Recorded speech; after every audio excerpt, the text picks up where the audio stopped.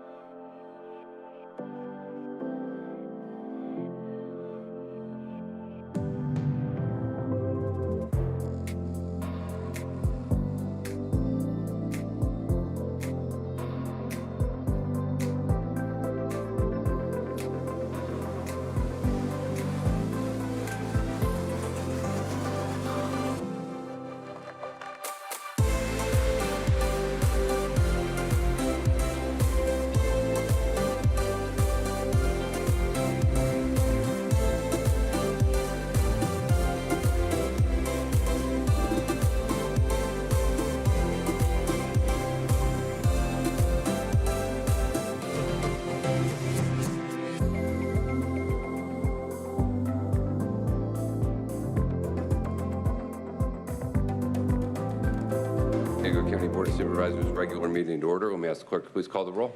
Thank you, Chair Fletcher. Supervisor Anderson. Supervisor Lawson-Remer. Here. Supervisor Desmond. Here. Vice Chair Vargas. Chair Fletcher. Chair Fletcher here. We will begin with the invocation. The invocation this morning will be delivered by Pastor Noel Musicha from Ebenezer Church in Linda Vista. We welcome you to our meeting today and invite you to join us. I ask everyone in the audience to please rise for the invocation.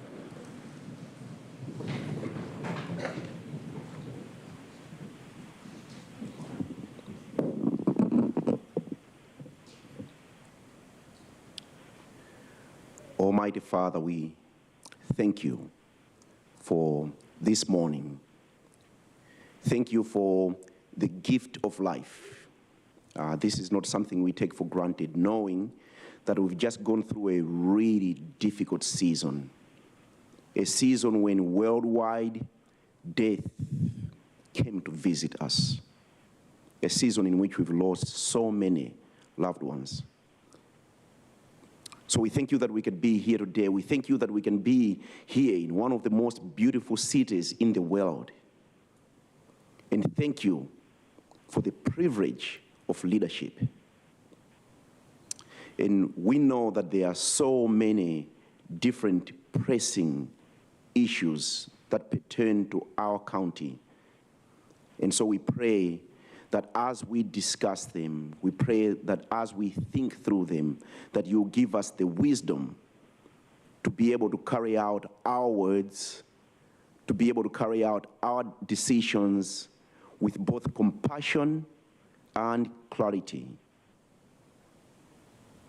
With both compassion and clarity. Help us to be able to discern, not just to use intelligence, but to be able to discern, so that we may judge and that we may think wisely. And as we do, I pray also that we will be considerate of the voices of the people that are not always represented in spaces like this. Thank you that you hear us, and thank you that you hear our prayers, even this morning. Amen and amen. Thank you, Pastor Musicha. We appreciate you joining us today. Thank you very much. I ask everyone to please remain standing for the Pledge of Allegiance. Will be delivered by Ms. Tiffany Jokerst, Santee West Hills School in the Grossmont Unified School District. Before we begin the pledge, I want to give a special shout out to Tiffany Jokerst. I was thrilled to join Supervisor Anderson earlier this year in recognizing you as one of only 5 California Teachers of the Year throughout our incredible state. So thank you so much for what you do as one of our extraordinary teachers in California. Your students are pretty excited behind you. They know they got a good teacher. They know they got to give her a round of applause. Thank you. Okay, so put your right hand over your heart. Ready, begin. I pledge allegiance to the flag of the United States of America and to the republic for which it stands, one nation, under God, indivisible, with liberty and justice for all. Thank you. Thank you all. Have a great day. Thanks, you too. All right, we will now proceed with our proclamations. Vice Chair Nora Vargas and I will give the first proclamation honoring the Chicano Federation. Accepting this proclamation will be Liz Ramirez, and we invite all the members to come up and join Vice Chair Vargas and myself.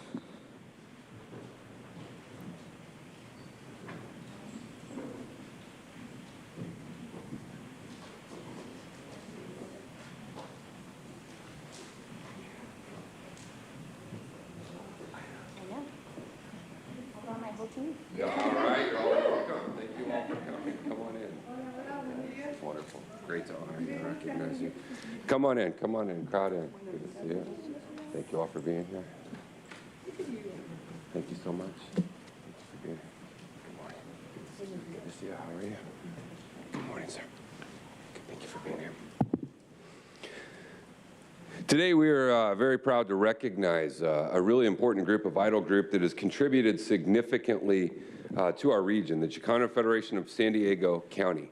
They are a leading nonprofit in our region and have really been working towards the benefit of our greater community since 1969.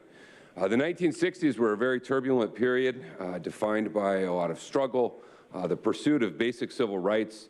And here in San Diego, in the late 1960s, the Chicano Federation began as the Latino advocacy organization focused on justice within the Chicano community. And they have emerged and grown and strengthened and really been a dominant leader and a fixture throughout San Diego County ever since. We appreciate tremendously all that they do, offering subsidized care, early childhood education, healthy meals. They participate in providing affordable housing at 9 apartment buildings in Barrio Logan, City Heights, South Park neighborhoods. They have workforce development programs.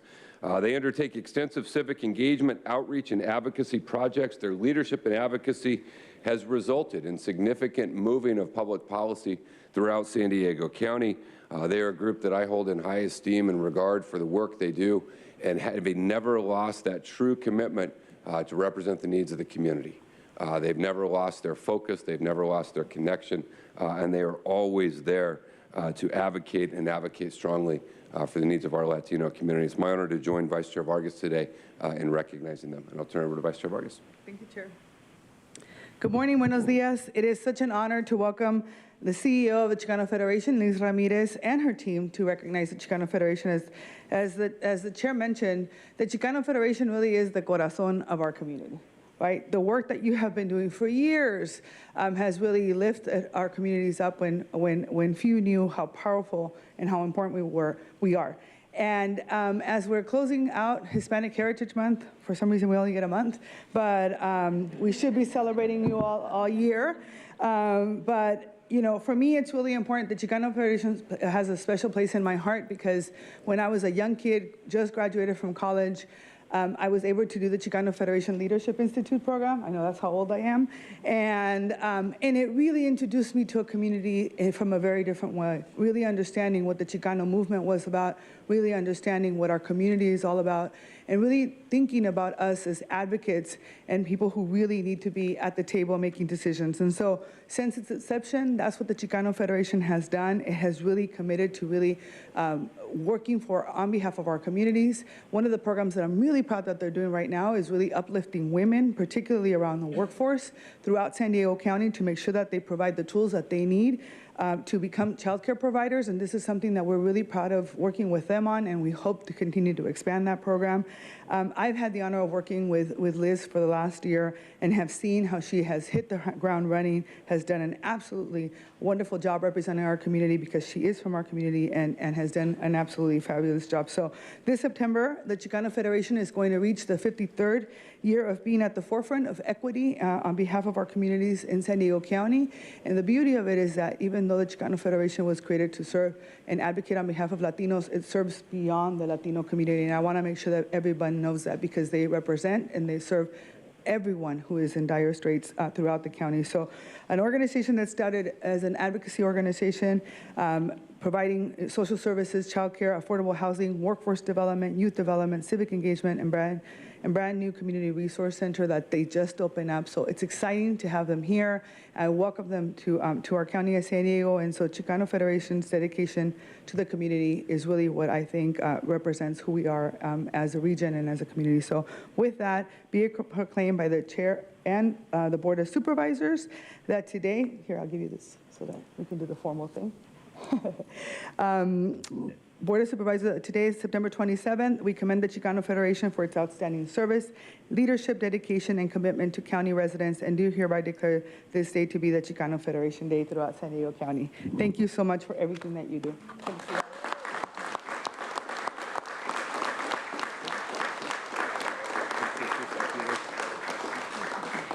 Thank you, everyone, and thank you, Supervisor Nathan Fletcher, Supervisor Nora Vargas. I am so proud to be here, standing here today, so proud to lead such an amazing organization with such rich history. I know there's a lot of folks in the room that have also been involved and are a part of Chicano Federation legacy, so I'm very proud to celebrate our 53rd year and going strong, and we're going to continue to grow, continue to serve our community, continue to fight for the those 25,000 families we serve every year, but we can't do it alone, so I'm very thankful for the partnership we have with the county, for the partnership that we have with all the people in San Diego and beyond. Thank you to my amazing board and staff that are here today, because the work wouldn't be possible without them, so if we can give them a round of applause.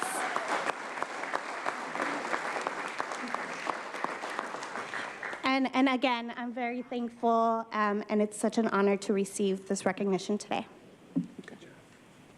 All right, let's put it back straight up here. We'll take a picture.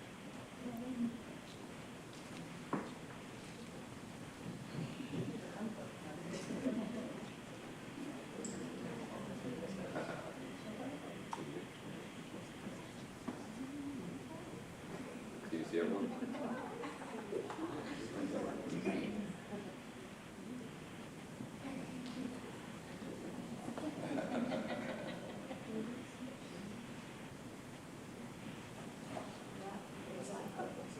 Like hospital.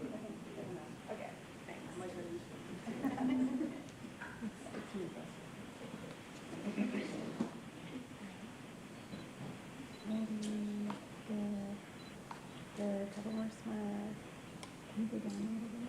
And then supervisor, back, yeah, there you go. Okay. You're not Renadier, so I can see you.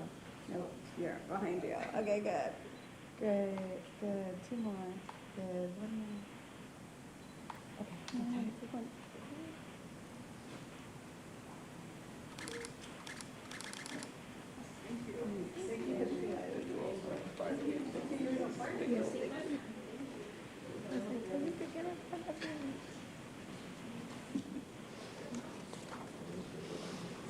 Our second proclamation will be from Vice Chair Nora Vargas, honoring the United Lowrider Coalition, and we invite them to join Supervisor Nora Vargas.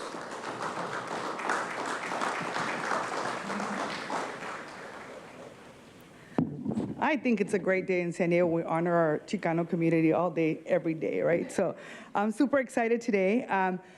Come on up. Thank you, thank you. We have a very unique culture in San Diego County, and I'm really proud to celebrate the innovation and artistic expression of our lowrider community. For so long, our lowrider community and cruising culture have been unfairly stereotyped, even banned in several cities throughout California and the United States.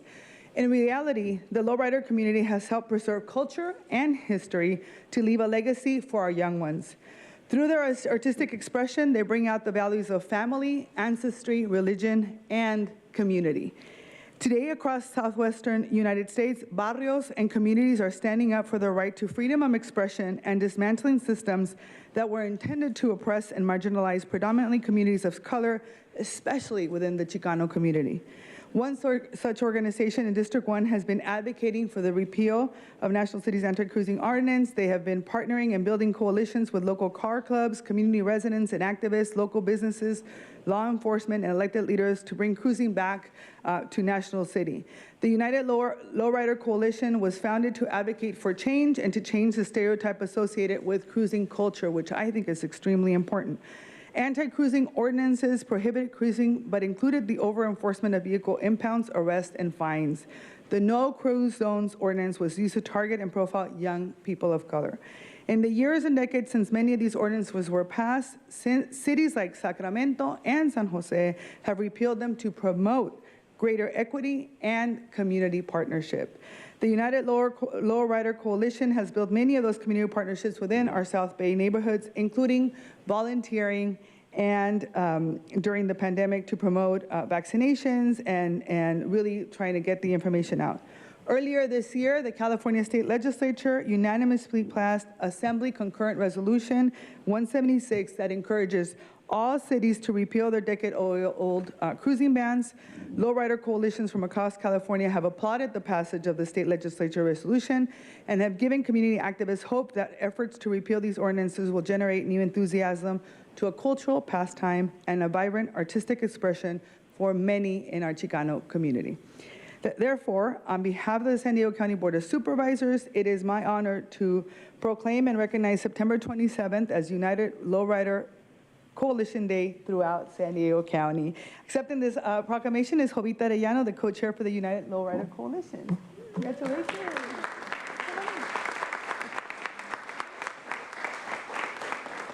Thank you so much, Supervisor Nora Vargas, for honoring us with this proclamation. It means a lot to us.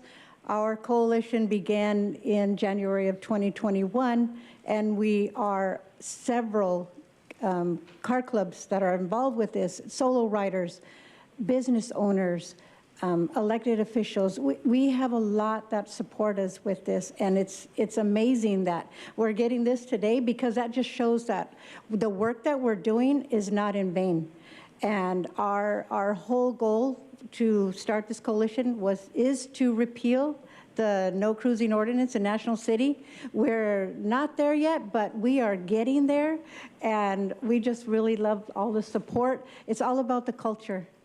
And we need to remove that stigma with lowriders and show that let's remove the stigma and celebrate our culture, lowriding. Thank you. Thank you. And I failed to mention that I want to make sure that we welcome to our county office two of my favorite council members from the District 1 in National City, Councilmember Bush and Councilmember Rodriguez. So welcome to our county. Thank you. Now we can take a picture.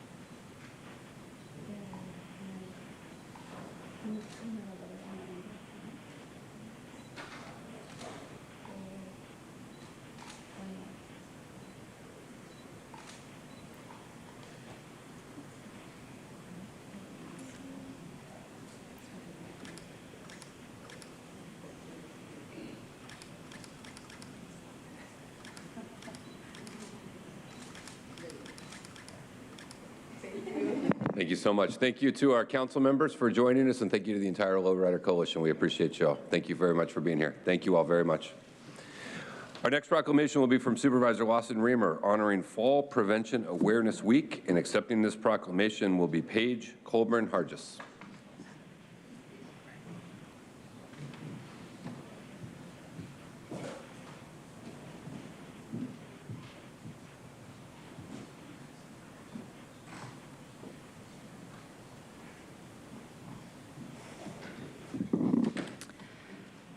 This past week, we stopped to acknowledge the San Diego Fall Prevention Week by the task force of the same name.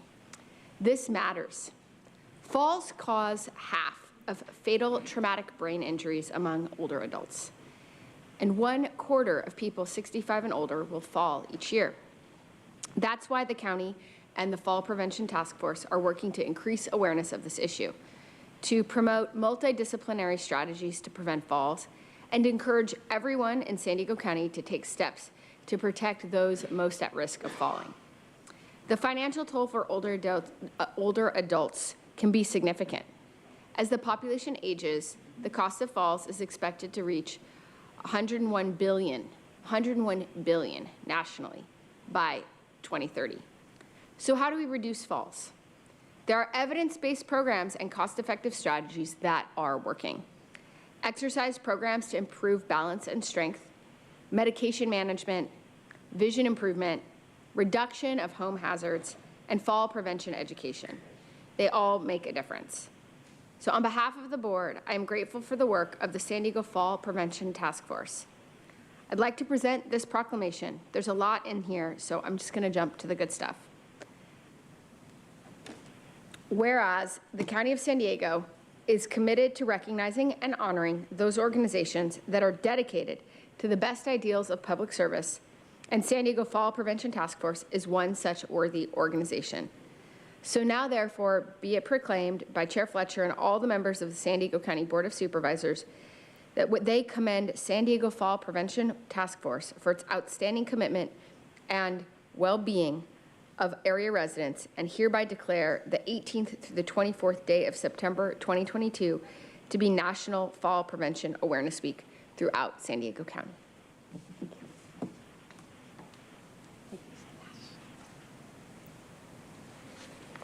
Good morning. My name is Paige Colburn-Hargis, and I'm the Injury Prevention and Community Outreach Coordinator for Scripps Memorial Hospital La Jolla.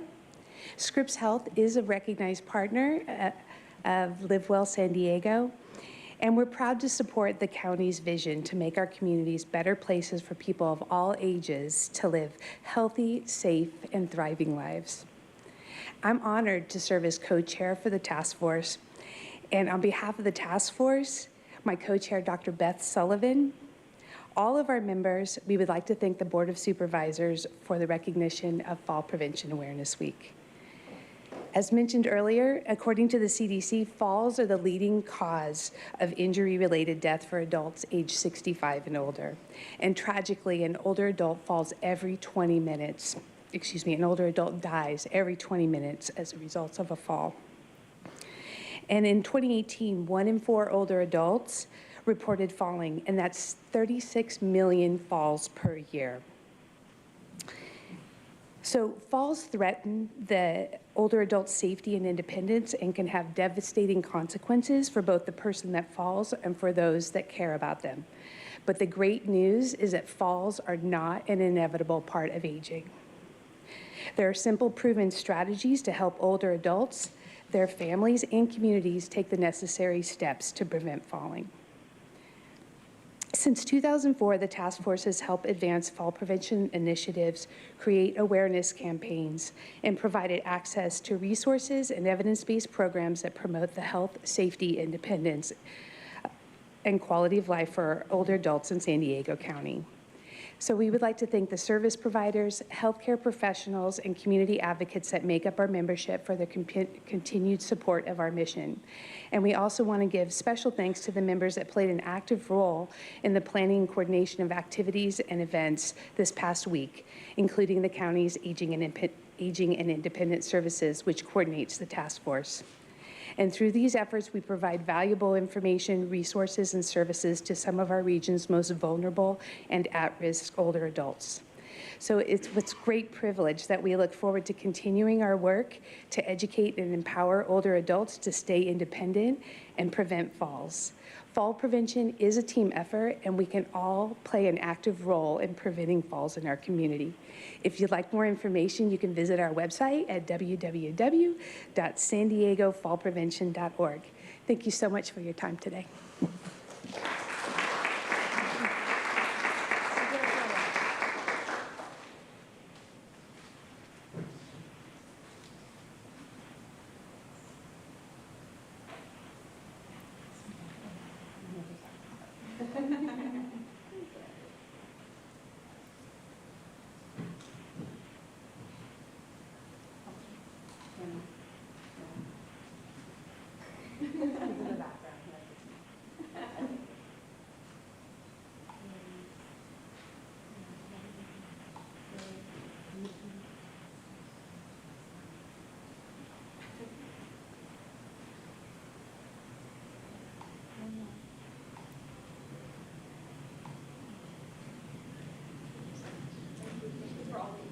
Thank you all very much.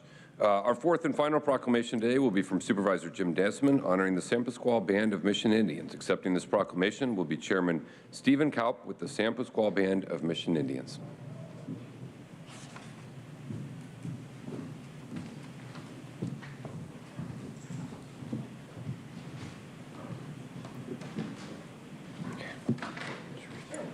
You can take this back. Good morning. I got the wrong one. Up here. Well, good morning, everyone. It's my pleasure today to welcome Chairman Stephen Kaup of the San Pasqual Band of Mission Indians. And thank you for traveling all the way down here from your sovereign land, which is adjacent to Valley Center. Thank you for making that time. Here, we got it. I have you hold this proclamation there, Chairman. It's my honor to recognize the San Pasqual Indian tribe as one of the many historical Indian tribes located in North County. And as well to acknowledge Native American Day, which was last Friday, was celebrated among all the Native American tribes. The San Pasqual Band of Mission Indians is one of 13 bands that make up the Kumeyaay Nation in Southern California. And there are still today Kumeyaay fluent speakers carrying on the traditions of their native language. The San Pasqual land was officially patented in 1910, and that sovereign land is now the site of the very entertaining Valley View Casino. It's one of the tribe's important economic assets in North County. They hire many people that work on their casino and employ many people and provide jobs for not just the tribe, but everybody who lives nearby. As a Navy veteran, I take great pride in acknowledging that the tribal members and their descendants have served with distinction in the United States Armed Services for generations. And their values of honor, loyalty, integrity, and courage are all embodied in their culture and in those who have served. So we are grateful that the San Diego County and the San Pasqual Indian tribes were both leading the way towards a more resilient and sustainable future, and welcome opportunities to work together on mutual goals, such as, just recently, the San Pasqual Solar Microgrid Project, which I was invited to their commissioning and celebration, and the use of their renewable energy technologies, not just on the tribal land, but within the community nearby. The San Pasqual Indian Tribe is a strong partner and neighbor in our district, and along with the county and the nearby communities, and I very much look forward to working together on future projects. And thank you again, Chairman Coe, for being here and being a part of this. The County of San Diego is committed to recognizing and honoring all Native Americans who are dedicated to the best ideals of public service, and the San Pasqual Band of Mission Indians is one such worthy tribe. So therefore, be it proclaimed by all the members of the San Diego Board of Supervisors on this 27th day of September 2022 that we celebrate all Native Americans and commend the San Pasqual Band of Mission Indians for sharing their rich culture and traditions and their commitment to serving the community and neighbors, and do hereby declare San Pasqual Native American Day throughout San Diego County. Congratulations, Chief. Thank you very much, Chairman. All right, Chairman Cope, here. Here, I'll take that from you. Do you want to say a few words? Well, good morning, and thank you all for being here and inviting us down here. San Pasqual is very proud. I'm proud to be here to represent our people and the things that we've accomplished at Valley View Casino Hotel. We also have a new venue that you didn't mention, our fuel station, Horizon Fuel Station. That is something that has been open in a year, a little over a year. Cheapest gas in the county. And also, like Supervisor Desmond said, our microgrid. We've opened that, started that up, and it's working tremendously. We owe big gratitude and thanks to the County Board of Supervisors for working with us over the years on everything, and we look forward to working with them for the next number of years. We got a number of projects coming up, a wastewater treatment facility. We're looking at a sports complex on the reservation for the community as a whole. So it's exciting. It's very exciting. As you know, October is the month of awareness for domestic violence. This Saturday, we are having our first annual Intertribal Domestic Violence Awareness Walk. There's a lot of information, a lot of demonstrations that are going to be provided this Saturday. It's from 8 to 3. We encourage all of you to come out and join and be a part of it. Again, thank you for this proclamation for San Pasqual. We enjoy it. We relish it. The people are proud. And again, County Board of Supervisors and Supervisor Desmond, thank you very much. Well, you're welcome, Chairman. Thank you very much. All right. How about the golf course? Native Woods Golf Course? Well, yes, we forgot about our Native Woods Golf Course. We got to get that in there. Come and join. It's a great course. Where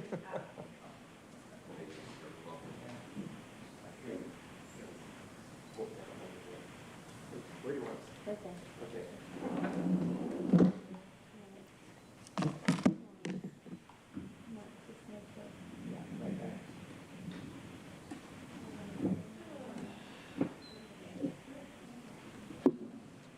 Thank you, Supervisor Desmond. Thank you, Mr. Chairman. Thank you for joining us today. We appreciate it. Next on the agenda is non-agendized public communication. It's an opportunity for the public to address the board on matters that are within our jurisdiction but are not listed on today's agenda. The only action the board may take is a referral to the Chief Administrative Officer. Reminder, according to Rule 4A, members of the public that are non-English speaking and need interpretation assistance will be allotted additional time in order to facilitate translation. Also, according to the rules of procedure, we will hear from 5 in-person speakers, 5 virtual speakers at the beginning of our meeting. Any additional requests for non-agendized public communication will be resumed at the conclusion of today's agenda. At this point, I'll ask the clerk to please call forward up to 5 in-person and 5 virtual speakers.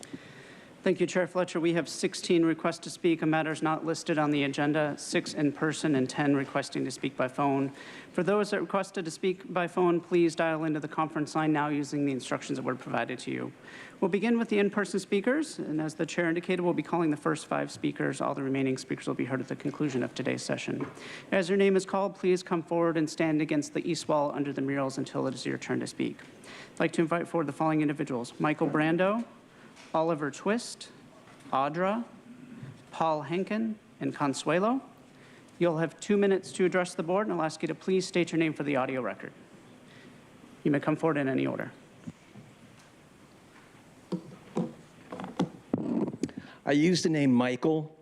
As I studied the Board of Supervisors meeting of September 13th, one thing became clear.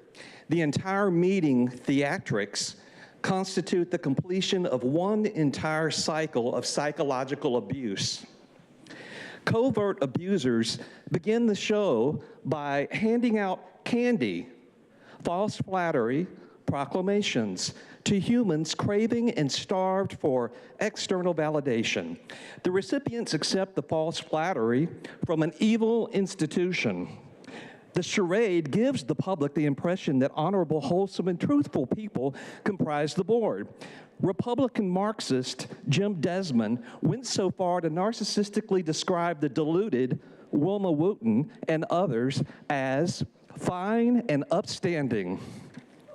Next, public commentators are lied to, triangulated against, bullied, shamed, silenced, gaslit, scapegoated, while simultaneously the board plays victim.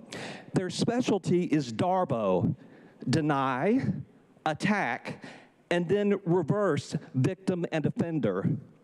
Finally, the closing cycle of the meeting is more false flattery, now given to the deceased. This is like a subtle hoovering action to suck people back into the phantasm that the board is a wholesome entity. Next Tuesday meeting, in 2 weeks, the cycle of psychological abuse starts all over again. So there you go. People know about emotional violence, domestic violence. It all follows the same pattern. Love bombing, then devalue, discard, then hoovering, rinse and repeat. And this board has demonstrated that for the last 2 years.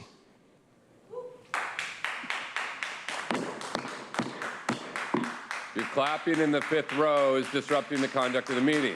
It's your first warning. Your clapping is continuing to disrupt the proceedings of the meeting. Your second warning.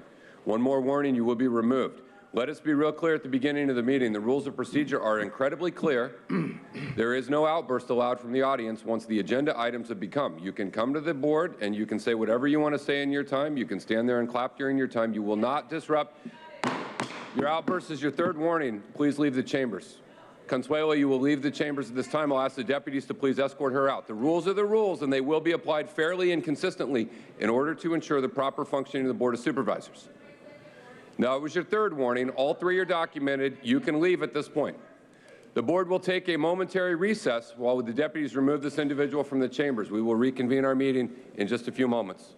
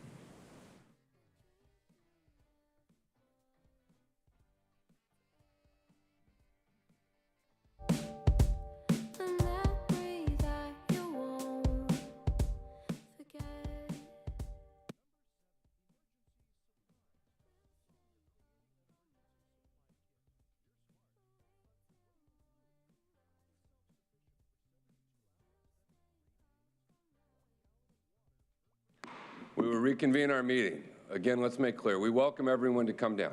You can say whatever it is you want to say during your time. You cannot disrupt someone else's time. This is the rules, is the way the county operated for decades upon decades. The rules will be enforced fairly, and they will be enforced across the board. We will follow those rules throughout the duration of the meeting. If you choose to violate those rules, you will be removed as well. We don't want to do that. We want everyone to stay here, participate, and be a part of the meeting, but we will not deviate from what the requirements are in order for our board to facilitate an orderly meeting. Mr. Hankin, we will now go to you to begin your non-agendized public communication. Paul Henkin, you are running this county like a medieval fiefdom. You say things, stupid, ridiculous things, and expect us to obey, in silence preferably. You give orders and tell who you want, no matter whether anyone else needs to know. You enforce the law when you feel like it. On September 13th, I told you how your building projects tend to look medieval. And overall, most of us pay about the same, 20 to 30% in taxes, as medieval people paid in tribute. You play favorites as well. BIPOCs and LGBTQs are in. That's the county majority, so play it for what it's worth while you can. Guess we poor whites have to take it in the butt.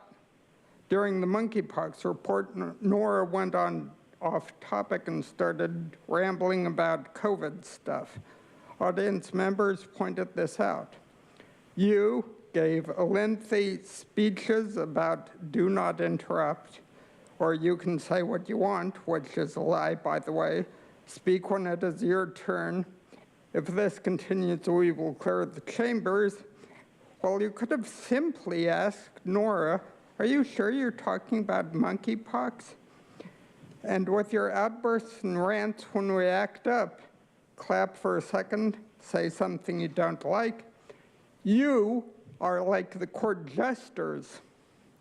We may just have to assign names like Dopey, Grumpy, Doc, Sleepy, and Bashful. Or should I just leave it at King John and his dysfunctional court? Thank you for your attention.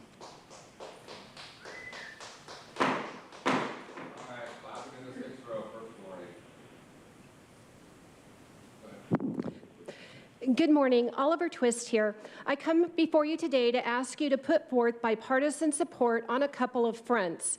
The growing crisis of SVP and sex offender placements, as well as a system to create protective buffer zones for children.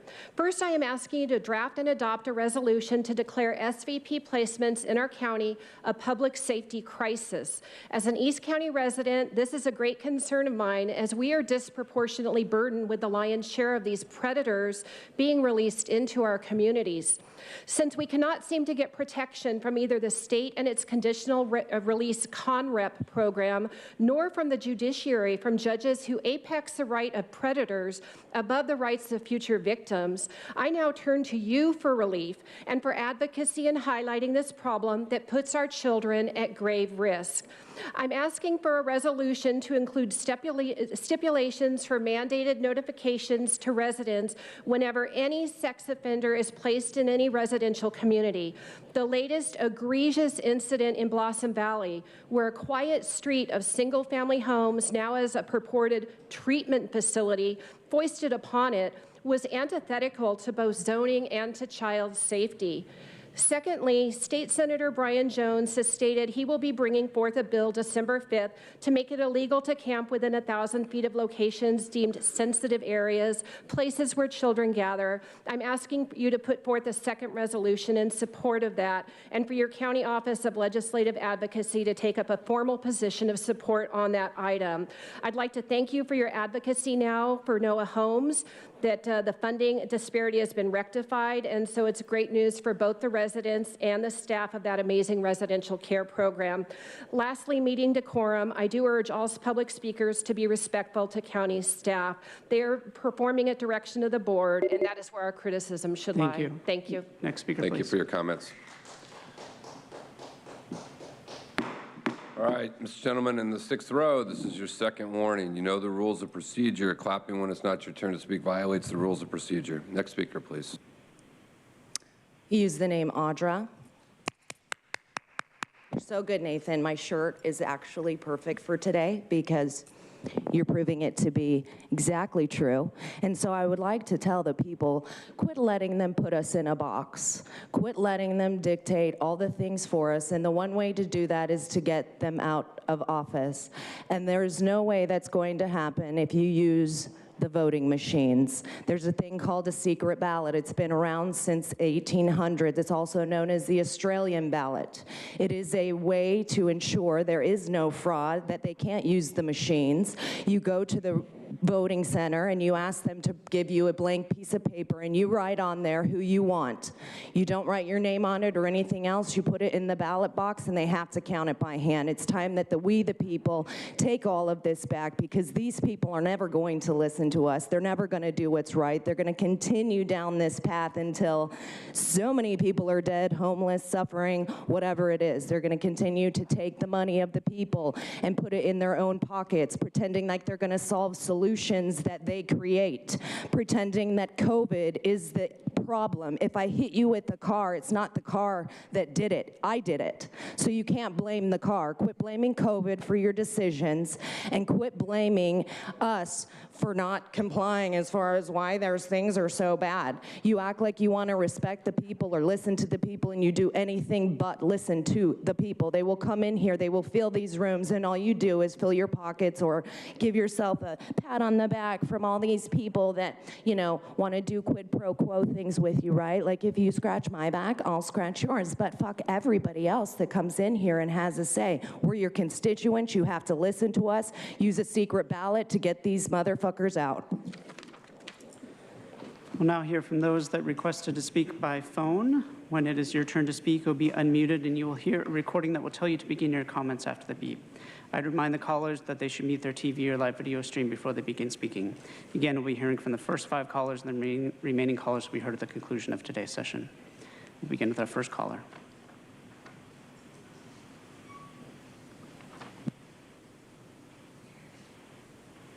All right, this is Truth. Joel, the stories come out that 45% of homeless in the city of San Diego are being dropped off at hotels in El Cajon. Many of those homeless are spreading to nearby cities. A year ago, I suspected that the police were involved. Now the mayor of El Cajon has said the exact same thing. Perhaps the arrests of homeless that have been happening in downtown San Diego are really part of those transferences over to East County. Nathan, you said that El Cajon is a badly run city. Well, if El Cajon's so bad, Nathan, then why did you and Joel decide to throw people who are homeless there like human garbage? Then, Nathan, because this corrupt program was exposed, you threw out personal attacks on the mayor of El Cajon, even saying that he had a tantrum. Talk about sick irony, Nathan, when you're the one who constantly throws tantrums in this chamber like a big baby when the people disagree with your agenda. People you're supposed to be representing at that. El Cajon Mayor Bill Wells said, quote, "We found out that sheriff's deputies had often been dropping homeless people off, getting them set up in the hotel. We found out that people had help with the county by being picked up and moved to another hotel so they wouldn't violate the ordinance that said you can't stay in a hotel past the 28 days. This all says to me that this is an active, organized operation by the county to infiltrate El Cajon with a lot of homeless people," end quote. You know what I heard in your rebuttal interview, Joel? A lot of CYA. From your KOSI interview, Joel, you said, quote, "We've worked on homelessness for a decade and we failed. Time and time again, we failed," end quote. Only the blind can't see what a liar you are, Joel. You're involved in the redistribution of homeless humans, and you're getting paid by the state to do it. It's dirty. Thank you. We'll now hear from our next caller.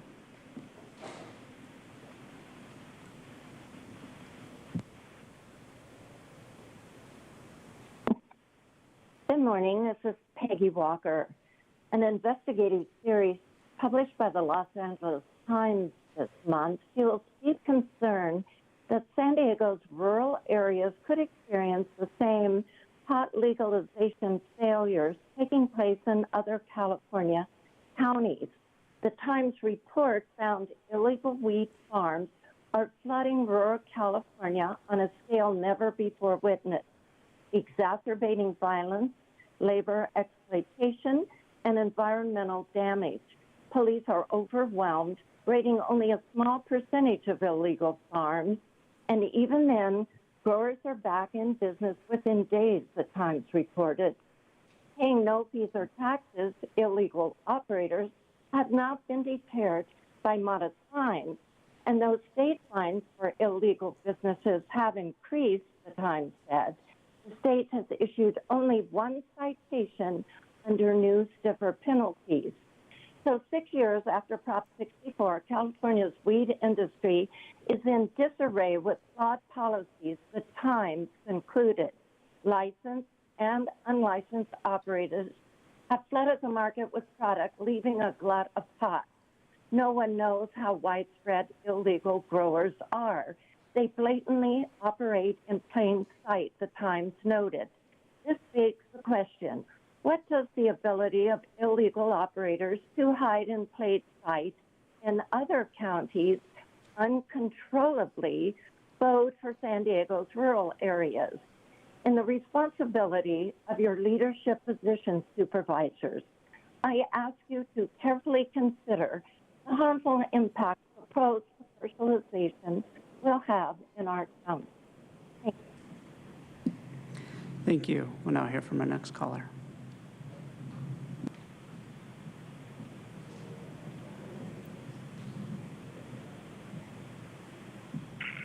Good morning. My name is Terry Ann Skelly. Excuse me. I work on many youth-related, youth-orientated programs. I recognize how valuable good choice making is to youth in their teen years, and how important good public policy is that supports that choice making. As you know, Proposition 31, a retail ban on flavored tobacco products, will be on the November ballot. San Diego County has been a leader on this issue since it adopted a ban of these tobacco products 2 years ago. As a youth advocate, it is only common sense to support the young people in the county by voting yes on Proposition 31. A yes vote on this measure means in-person stores and vending machines could not sell most of the flavored tobacco products and tobacco product flavored enhancers, the choice of 85% of teens who smoke and vape. Ending the sale of fruit and candy-flavored tobacco products and menthol cigarettes is a proven, effective policy to reduce youth tobacco experimentation and use. It's a good policy that just makes sense to parents and youth advocates like myself. Thank you. Thank you. We'll now hear from the next caller.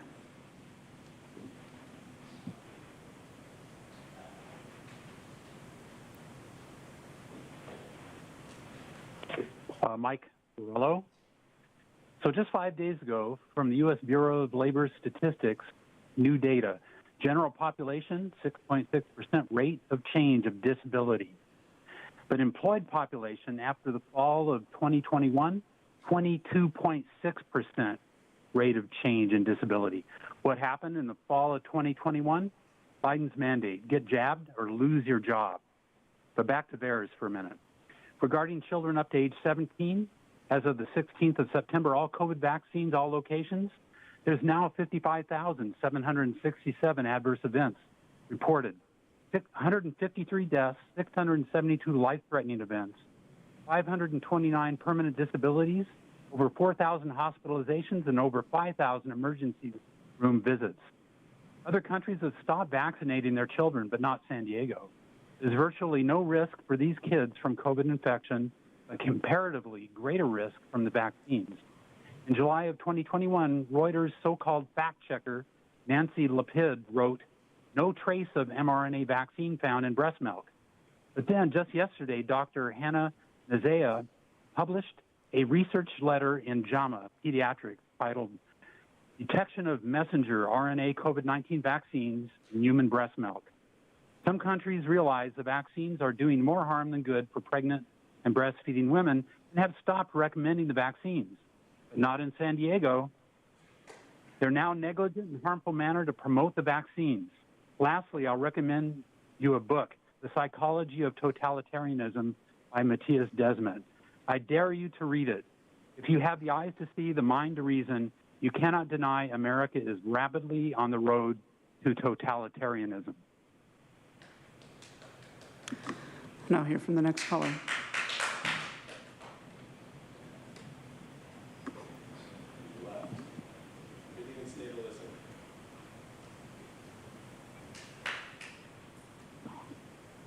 Good morning, Board. My name is Kathleen Lippett. I wanted to remind once again that September is National Recovery Month. It's a perfect time to refocus on the importance of prevention, the only strategy that will stem the tide of drug use and overdose. Dr. Bruce Alexander, University of British Columbia, built a beautiful habitat for rats, replete with colorful toys, climbing platforms, healthy food, and other rats to play and befriend. Found when offered morphine-laced water, the happily socially connected rats eschewed the drink, even when it was dissolved in their favorite sweet beverage. These rats were living a good life with healthy recreational outlets and social connectedness. The same holds true for humans. When children grow up in communities where healthy food, recreational activities, and community standards support drug-free lifestyles, they thrive. Just as healthy lifestyles are contagious, so are unhealthy lifestyles, where vaping, smoking, drinking, and drug use are normalized and supported by public electeds. Find the root causes and addictive behaviors, and substance abuse becomes treatment and recovery becomes unnecessary. Marijuana increases anxiety. Getting high allows the user to temporarily forget their problems, but when sobriety returns, so do their problems. Today's genetically high THC marijuana has been given a stamp of approval by this board. It's neither natural, safe, or harmless, especially to the adolescent's developing brain. The public is not naive enough to believe that either the county or the Department of Cannabis Control will continue to be directed by anyone other than the marijuana industry. Thank you very much for letting me speak. Thank you, and I'll hear from the final caller this morning.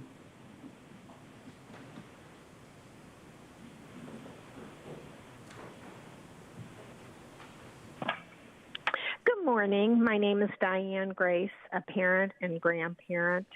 Last Sunday, North County parents and community members met in Vista's Buena Vista Park to participate in the annual Dab Walk.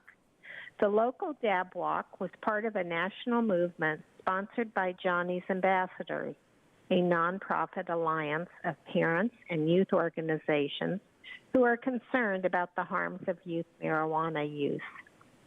A dab is a highly concentrated THC waxy residue which is made by putting pulverized marijuana into a tube and running butane, propane, ethanol, or carbon dioxide through it, which separates the THC from the rest of the marijuana plant, creating a highly concentrated marijuana product that can be vaped or eaten. Johnny's Ambassadors was established by Laura Stack, mother of Johnny Stack, who died by suicide at the age of 19. Johnny was described by his mother as, quote, an incredibly intelligent, funny, charming, handsome young man who grew up in a normal suburban family doing normal family things, end of quote. Unfortunately, by the time Johnny was 14 years old, he started dabbing high THC concentrated products. Johnny left a note for his mother just 3 days before he died by suicide stating, quote, I want you to know you were right. You told me marijuana would hurt my brain. It's ruined my mind and my life, and I'm sorry. I love you, end of quote. Parents hope, and Johnny's Ambassadors hope, that the Dab Walk alerts parents and youth to the perils of dabbing cannabis concentrates and connection of teen and And Chair Fletcher, that concludes the request for non-agenda public communication this morning. Again, all the remaining speakers will be heard at the conclusion of today's session. Next on our agenda is approval of the statement of proceedings minutes for the regular Board of Supervisors meeting of September 13, 2022, and the In-Home Supportive Services Public Authority meeting of June 28th, August 16th, and August 30th, 2022. I'll make a motion to approve. Is there a second? Second. Motion by myself, second by Supervisor Anderson. Please vote. Chair Fletcher, that motion passes unanimously with all supervisors being present and voting aye. We'll now proceed with the formation of our consent calendar. Members of the public will have the opportunity to comment on the consent calendar after supervisors have had an opportunity to move any items for discussion or make any comments that they wish. We'll begin with Supervisor Anderson.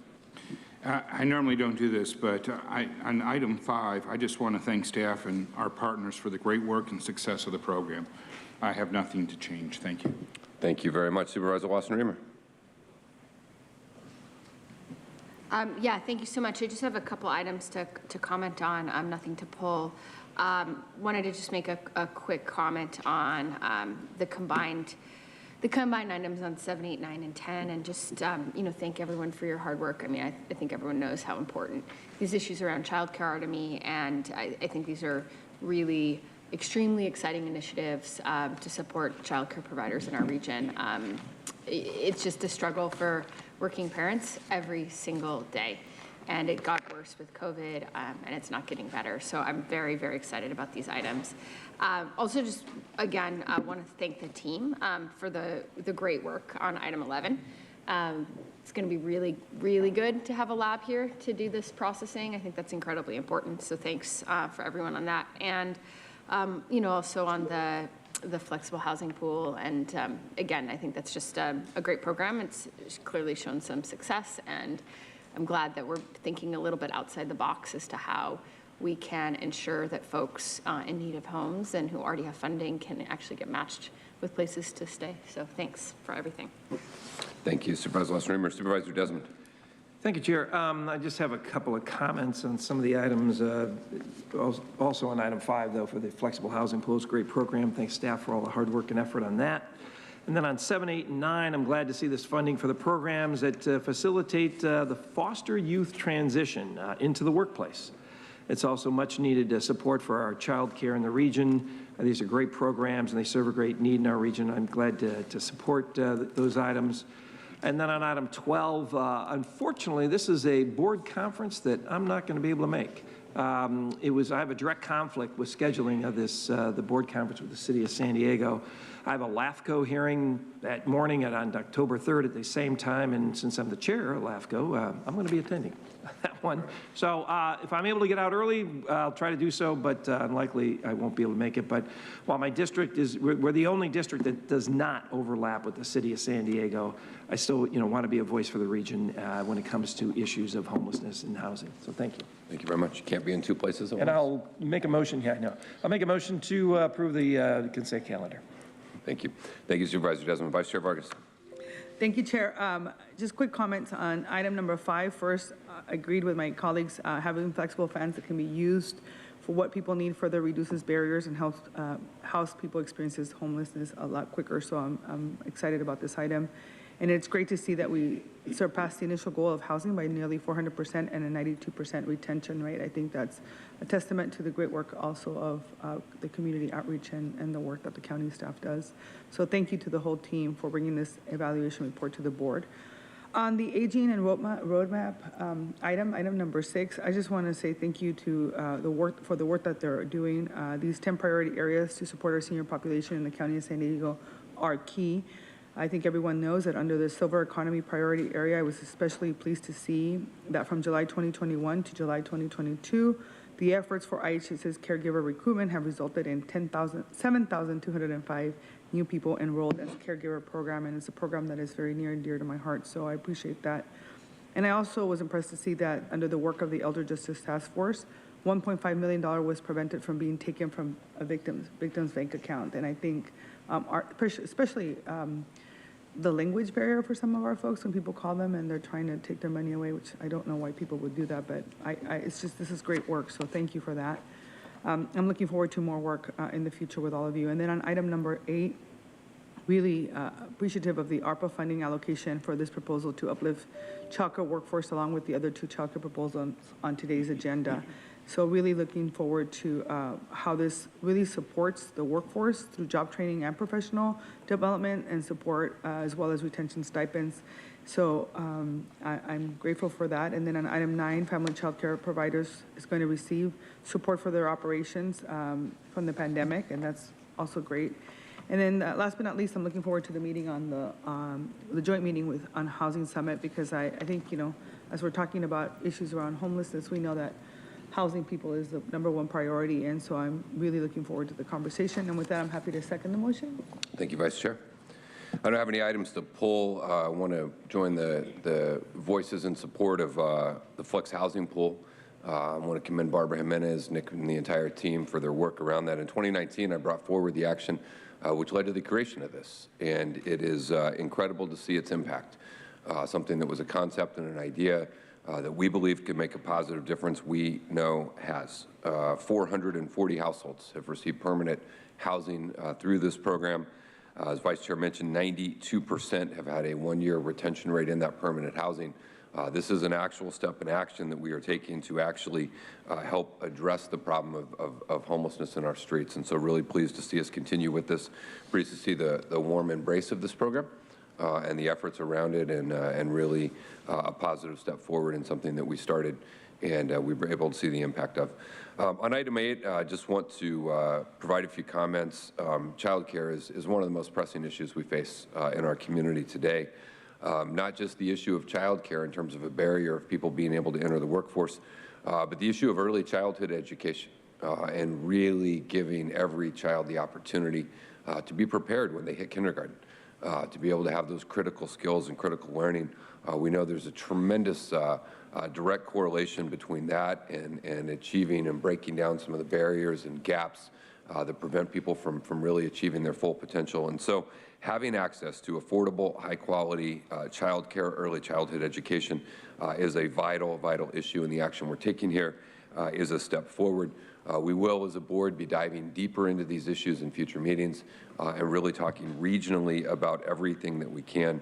But the singular goal is to get more locations open for more families to make it easier. It's not only good for the families, but it's good for the kids, and so pleased to see our actions moving forward there. With that, we have a motion by Supervisor Desmond, seconded by Vice Chair Vargas. Before we vote, let me ask the clerk to call forward any public speakers we have on the consent calendar. Thank you, Chair Fletcher. Before I call forward the speakers, I would like to note that the consent calendar includes item 1 on the In-Home Supportive Services Public Authority. Also note for the record that for item 7, that item may remain a consent. However, I'll note for the record that pursuant to San Diego County Administrative Code Section 519.2 Subdivision B and Government Code Section 1091.5 Subdivision A9, Supervisor Lawson Reamer and Supervisor Desmond disclose that they have each been appointed by this board to serve as a member or alternate on the policy board of the San Diego Consortium, which oversees the San Diego Workforce Partnership. This contract does not directly involve the department that employs them, and therefore this item they may vote on this item. With that, we have 16 requests to speak on matters listed on the consent calendar, 10 in person, and 6 requesting to speak by phone.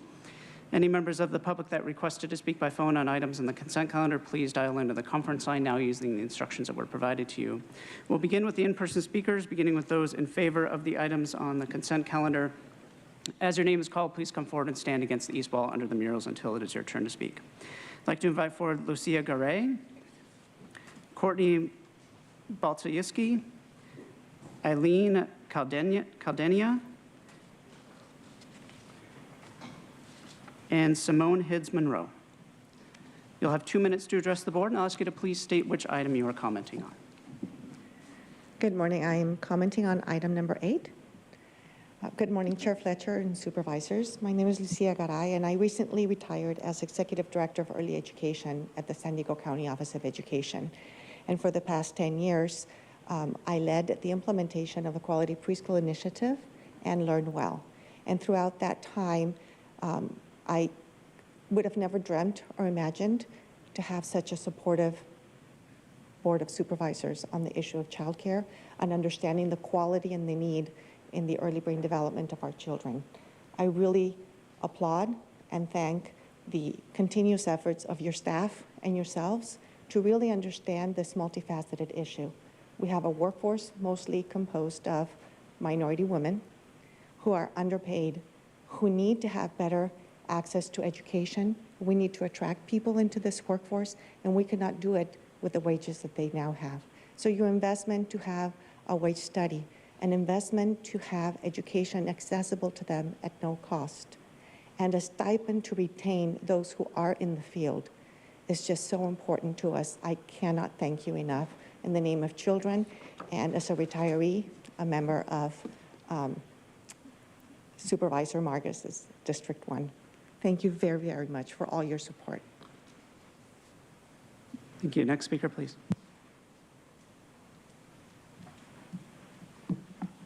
Good morning. My name is Courtney Baltiski with the YMCA Child Care Resource Service and the Children First Collective. We want to thank county staff, supervisor teams, and especially First 5 San Diego for their tireless effort on the child care related items today, item 8, 9, and 10. The slow pace at which child care is being considered on a federal and state level perpetuates injustice the child care sector has faced. Compounded by issues including the reversal of Roe versus Wade, women are receiving a clear and stark message. In our county, 79 child care centers and 148 family child care providers have closed during the pandemic. We've lost this cohort of entrepreneurs and early educators. They're largely women of color. Also tied to this, we see a record number of women leaving and not entering the workplace due to inability to find quality, accessible, affordable child care. The message these providers receive, the message that women receive, the message that my 5-year-old daughter receives is that we're secondary, sometimes forgotten. But our county leadership has embraced the issue of access to affordable quality childcare in earnest. You continue to listen, learn, and uplift through these type of investments. For that and so much more, we say thank you. Next speaker, please. Good morning, Sheriff Fletcher and honorable supervisors. My name is Eileen Calderon with Child Development Associates. CDA's mission is to encourage and support the success and well-being of children, families, and childcare providers. We currently serve over 5,000 families with subsidized childcare and collaborate with over 2,000 childcare providers across San Diego. Through our 48 years of experience serving our community, we know that high-quality, affordable, and accessible early care and education is critical for the healthy development of young children, essential for working families to thrive, and crucial for our economy's prosperity. This is why we strongly support item 8 and 9 for Child Care Workforce Investment Program and the Child Care Shared Services Alliance Program. Thank you for your continuing support and commitment to these critical issues. Thank you. As the next speaker is coming forward, I'd like to invite the speakers in opposition to the items on the consent calendar, Michael Brando, Audra, Paul Henkin, and Oliver Twist. If called your name, please come forward. Good morning, Board of Supervisors. My name is Simone Hidds Monroe, former foster youth of San Diego County, proud alumni of San Pasqual Academy, and prouder alumni and chair of FACES, the Foster Alumni and Youth Community Empowerment Subcommittee. I stand before you both inspired and moved by item 7, the Career Pathways for Foster Youth Board Letter. I'm inspired as today marks a significant shift in how we, San Diego County, perceive our youth impacted by foster care, not as deficient, broken, or needing to be sheltered, but as experts, decision makers, and leaders of their own lives. I am moved because this is the first board letter significantly influenced by our current and former foster youth. Many of the recommendations reflected in this board letter were created by our current and former foster youth. As FACES, we believe our foster youth peers are the experts of the foster care system as they live out each policy, practice, and decision made by this board, child welfare services, and support programs. As FACES, we believe our foster youth and alumni are the most important stakeholders as we have the most at stake when decisions are made about us. As FACES, we are proud to be an essential vehicle for current and former foster youth to contribute their lived expertise to influence the foster care experience moving forward. We support this board letter and fully accept the responsibility of influencing the implementation of career pathways to be youth-centered. We invite each of you, board supervisors, to continue this movement for future board decisions by always asking yourselves the critical question, how is this decision being influenced by current and former foster youth? And if it's not, FACES will be ready to join that conversation. Thank you, board supervisors, and special thanks to Supervisor Fletcher and Nora Vargas for your support of FACES.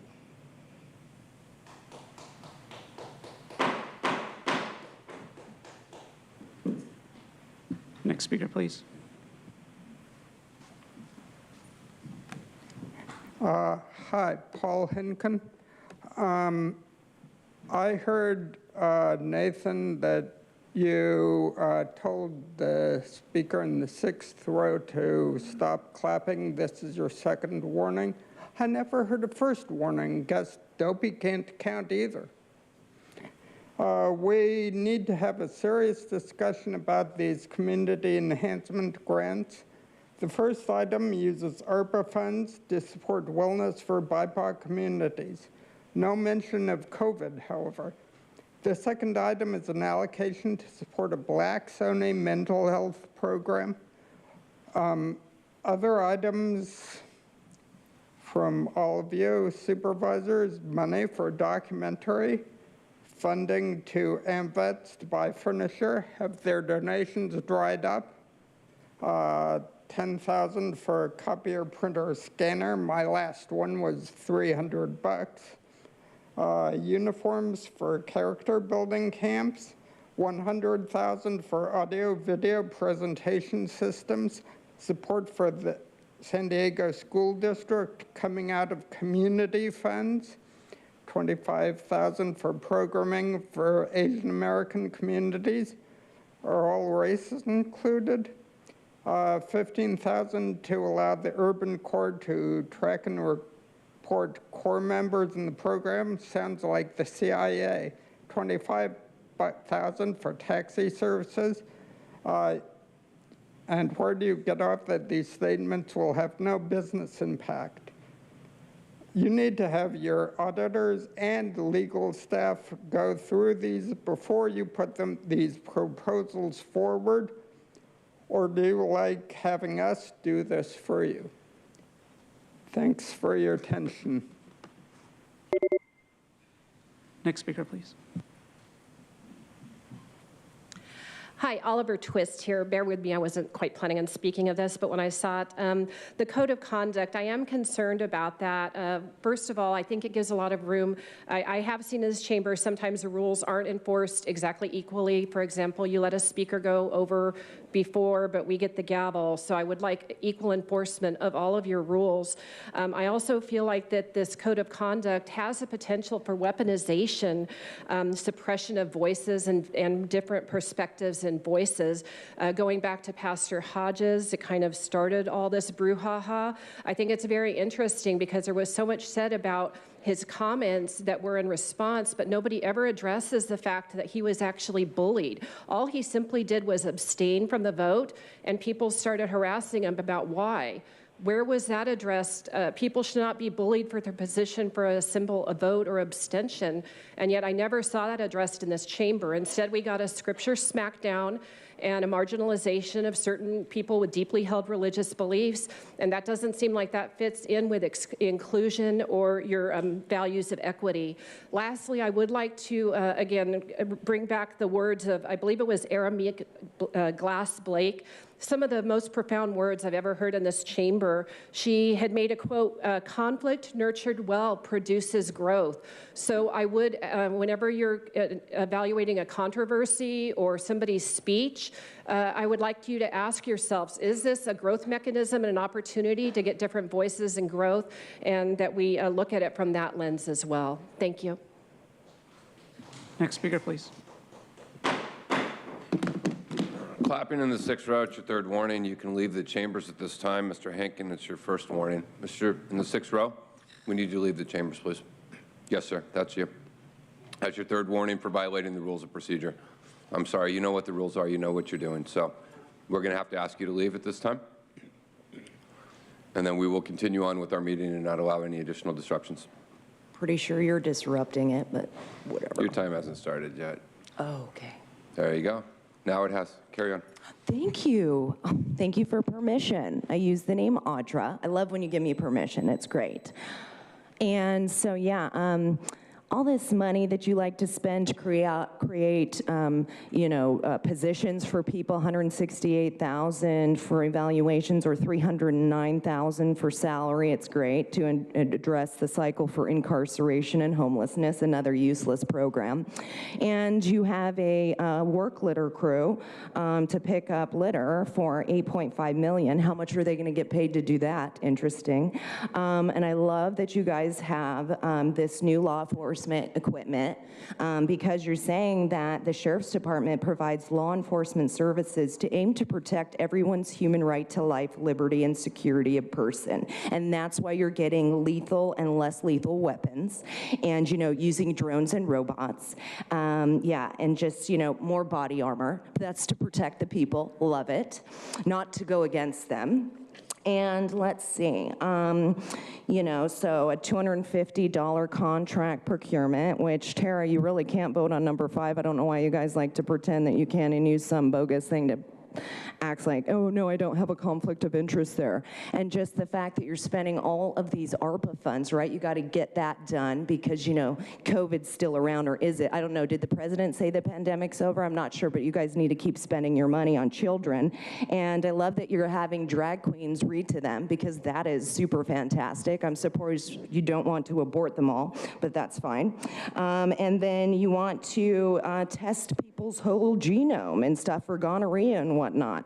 And then, yeah, you guys are spending all your ARPA funds on your neighborhood crap, but you're funneling all that money to HHS with these ARPA funds is totally bullshit. You shouldn't be giving money to them for killing people. And then your code of conduct, you never pay attention to that, but yet you're supposed to follow. Thank you. Next speaker, please. For real? Next speaker. You guys are getting... Next speaker, please.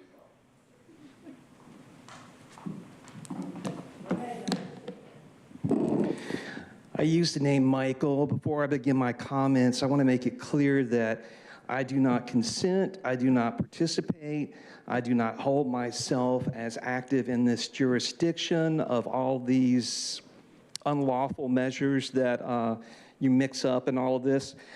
I do want to give voice, though, because what is said here actually does impact the community. There's so many bogus so-called health people that come in and make all these crazy comments, and they say that people that are speaking the truth are the ones who are poisoning the atmosphere. Okay, let's talk about poisoning the atmosphere as far as these consent calendar items go. It's unbelievable that there's 17 items on this calendar, and there's actually 10 discussion items. What's worse is, again, in all of these items, there is the weaponization of language, abusive language, that is salt and pepper. Well, I wouldn't call it salt. I would say it's peppered throughout all of these agenda items. I don't know who writes this, but these things really dovetail, again, with the United Nations agendas and the World Economic Forum. I could go down that direction. I'm not. I'll save that for something else. But these meaningless phrases like data-driven, fact-based, equitable, systemic impacts, resilient, and sustainable, again, it's all kinds of word salad to try to make what you're doing seem palatable, and it's not. And by the way, well, she walked out. There's no Tara up there. She just said, it got worse with COVID. No, it didn't get worse with anything called COVID. It's gotten worse with psychological abusers as yourself. We'll now hear from those that requested to speak by phone. When it is your turn to speak, you will be unmuted and you will hear a recording that will tell you to begin your comments after the beep. I'd remind the callers that they should mute their TV or live video stream before they begin speaking. We'll begin with our first caller.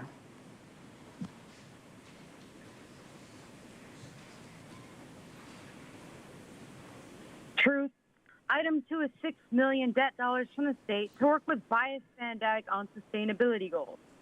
Item 4 costs $3.6 million, including for weapons such as a remote firing grid aim device, disruptor barrel, disruptor cannon, hydrojet disruptor, and various robots.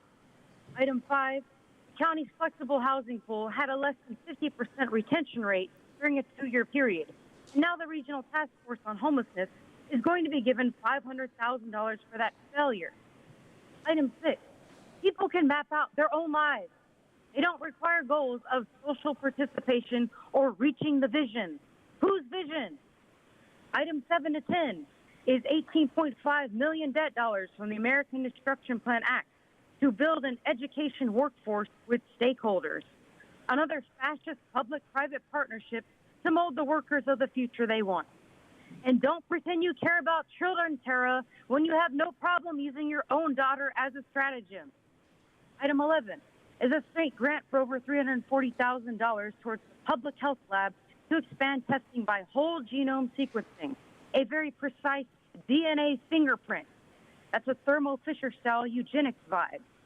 Item 12, these county supervisors and the San Diego City Council are coming together without the consent of the governed to make policy decisions that upend everyone's lives on October 3rd. Item 13 is Nathan spending $250,000. Item 14, Jim's back to his out-of-control turkey trap spending with over $1.2 million. Item 16 is Tara spending over $673,000. And item 17 is bias rules written by the National Conflict Resolution Center, who wrote the Code of Civil Censorship for these meetings. No to all of it. We'll now hear from the next caller.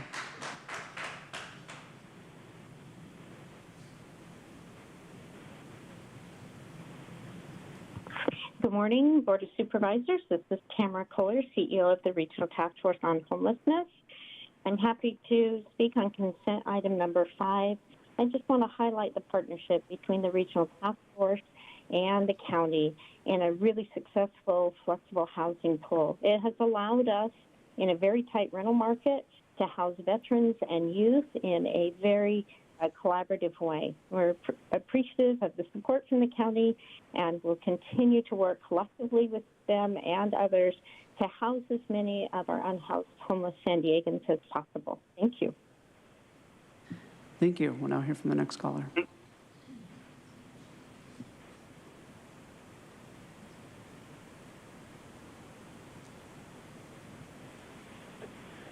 Good morning, Chair Fletcher and Honorable Supervisors. My name is Martin Wisi on behalf of Space San Diego, a proud member of the Children First Collective San Diego.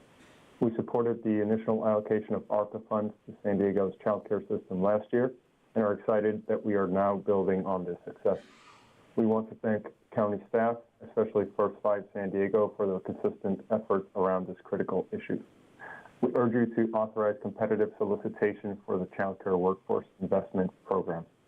Child care providers are suffering more than ever, and staffing is at the heart of their difficulties. We need a workforce strategy that allows existing early education professionals to remain in the field and to make it attractive to those considering entering it for the first time. Child care providers are small businesses that provide a critical service for our economy. We need to offer every support we can to help them survive and thrive. Thank you. Thank you. We'll now hear from the next caller.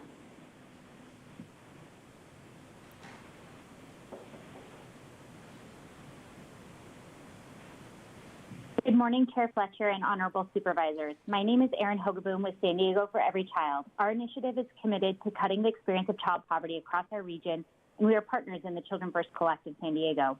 We supported the initial allocation of ARPA funds to San Diego's child care ecosystem the summer of 2021 and are grateful to see this next step come to fruition. We want to thank county staff, especially First Five San Diego, for their energy, time, and commitment to this essential issue. We know that child care is a critical component to tackling child poverty in our region.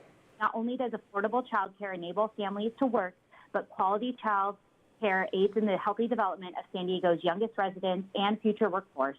However, we know that right now the child care workforce is suffering, which greatly impacts the supply of affordable quality child care across our region. For decades, child care providers have been subsisting off inequitable wages for incredibly demanding work, and despite ample interest in the field, hiring and retaining workers in the sector has proven difficult. That is why we need this crucial investment. The time is now to provide incentive and help care providers complete their studies educationally debt-free, and to demonstrate to the existing workforce that we support them through retention stipends and a local study on what's really needed to bolster and sustain the child care workforce, and in turn, the overall San Diego economy. We greatly appreciate the Board of Supervisors making child care a priority issue and are eager for this critical funding to move into the competitive solicitation process so that our region's children and families can begin to reap the benefits of an enhanced local child care ecosystem. Thank you so very much for your time and attention to this issue. Thank you. We'll now hear from the next caller.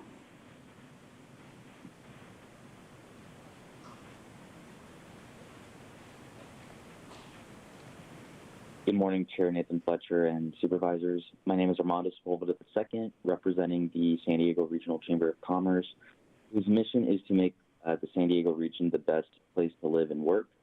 I'm here to speak on support of items 8 and 9. Ensuring that the San Diego region has adequate access to child care has been the top priority for the Chamber. The Chamber represents over 2,500 businesses and 300,000 employees throughout the county, many of which are working families that have lost access to affordable child care due to the pandemic. We are in support of the county authorizing competitive solicitations for child care workforce investments and are supportive on seeking ARPA funds for said applications.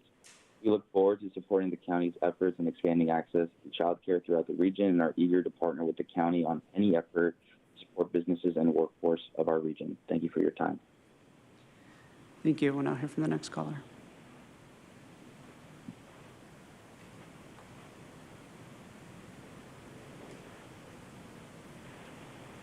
This is Mike Borello. So I'm addressing items 7, 8, 9, 10, 13, and 14 on the consent calendar. They collectively involve the movement of about $20 million, including ARPA money. Truth did a really good job at summarizing all of the items, but I'm going to slice it a different way. All these agenda offer no quantitative information regarding specific financial needs of the recipients on any of these items, just rounded lump sums justified by emotional appeals like the recipients are vulnerable San Diego County residents, or it will serve a just, sustainable, and resilient future for all. Well, maybe not for those having to pay the taxes. Where is the analysis that concludes these recipients in particular have the greatest need in our county? Items 13 and 14 shamelessly connect Fletcher's and Desmond's names to the gift money on the eve of an upcoming election. How many votes will this garner?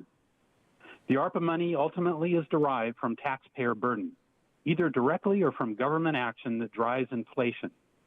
So then, shouldn't it be the taxpayers that are deciding who the recipients should be, if any at all? Don't get me wrong, I'm not against charitable action. It's just the board's manner and process in which decisions are made using tax dollars. I, Mike Borello, a taxpayer and resident of San Diego County, do not consent to having my tax dollars dispersed by your process.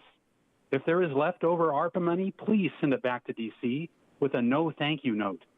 You, Fletcher, you like to combat issues and inequity. Let's start with inflation. That helps everyone. Thank you, and Chair Fletcher. That concludes public comment on the items in the consent calendar. Thank you. We have a motion by Supervisor Desmond, seconded by Vice Chair Vargas. Please vote. Chair Fletcher, that motion passes unanimously with all supervisors being present and voting aye. We're going to go to agenda item number 20, San Diego County Fire, establishing additional helihydrants and helipods to support water dropping helicopters in San Diego County. While staff gets set, I want to thank Chief Meacham, our fire team, Holly, Jeff, and the entire county staff, and Supervisor Desmond for really initiating this action. This is a creative and innovative way that we can address fighting wildfires in some of our hardest to reach places. We need fast responses. Reality is sometimes getting water resources is not quite as easy. This concept can help to save time and make more time and resources and better respond to the wildfires we face, and so I appreciate this action coming forward. Let me ask Supervisor Desmond if you'd like to make any introductory comments before we go to the staff presentation. Thank you, Chair. No, I'll wait until after the staff presentation. Looks like they got a good one. All right. We will turn it over to our public safety team. Good morning, Chair Fletcher and members of the board. On October 5th, 2021, the board took action to increase the availability of reliable and accessible water sources for the region's firefighting helicopters. The board directed staff to identify potential locations and partnerships and to develop a cost analysis for the implementation of helihydrants. These hydrants provide pilots with easily accessible water during wildland fire response, when minutes can make all the difference in saving lives and property. On January 25th of this year, County Fire returned to the board with an update on general locations within the unincorporated area that would benefit from additional water sources based on criteria that includes helicopter travel times and wildfire risk assessments. Since then, County Fire has developed an implementation strategy that utilizes two types of hydrants and includes interagency collaboration to provide additional water sources for the region's water dropping helicopters. Today's request is for the Board of Supervisors to approve the necessary actions to establish additional helihydrants and helipods in San Diego County and provide authorization to procure additional hydrants and establish agreements for future locations. Joining me today is Jeff Collins, Director of County Fire, and Fire Chief Tony Meacham. I'll now turn the presentation over to Jeff. Thank you, Holly. Strategically placed helihydrants can help firefighting helicopters refill water faster and reduce travel time to refill locations, allowing more frequent drops in areas that lack water sources. This gives firefighters additional support to contain a fire early and mitigate property damage and loss of life. The type of hydrants used is based on several factors, including cost and available water source. In general, helihydrants are installed as stationary water tanks connected to a municipal water source, and helipods are portable tactical helicopter dip sources.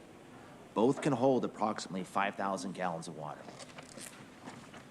In 2021, the region's first helihydrant site was established in North County by the Rainbow Municipal Water District through a partnership with CAL FIRE and the North County Fire Protection District, which is shown in the picture.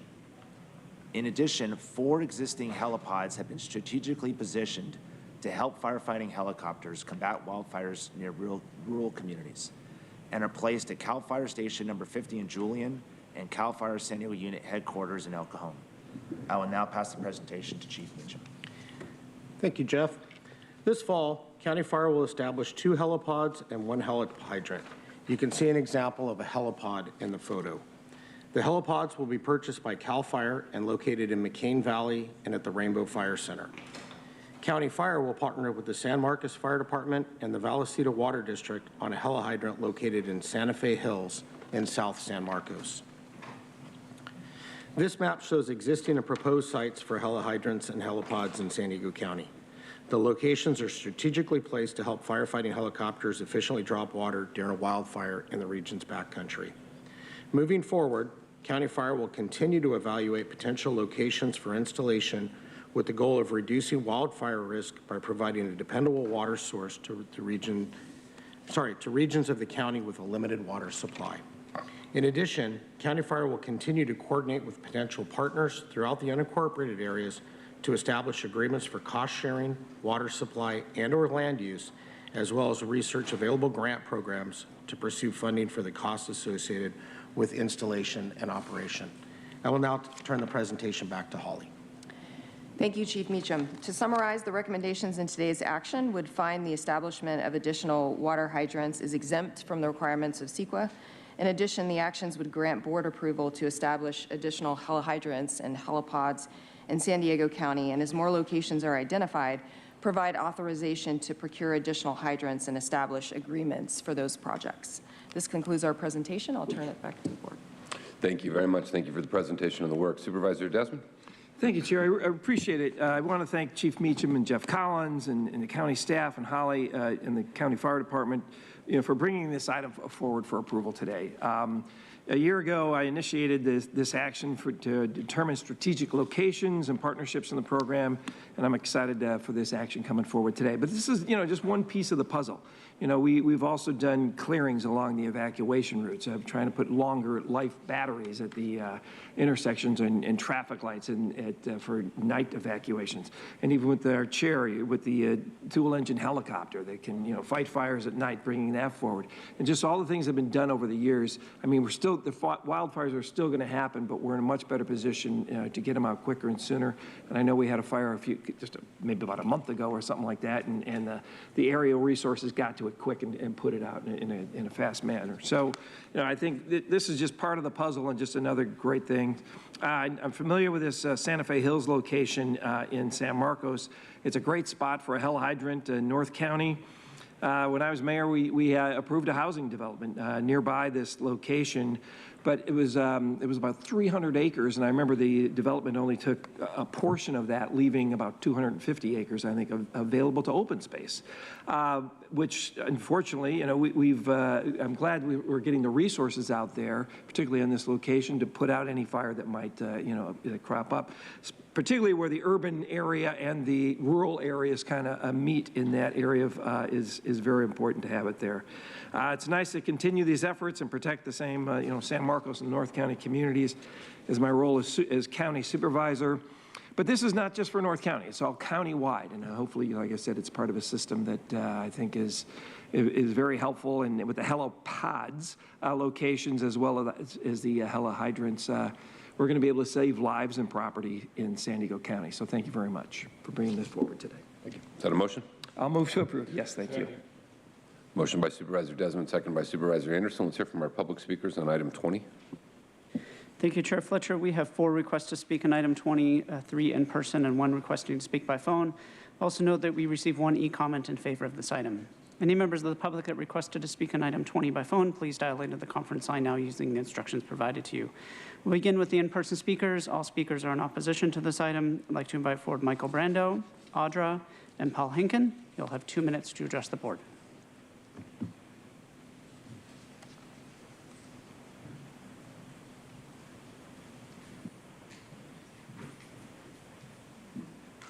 I'll ask you to please state your name for the audio record before you begin.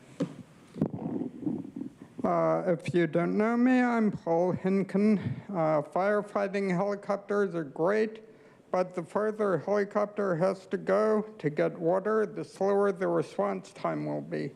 Local lakes and reservoirs dot the landscape, but they're good for firefighting mostly if they're full. Other than that, there are a few shallow rivers and the ocean with its salt water. And if these are depleted fight fires, what will we drink? What will our pets and livestock drink? Water is abundant, but if it is locked in glaciers or the snowpack, it is not readily available.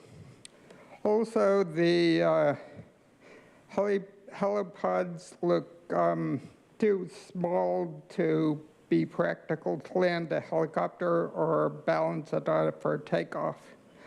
In this time when water is not universally available inland, it makes sense to seek out other ways than a water drop from traditional sources to put out a fire. So a single source contract with whaling fire line equipment for helihydrant equipment does not make total sense. Can you research other ways to put out a fire, for instance, maybe with seawater collected through a pipe? And also putting items on the consent calendar is essentially hiding them or preventing Mr. public Hinken, we're on discussion comment. items. We're on discussion item number 20. We're not on consent anymore. Thank you. Thank you for your attention. Thank you, Mr. Hinken. Next speaker, please. Username Audra. Thought maybe you were going to arrest him. Who knows? Yeah, I love it. I'm just confused because I thought we're in a drought. Where's this water? I mean, there's no water, right? Or is there endless water in the earth? It's called waters of the deep or geo-water. You've quoted the Bible. Have you read it? It's in there. Yeah, there's endless water. God wasn't like, you know what? I'm only going to give you enough till 2020. Right when COVID hits, and then we're just going to be in a drought. And we're not going to have any water. Because you know what? If you drill for water, it comes up like oil. And you know what? You could flood the earth with it and put out the fire that way. Or fill up these, tanks that need to be filled But with your agenda, if there's a drought, it really doesn't make any sense how you're going to put out a fire with water. Or is there endless water and you just don't want to tell people that? Doesn't get you any money, right? No, it doesn't. But you know what, Jim, like I told you before, it's called geowater, and it comes up from the earth. You can drill for it like oil, and people will flood their crops with it so that it waters them. So either you guys need to keep on the agenda that we have a drought and quit messing with the water, or be honest with people. Oh, Nathan, you're drinking water. Oh my gosh, is that sewer water? Probably, right? Because it's good. It tastes so good. There's probably lye in it as well, but that helps so that it's not chunky, but it's good. It's good for you. It's sustainable, right? Do you have your bugs with you today? Are you eating those? They're very healthy and they have a lot of protein. You're gonna own nothing and be happy. Next speaker, please.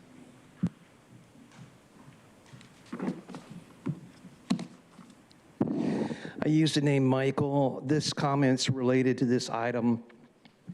I see that there's a red stop slip and a green stop slip. It would be great, Helen, if we could have a yellow slip, because, a lot of these things I'm not actually against, because I do believe, even though this board participates in grave evil, that in spite of themselves, some good can be used, but it's being done by the hand of God, not them. Like I said, in spite of themselves. This item has in it a statement that says, we'll help protect vulnerable communities and the entire region from the impacts of wildfires. Wildfires. Wildfires. It's interesting that these agenda items like this one will talk about all this stuff so we can get money in the right places or the money where they want it to go. But the broader scope is never addressed, like the impact of climate change, which is being orchestrated. And that actually causes fires. And I hope these fire people are aware of that.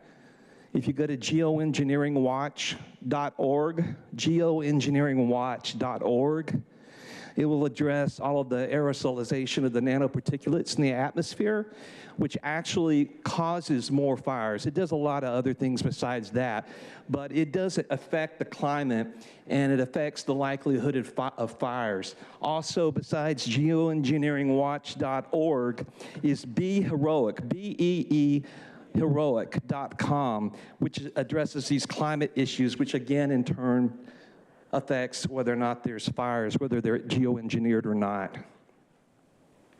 Thank you. We'll now hear from the individual that requested to speak by phone.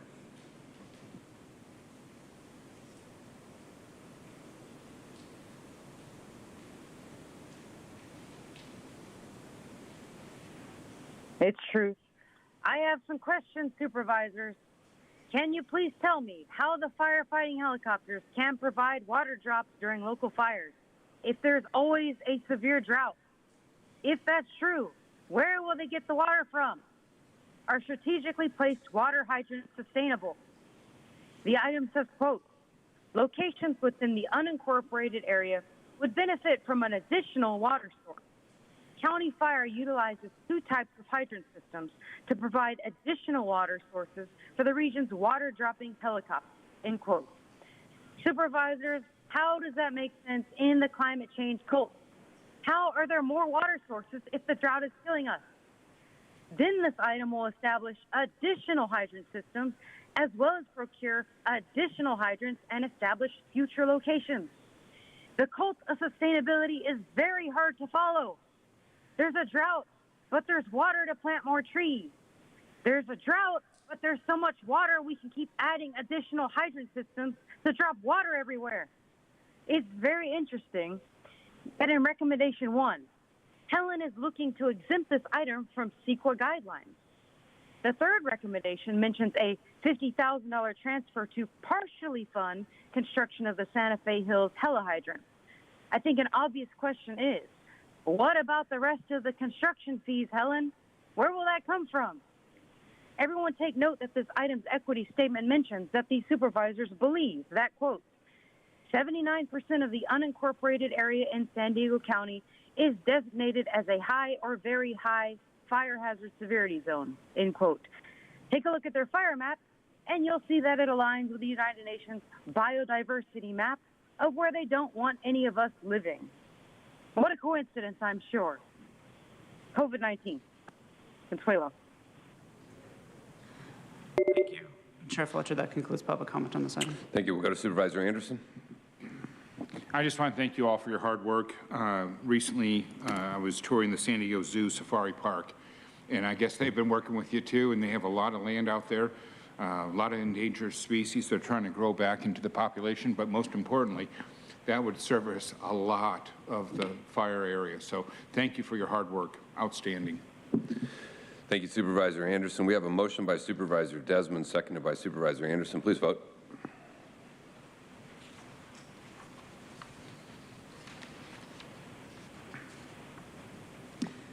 Chair Fletcher, that motion passes unanimously with all supervisors being present and voting aye. We're going to go to agenda item number 21, declaring homelessness a public health crisis. I want to thank Vice Chair Vargas for partnering on this item and leading the important action that we see here today. We know homelessness cannot be ignored and everyone has to put in the work. Our county has been doing things in the last few years that our county government has never done in its history.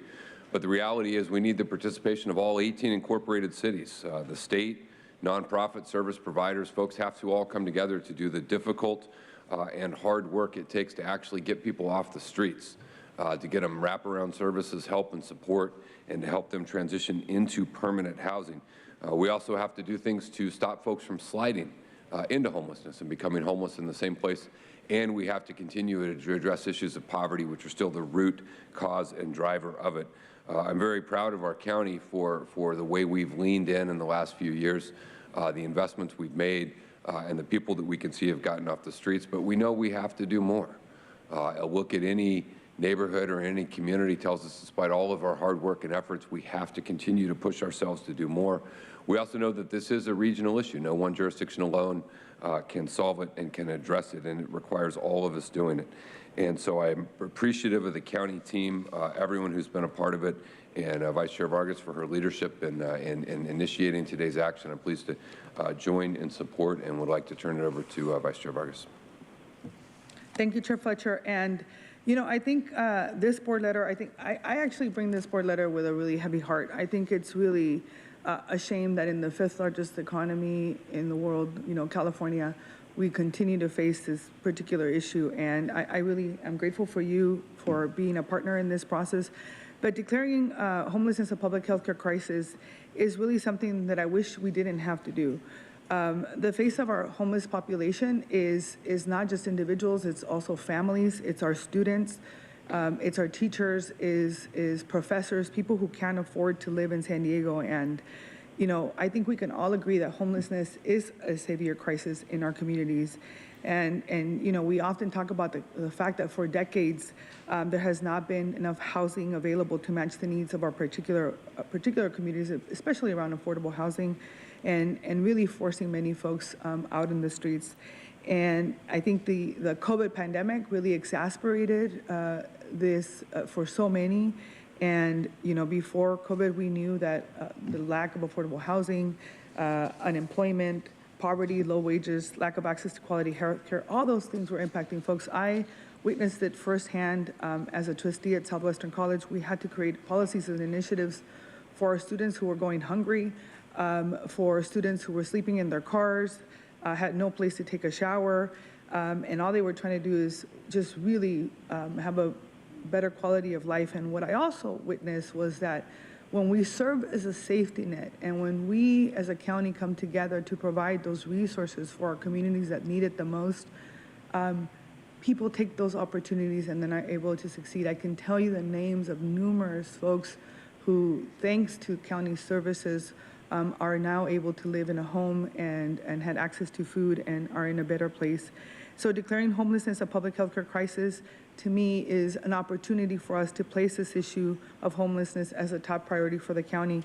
I do want to say that we are going to be able to look for additional resources that create innovative cross-system solutions, really coordinating activities across the 18 jurisdictions and the different community partners and behavioral health folks that are doing this work already.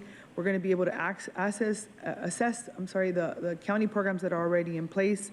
And it's going to really, I think, really drive the opportunity for us to look at this from a federal and state level and really think about solutions that are going to impact our communities, because we all know that in order for us to address this issue, we're going to have to do it with people having access to a home. And so I'm grateful to our county team for all the work that they've done already. I know that this particular board letter really talks about making sure that we have 24/7 support for people who find themselves unhoused. After hours, we're going to have social workers with law enforcement when events like domestic violence or eviction happen, because we know that that leads to homelessness. And a lot of this work is being done, but I think it's going to be an opportunity for us to do it county-wide. So I think, this public health lens approach will really help align efforts, share resources, and more purposefully address root causes of housing instability and health at large scale with a really human response. So as a board, I think we've taken already significant steps. I'm really proud of the work that we've been doing, particularly around care court and what that's going to mean to our most vulnerable populations. And all of us here are committed to making sure that we're building more affordable housing, increasing tenant protections to help people in their homes. And we talked about this. We've talked about the fact that we've been able to make sure that people stay in their homes with some of the initiatives that we've had, like the 23,415 people that we've been able to make sure that they stay in their homes, because we invested over $243 million in rental assistance. And I'm grateful to Chair Fletcher and our behavioral health team for all of the work that they're doing around investing in mental health as well. So our commitment is unwavering. One of the first actions that we also took was for the Department of Health, Department of Homeless Solutions and Equitable Communities. And without that ARPA funding, we would not be able to do this work. And so I think we have an opportunity for the 18 cities across the county to come together. I think it's our responsibility as a regional convener to bring cities and unincorporators together to formulate long-term systemic policy changes to address the root of the problem and to really once and for all trying to find long-term solutions to address this, because we know that no one level of government can actually solve the homeless crisis. And so with that, we can only enact comprehensive solutions and really think about how we're going to do this in partnership. So I do want to just say a couple of remarks in Spanish, because I think it's very important that we talk about this public policy and the impact it's going to have on our communities. Para nosotros es muy importante, particularmente en las comunidades de habla hispana. Quiero que sepan que esta política pública que el supervisor Fletcher y yo estamos presentando ante ustedes, no podemos olvidar que la falta de vivienda es una crisis de salud pública para nuestras comunidades. El condado de San Diego hay más de 8,000 personas que no tienen vivienda. Sabemos que en comunidades como San Isidro hay una gran cantidad de estudiantes que no tienen vivienda. Entonces, tenemos la responsabilidad de ver por la salud y el bienestar de estas personas, porque este es un problema de las comunidades y de seres humanos. Esta crisis de falta de vivienda no es algo que puede resolver una sola entidad de gobierno. Por eso, para mí es muy importante que juntos podremos encontrar soluciones mucho más innovadoras. La falta de vivienda es una crisis de salud pública, y al abordar esta crisis con un lente de salud pública podemos alinear esfuerzos, compartir recursos con jurisdicciones a través de estas regiones. Por eso estoy muy agradecida y espero que mis colegas puedan apoyar esta nueva iniciativa. I respectfully request my colleagues to support this bill. With that, I would like to make a motion to approve. So thank you, Chair. Thank you. I'm happy to second that. Let's hear from our public speakers. Thank you, Chair Fletcher. We have 22 requests to speak on item 21, 9 in person and 13 requesting to speak by phone. Also note for the record that we received 39 e-comments, 36 in favor and 2 in opposition. Any members of the public that requested to speak on item 21 by phone, please dial into the conference line now using the instructions that were provided to you. We'll begin with the in-person speakers, starting with those in favor of this item. As your name is called, please come forward and stand against the east wall under the murals until it is your turn to speak. I'd like to invite forward the following individuals: Nick Serrano, David Ortiz, Ruben Valdez, Oliver Twist, Jordan Bean, and Melissa Grace. You'll have 2 minutes to address the board, and I'll ask you to please state your name for the audio record. Thank you, honorable members of the Board of Supervisors. I am Nick Serrano. I am the Deputy Chief of Staff to San Diego Mayor Todd Gloria, and I'm here today on the mayor's behalf to express the City of San Diego's support for this declaration. As many of you know, addressing homelessness is the top priority of our administration. Mayor Gloria has made substantial efforts and dedicated substantial resources towards building out our homelessness response system in the City of San Diego. This consists of more street outreach, a 28% expansion of homeless shelter capacity, and a diversification of shelter options, and to what we know ends homelessness, the creation of more affordable and permanent supportive housing. We recognize that prior administrations at the city and prior administrations here at the county have largely not dealt with this issue, and the COVID-19 pandemic has only exacerbated homelessness, and this combination is why the situation on our streets is as dire as it is. The difference is our alignment in finally acting on this issue, and that is why the city is here today in full support. Chair Fletcher and Vice Chair Vargas have put it particularly well. No one level of government can solve homelessness. It takes all of us, all levels of government, from the city with its housing commission and shelter outreach and enforcement, to the county and its behavioral health and mental health services, to the state and its interventions like Care Court and their continued support of local efforts. And it also means that other cities in the region must do their part as well. That is why we see this declaration today as a step in the right direction for the county. And we are here today in support with hope that this declaration will help support the efforts of the city and urge other cities in the region to do their part to scale. So with that, on behalf of Mayor Todd Gloria and the City of San Diego, we respectfully request your yes vote on this item. Thank you. Thank you. Next speaker, please. Hi, I'm David Ortiz with Inline Fence and Railing here. I'm one of your contractors, a DBE. I was called downtown to help a ministry called Fervent Faith Ministries that is feeding the homeless. They're feeding them hot meals in the streets and helping them find housing. And the next gentleman, Ruben Valdez, it is his ministry, and he's doing an amazing job downtown San Diego, and we're not getting any help. We're reaching out to individuals, to businesses, local businesses, to help us financially with food and clothing and housing, and we've been able to do that.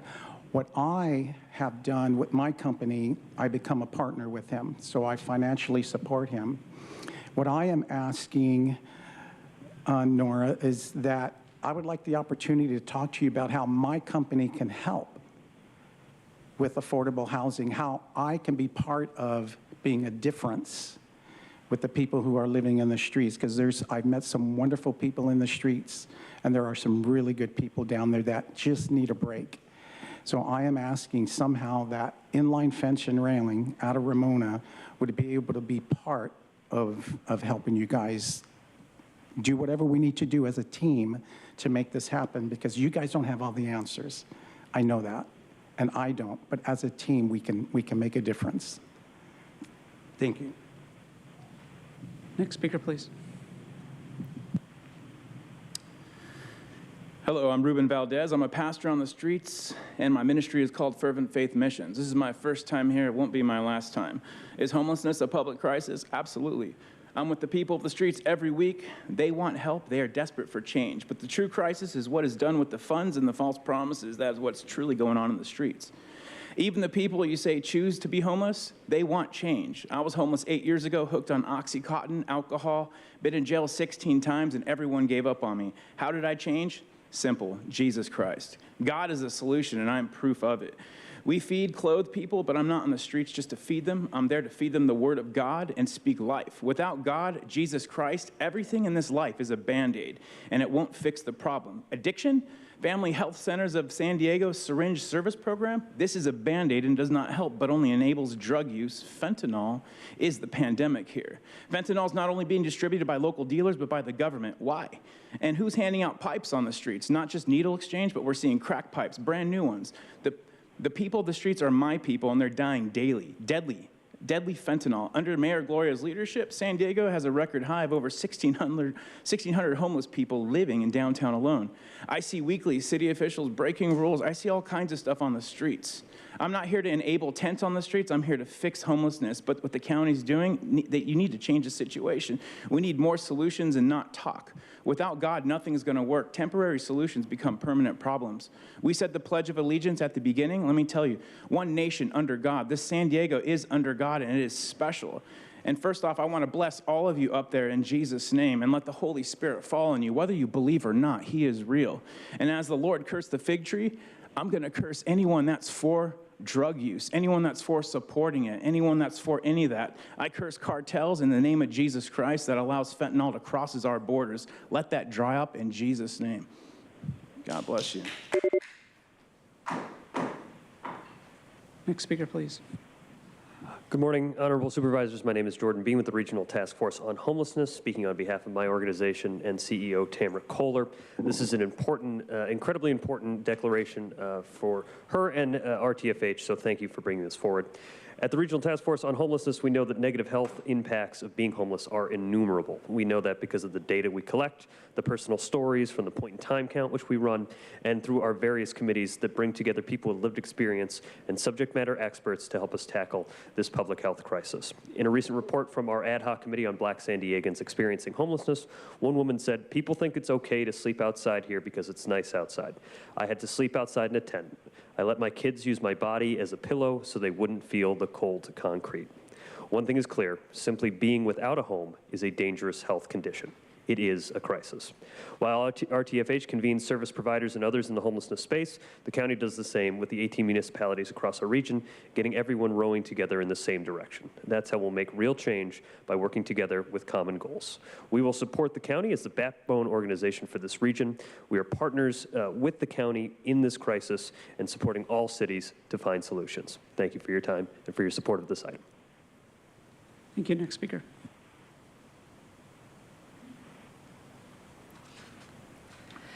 Oliver Twist here. I'm happy to see this item before the board. It is long overdue. I now turn to the brouhaha between the county and the city of El Cajon and the hotel voucher program. El Cajon has 5% of the county's population, yet has 45% of the participating hotels. This puts an onerous burden on the city, which is saddled with heavy costs for enforcement and supervising that population. I'd also like to point out that your voucher program, as it currently stands, flies in the face of your commitment to equity. El Cajon has one of the largest immigrant populations in the county, and most of those residents live on the valley floor where the hotels are located. Your program directly and negatively impacts the quality of life and the day-to-day safety of those immigrants and their children.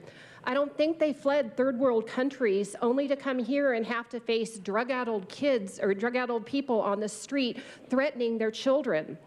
And that is a situation you've created for them when your voucher program puts almost half the participants in that city. Lastly, I now refer you back to your meeting on May 24th, 2022. Item 23 dealt with the cost recovery efforts for tobacco. Chairman Fletcher said this at the time. And I like the idea of an annual report, but if we're going to do an annual report, it's going to include the cost of tobacco on San Diego County. And then we could have an honest conversation about full cost recovery. Because right now the conversation about full cost recovery is just what it costs to go out and administer the thing. If we want to really talk about full cost recovery and what this fee ought to be, then let's talk about what the cost of tobacco is in our society. And I look forward to that debate. And just like tobacco, then I think you should do the full cost recovery for the city of El Cajon, get them the funding they need to fully address this problem that you have foisted upon them with the voucher program. It's a good program in theory, but spread the wealth. Thank you so much. As the next speaker is coming forward, I'd like to invite the speakers in opposition of this item, Michael Brando, Audra, and Paul Hankin. My name is Melissa Grace. Nathan, you are my elected representative. I live here in District 4, resident of San Diego. I've been up here before many times talking about a lot of things that we disagree on, but today this is something that we can agree on. The situation with our unhoused brothers and sisters is absolutely a humanitarian crisis. Where we disagree and where we differ is that everybody knows the only reason you are declaring this right now, Nathan, is as a PR stunt for your campaign. My brother, something that most people don't know, died as a result of drug addiction and alcoholism on the streets of San Francisco. I know firsthand about the struggles and the trauma that people go through and that people are striving to overcome every single day. The county government, the state government cannot be tasked to solve this. It has to be the community coming together. I've been trying to build bridges in the community. We need to be turning to our private nonprofit sectors in order to try to facilitate some of this. I think that we need to really look at how is this money being spent. Gavin Newsom, which you've been so aptly a lapdog for over the last 4 years, he's been trying to combat this for 10 years, hemorrhaging money, billions and billions of dollars. We cannot depend on the county to fix this for us. So there has to be a better dialogue. You know, it's really personal for me. And you put out a tweet recently that said that it was abhorrent, it wasn't the right word, that somebody's using human beings as political pawns. That's exactly what you're doing for your campaign. Why is this, it's taken 2 years for you to do this? It wasn't COVID-19 that did this. This was policies exacerbated by what you guys put in place. We have to do better. Next speaker, please.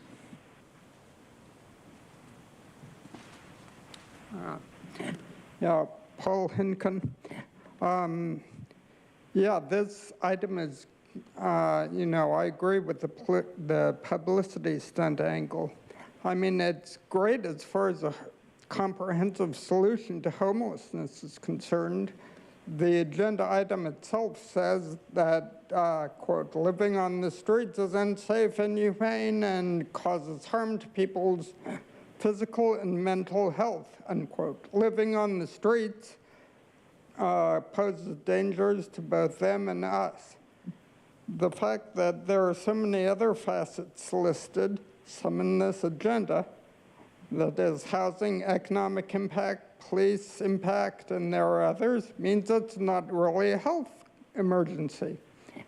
In Santa Cruz, 20% of the homeless are on probation or criminal, indicating a need for police services as well as police monitoring. For this county, with 8,427 homeless, that means for about 1,685 people. Are we declaring homelessness a public health crisis for everyone, or just for this county? I'm sure it's everywhere, but different people, different counties, different states have different needs and different solutions. A few suggestions I think would help: a social worker embedded in the city and county libraries and park facilities to help with homeless prevention, parks and recreation monitoring open recreational areas frequented by people experiencing homelessness, and connecting the city's outreach teams. And I'm sure I've sent you more, and a lot of people have. But I wonder if the county can handle 3 health crises. Thank you. Thank you. Next speaker, please.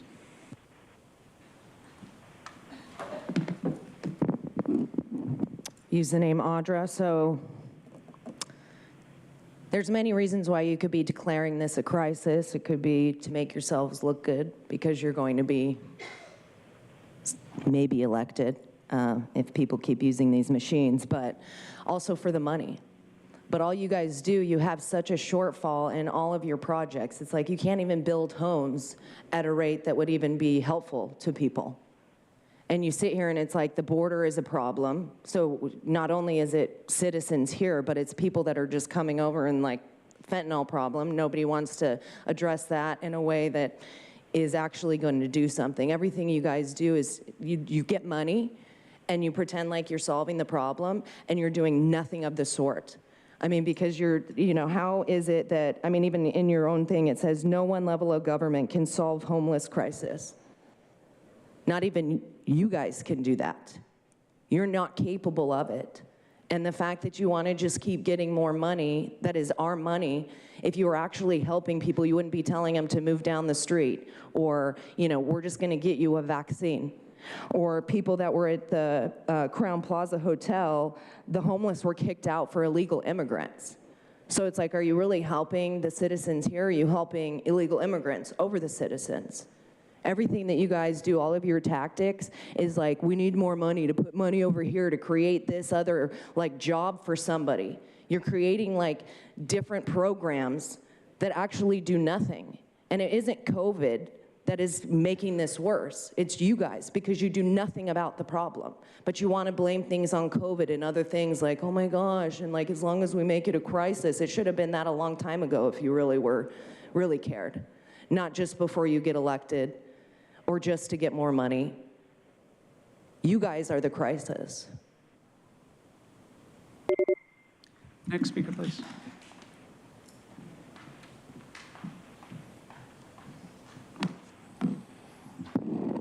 I used the name Michael. Again, this item would be great for a yellow slip, because I'm certainly for helping the homeless, but like Melissa Grace said and Audra said, this is all a big shell game, you know, throwing money around. And I love that Nora Vargas just said, without this ARPA funding, we couldn't do this. So again, this goes back to the whole COVID-19.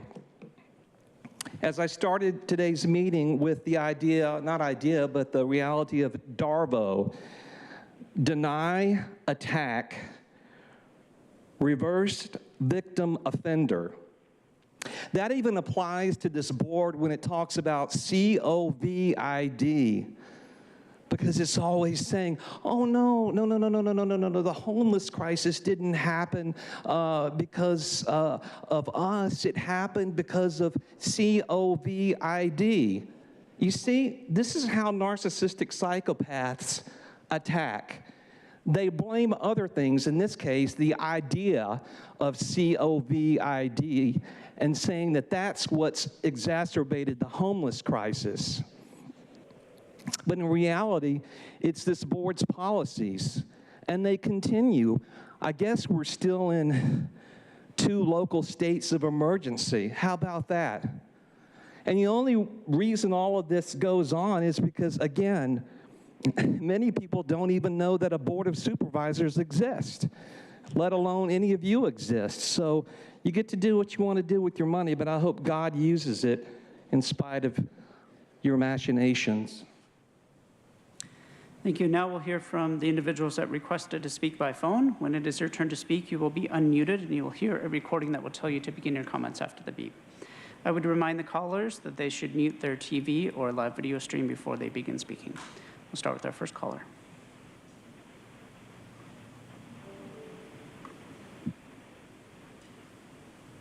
Hello, this is Martha Sullivan. I just wish to emphasize the urgency of this item by sharing that county medical examiner has reported that 495 of our houseless residents of this county died in 2021, and that report's not even finished, and that's up from 334 houseless residents of our county who died in 2020. We know from on-the-ground reports and news reports that deaths on our streets of our houseless residents continues daily and more. I really want to emphasize how urgent this disaster, which is what it is, and how urgently your houseless residents of this county need assistance. They need more hotel rooms made available to them, particularly for seniors and disabled people, for families. They need more safe camping areas made available to them, more safe parking lots made available to them. And of course, what they need is housing for very low and moderate income people, particularly seniors and disabled people who are on fixed incomes and can in no way, shape, or form afford the rents in our county. So I support this item. I'm glad that it's come up. I'm rather shocked that it's taken this long, and I hope that you can act deliberately. We'll now hear from the next caller.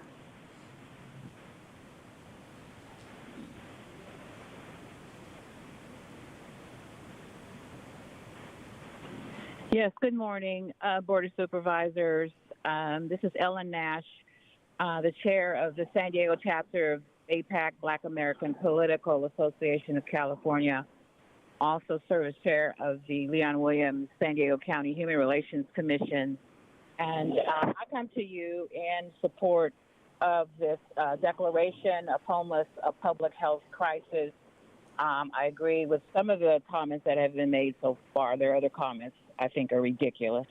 However, I'm here to also call attention, more importantly, to the fact that African Americans make up 4 to 5% of the population in San Diego, and that's another discussion on at another time.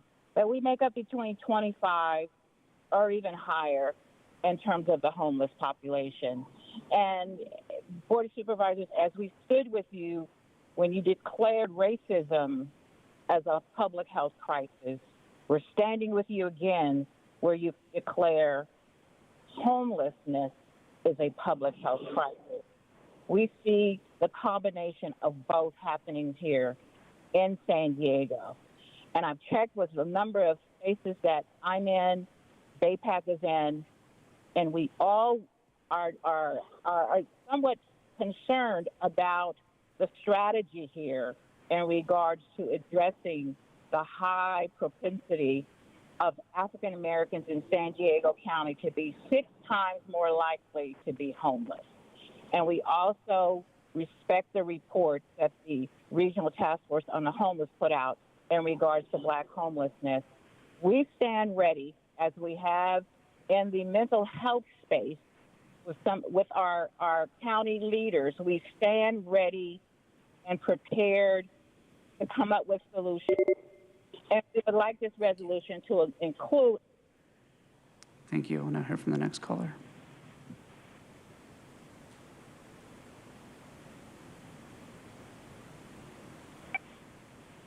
This is Zeke Sandoval with PATH, People Assisting the Homeless. PATH is one of the largest and most impactful nonprofit homeless service providers in California with an extensive presence in San Diego. We know from decades of experience that an engaged region-wide governmental response is critical to ending homelessness equitably and sustainably. This motion further unifies our region behind a firm commitment to solutions. So accordingly, we strongly support declaring homelessness a public health crisis and all the specific and measurable action items that are in the board letter here. Under the leadership of the Board of Supervisors and the county's Department of Homeless Solutions and Equitable Communities, the county has demonstrated its dedication to addressing homelessness with an emphasis on the social determinants of health and with the goal of improving the health of people who are experiencing homelessness. Declaring homelessness a public health crisis advances the priority of solving homelessness in the region and allows local agencies to collaborate and implement innovative strategies. Moreover, the call for continued assessment of county programs paired with a plan for implementing these bold policies, like supporting efforts to minimize disruptions of public health benefits when people experience life disruptions, and 24-hour access to trained professionals like the folks at PATH who can help with housing options and other services, will result in meaningful progress in helping prevent and end homelessness. So thank you for the supervisors for bringing this motion, and we urge an aye vote. Thank you. Thank you. Now hear from the next caller.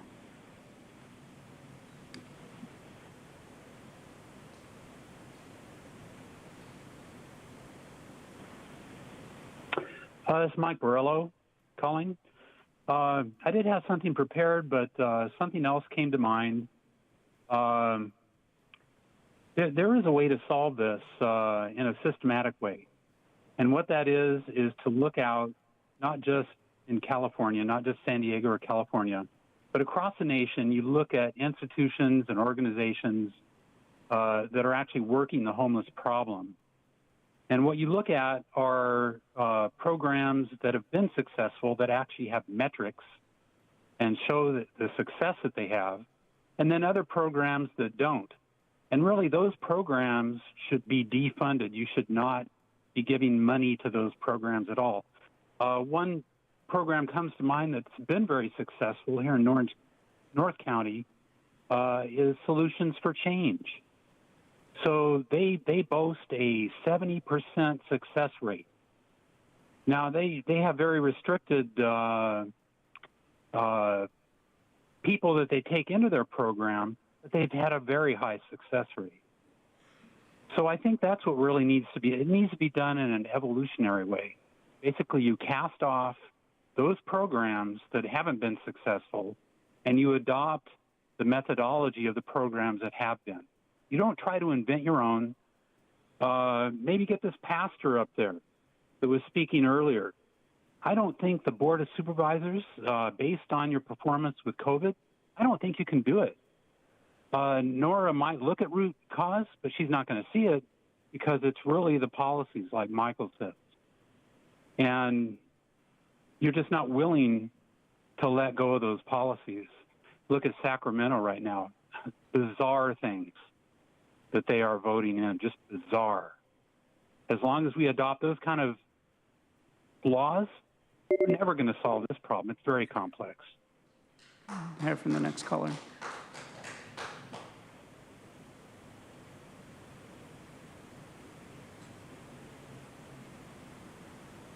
Good morning to the Board of Supervisors. My name is Mindy Wright. I'm the Communications Director at SBCS. On behalf of SBCS, formerly South Bay Community Services, I'm speaking in support for declaring homelessness a public health crisis. SBCS has been serving those experiencing homelessness and housing insecurity in San Diego County for more than 50 years. Our focus on children, youth, and families, and our position as a resource for those experiencing domestic violence, which is a common catalyst for homelessness, particularly for families, informs our support for this agenda item. Our staff and leadership believe that declaring homelessness a public health crisis will aid in our community's collective work to prioritize the health and wellness of our unhoused neighbors, as well as that of the broader community. Thank you. Thank you. We'll now hear from the next speaker.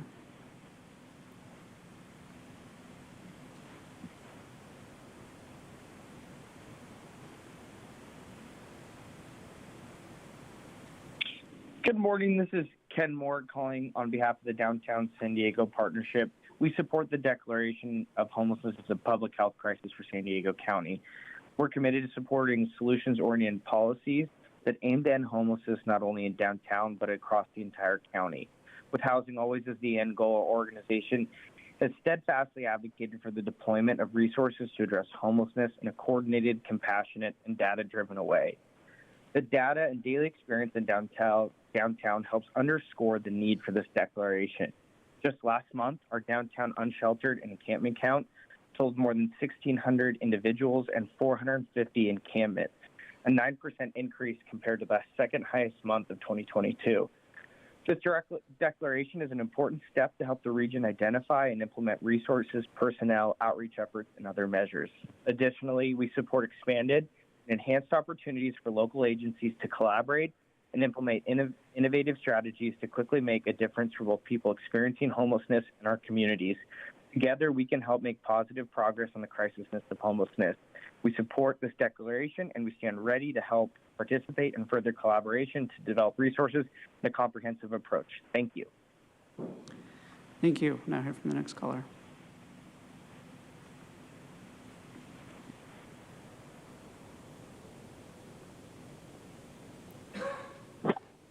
Levi Jesse Leone in support of item 21.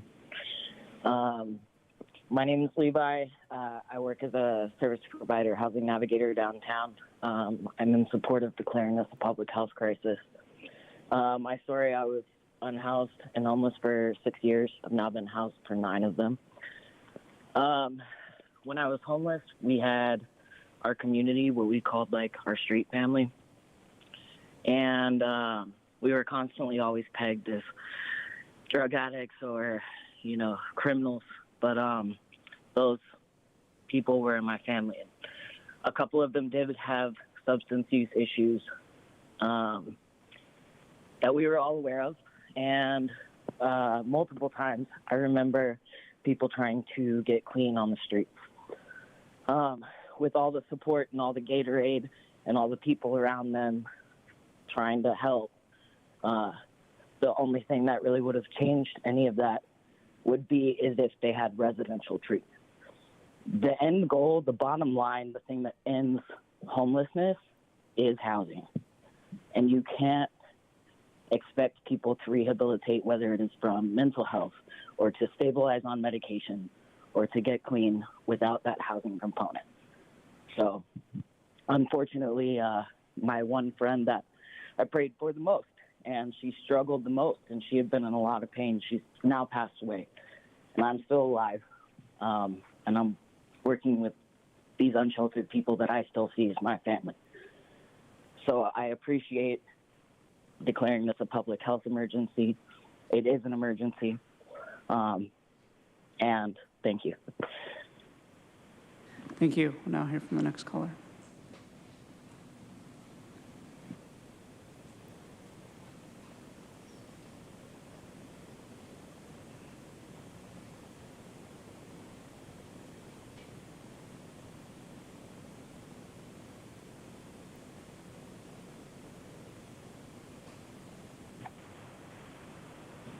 The Honorable Board of Supervisors, thank you for allowing me to speak with you today.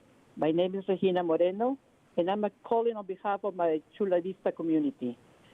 I'm a resident, Leader Academy graduate, and a proud promotora with SBCS. I'm here in support for declaring homelessness a public health crisis that is not only in our region, but all over the U.S.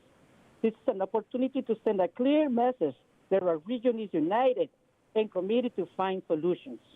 We want to support our leadership at the Board of Supervisors and the County Department of Homeless Solutions and Equitable Communities in addressing this crisis. Declaring homelessness a public health crisis will advance the priority of solving homelessness in the region and will allow our local agencies to collaborate, implement, and innovate the strategies. Together we can solve this crisis, and we are here to stand by you. Sí se puede. Thank you.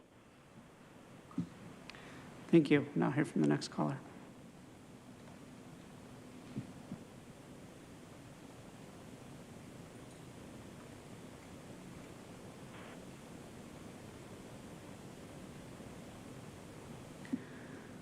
For the next caller, Carla Milan. Your device might be muted. Hola. Yes, we can hear you. Please go ahead. Gracias. Yo me llamo Carla Millán, nací en Los Ángeles, 1978. Un momento. Padres ilegales.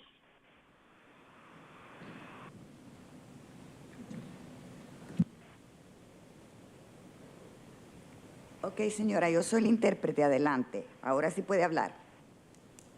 Hola, gracias. Sí, yo me llamo Carla Millán, nací en Los Ángeles en 1978, de padres ilegales. Okay, I wanted to let you know my name is Carla Millán. I live in Los Angeles. I was born 1978, and I came here illegally. Díganos, señora. No, vivo aquí en San Diego, pero nací en Los Ángeles. I live in San Diego now, but I was born in Los Angeles. Mis abuelos son de Michoacán. Yo soy chicana.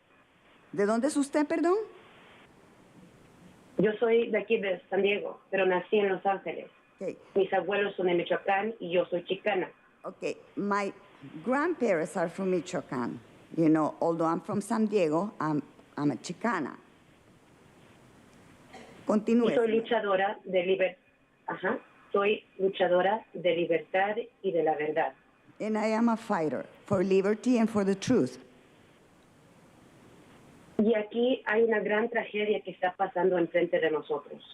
And here, we have a big tragedy that is happening right in front of us. Por ejemplo, mi familia vinieron a los Estados Unidos con un sueño. Okay. This is an example. My family, when they came to the United States, they came and it was a dream for them. Un sueño a vivir una vida tranquila y abundante. Okay? And the dream, because they wanted to have a very peaceful life and a life with abundance. Pero estas políticas y objetivos están dañando a la gente. Okay? However, politics and certain objectives, they're really damaging people. Ahora hasta la gente se queda sin domicilio, sin casa, sin hogar. Okay? Now people, they're like losing their homes. They're like ended up without a home, without a house.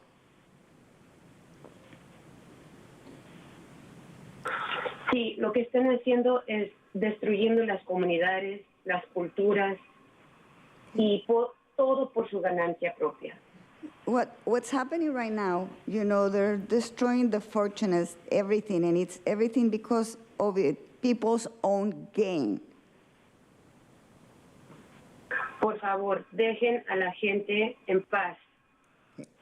So please, I would like you to leave just people alone. Dejen de vacunar a los niños, no es su culpa. Perdón, señora, ¿dejen de qué? Dejen de vacunar a los niños. Okay, and I'm also asking, please stop vaccinating the children. It's not their fault. Y con todo este dinero que han robado de la gente, todavía no han encontrado la solución. Dejen de robar de la gente. And with all the money that is being stolen from people, you still have not found a solution. Please, quit robbing, quit stealing from people. Eso es todo, gracias. And that is all. Thank you. Thank you. We'll now hear from the next caller.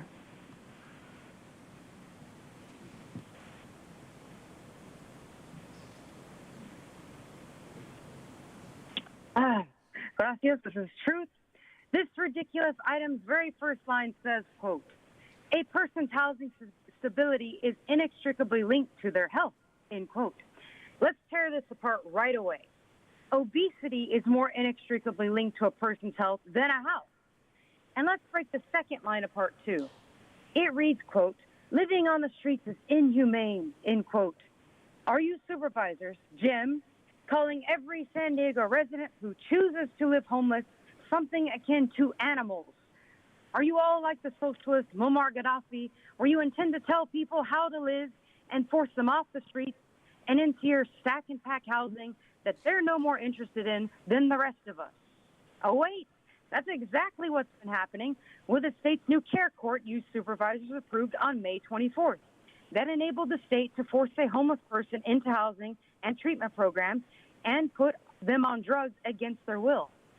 And on August 16th, you supervisors approved the federal government's homeless management information system that maintains a by-name list where every single homeless individual they can find will be completely profiled and stored forever into a federal computer system.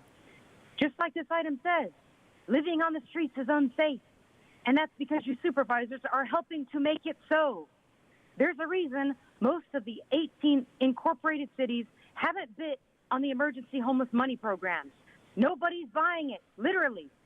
The reality is that about half of the people who are living on the streets are actually sheltered according to the county's own numbers. And when the affordable housing costs too much, Joel is there to give people parking lots or get the cops to just dump them all off in El Cajon as part of the fraudulent homeless motel voucher program. Joel, isn't that right? Now hear from the next caller.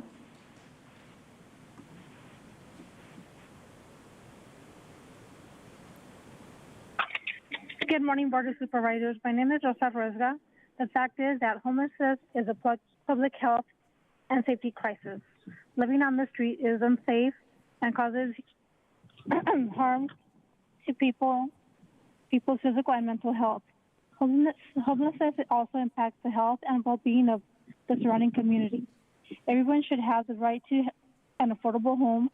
Please support item number 21, declare homelessness a public health crisis. Thank you. Thank you. Now hear from the next caller.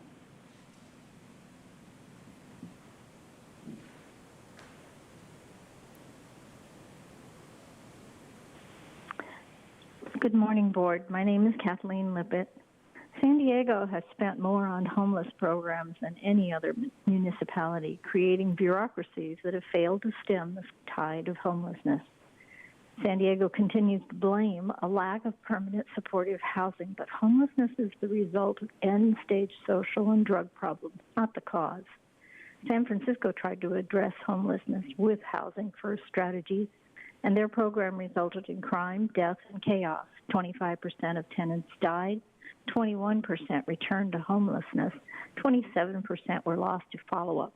San Francisco's homeless population increased by 56%.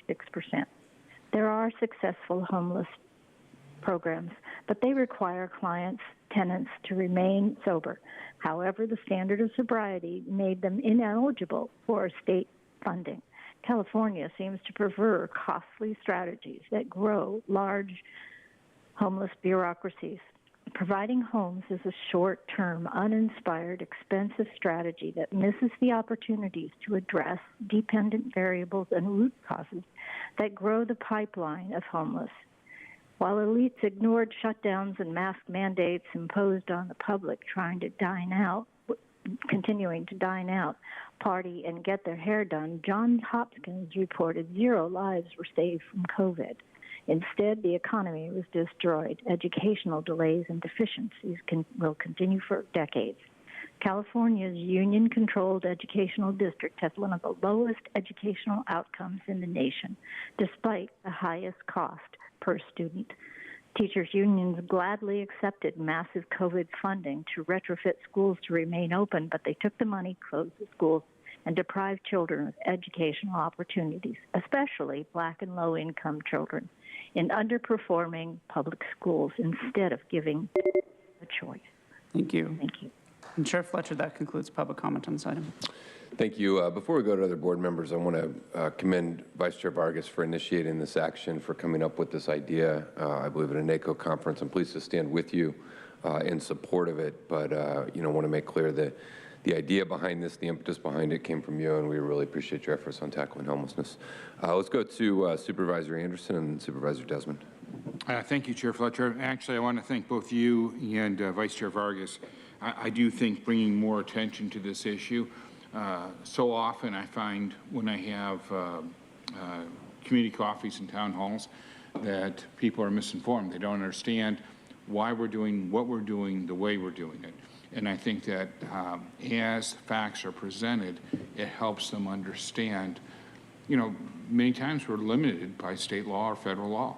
And I do think it's so important for us to not only help the homeless, but the communities where the homeless reside. We are a community, whether you're in a shelter, whether you're in a home, or whether you're on the street. And we need to be working together for a better future for everybody. With that in mind, I just wanted to share with you all that on October 22nd at Grossmont College in El Cajon, I'll be hosting a homeless forum, and we've invited all the local electeds and the public to join us, because I think through education we can be better focused to work together for a better future. So thank you very much for your item today. Thank you, Supervisor Anderson. Thank you, Chair. Appreciate it, and thank you to Supervisor Fletcher and Vargas for bringing this item forward. I'm glad to see that in the recommendation there's a region-wide approach, including all 18 cities, and so there's much work to be done on the homeless, and I agree that there's a cost. There's always a cost to addressing with any problems, but with homeless, there's actually, if we don't deal with it, it's going to be a greater cost to society in the long run. So appreciate the efforts. Thanks. Thank you, Supervisor Wasserman-Reamer. Yeah, thank you also to both of you. I spend a lot of time talking to my constituents, and I think they are so surprised to hear that we haven't in the past really thought about how to coordinate between the counties and the cities and take a regional strategy, and that just wasn't the way that the county did business. And I'm really happy that we've pivoted, and I think this is a symbol of that pivot, that we're really trying to get us all on the same page. We can't solve homelessness alone, and none of the cities can either, and it's really hard to coordinate if we're not thinking holistically about this issue and taking real steps to create that regional framework. So again, it's really been very interesting just listening to constituents and sort of their shock that that hasn't been what we've done. So just like the day is now, and really excited that we're able to take these steps. Thank you. And just, you know, look, I want to thank everyone. The challenges of homelessness are complex. They're severe. They cross jurisdictions. They touch issues of poverty, addiction, mental health and illness, the whole range across the board. And there's no easy solution, and there's no just this one thing and then magically it goes away. Our county has leaned into this in a way in the last 3 years it never did before. We fundamentally changed our approach around addiction to try and meet these individuals where they are, recognizing the nature of addiction, to provide compassion and treatment, to work with them to try and confront the situation they're facing. We'll hear more later today, and we do pretty much every board meeting we have around everything we're doing around mental health, to try and help people before they get to a state of crisis, to try and help them live fulfilled lives, to get to a point as a society where we treat issues of addiction and mental health the same way we treat issues of diabetes or high blood pressure. We're working with cities. Cities traditionally do structures, counties do services, and we work intimately with all of the providers that are out there, incredible community-based groups that really do heroic work to support them, to help provide funding, to provide assistance, to coordinate the efforts around what we're doing. You know, the easiest thing in the world is for folks to stand up and say, well, not here, or not there, or not this program, or not that program. The hard, difficult work is putting in place things that, while imperfect, will actually help get people off the streets and help them get the services and help and support they need so they can live a fulfilled life. People don't want to live in this state. They don't want to live in this situation they find. We want people to live self-sufficient, fulfilled lives. But we have an obligation to step forward and move. And I think today's action is just continuance of multiple years of this board reorienting and redirecting and moving in a different direction. We have a long way to go. We know that. We have a lot more work to do. But we're going to continue moving full speed ahead with willing partners in cities to try and do everything we can. So really grateful and appreciate. And let's go to Vice Chair Vargas for our final comments on her item. Thank you, Chair. And I don't have anything to that other than to just say thank you to your constituent who shared her story about her family. Unfortunately, that story is the story of so many, and so I think that's why we're really looking at doing this from a comprehensive perspective. But I just want to say thank you for sharing your story. That's all. With that, we have a motion by Vice Chair Vargas, seconded by myself, to approve recommendations in item 21. Please vote. Chair Fletcher, that motion passes unanimously with all supervisors being present and voting aye. We're going to break for lunch. We will reconvene as a board at 12:30 sharp. We will begin with item 22 at 12:30.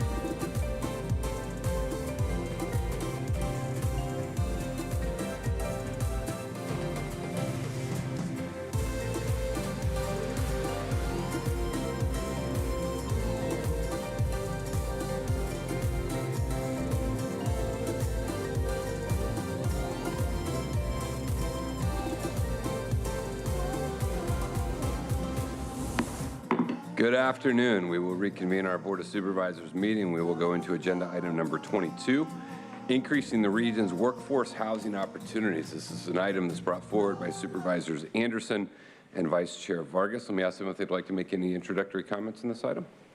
Supervisor Anderson. If you would mind. Please. Thank you, Chair Fletcher, and I want to thank my colleague, Supervisor Vargas.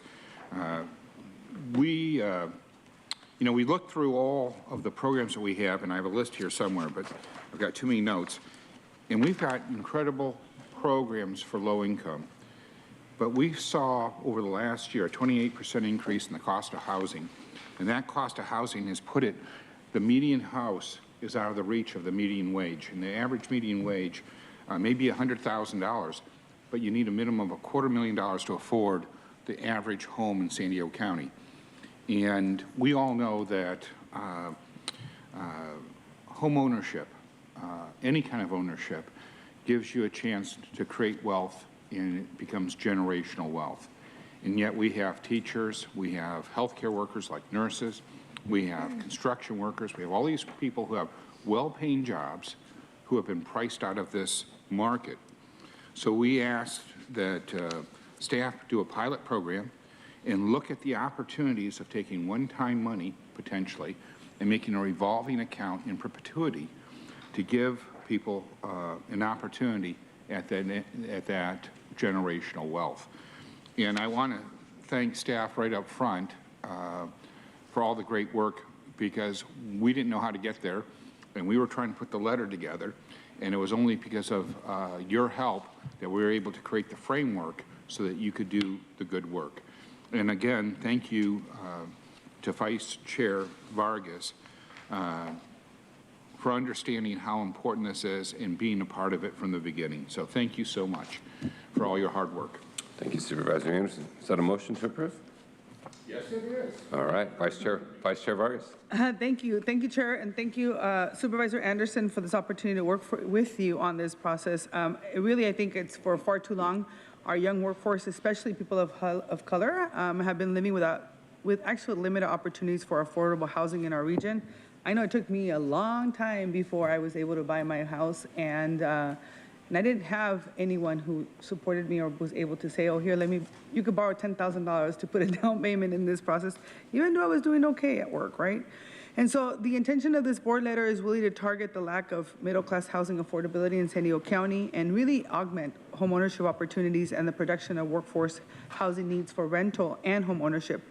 We all talk about the housing crisis here in San Diego, and there's fewer and fewer opportunities to achieve wealth with limited home ownership opportunities, especially, like I said, for communities of color and communities of concern. And so I think that as a county, we have an opportunity to expand affordable housing and expand production to protect the families in them, as well as to produce more housing for low income and middle income levels to address the issue of affordability. And I want to emphasize something that's really important. It's not either or. I think that we can be looking at all of these different opportunities and perspectives in a parallel forum. And really create opportunities. So excited about this. I want to make sure that when young people are getting out of school, that they know that as they're getting high-paying jobs, that they have a community to come home to, and they actually come back and live here and do the great work on behalf of everyone. So with that, I think this board letter, I think as the supervisor mentioned, it really focuses on taking a look at AMIs under 120, and it really, I think, is the next action that we need to be taking as a board to really create workforce opportunities where it has been limited, especially because there are so many, there's a lack of first-time homebuyers in our market right now. So to solve this crisis, I think this comprehensive solution will help, and I'm happy to second the motion. Thank you, Vice Chair. Let's hear from our public speakers. Thank you, Chair Fletcher. We have 12 requests to speak on item 22, 3 in person, and 9 requesting to speak by phone. We'll also note that we received 1 e-comment in favor. Any members of the public that requested to speak on item 22 by phone, please dial into the conference line now using the instructions that were provided to you. We'll begin with the in-person speakers. All speakers are in opposition to this item. As your name is called, please come forward and stand against the east wall under the murals until it is your turn to speak. I'd like to invite forward Michael Brando, Audra, and Paul Henkin. You'll have 2 minutes to address the board, and I'll ask you to please state your name for the audio record.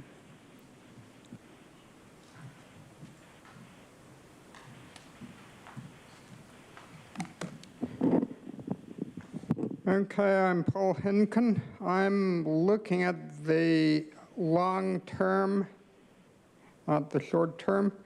This would keep the real estate world happy.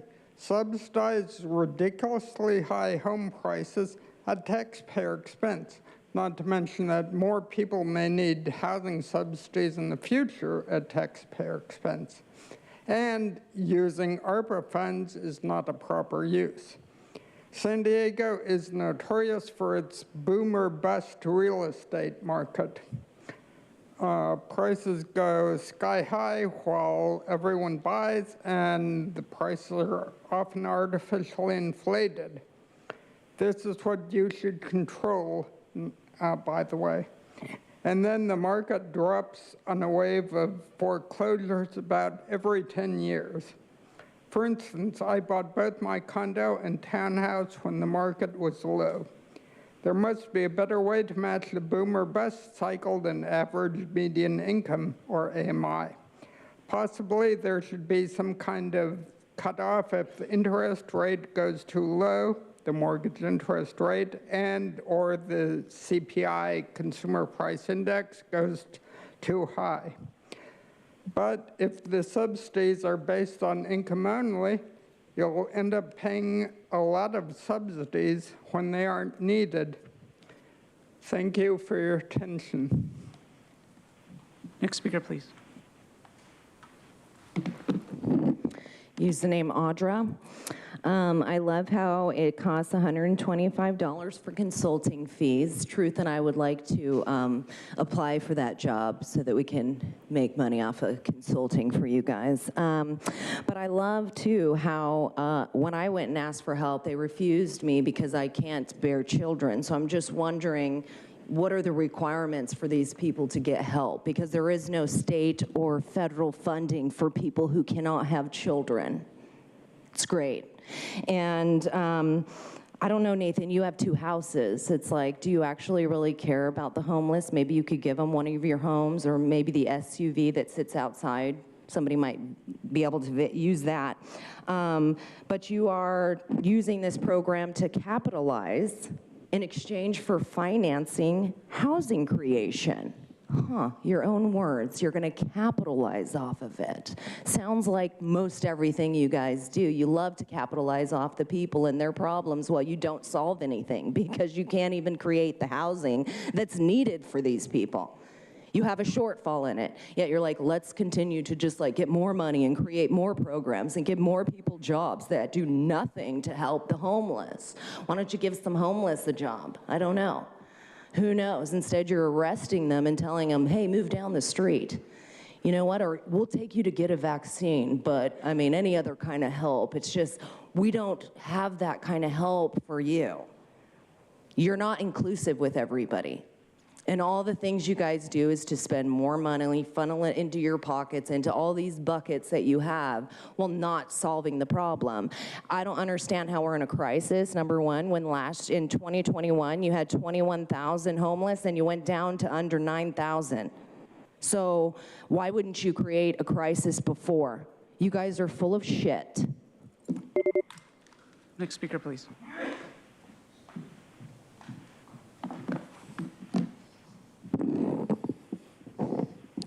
I use the name Michael.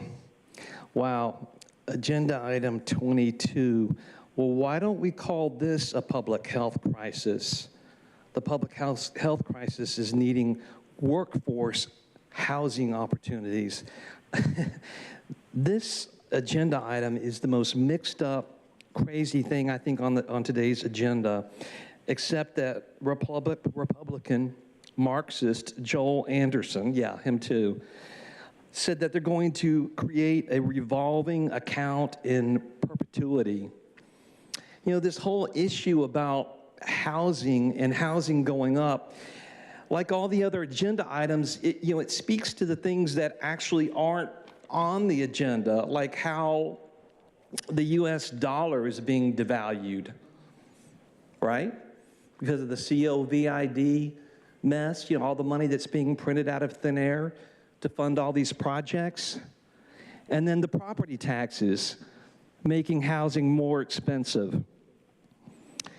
You know, it's crazy, like on the last agenda item, which really relates to this too, Nathan said that he wants people living self-sufficient, fulfilled lives. Again, we're going to go back to the theme related to this involving psychological abuse. Self-sufficient, fulfilled lives. When all of this speaks to everything against that, you're not helping people. You're saying you're helping people in words only, and your actions over and over and over and over and over and over and over again shows that that's not what's happening. We'll now hear from those that requested to speak by phone. When it is your turn to speak, you will be unmuted and you will hear a recording that will tell you to begin your comments after the beep. I'd remind the callers that they should mute their TV or live video stream before they begin speaking. We'll start with our first caller.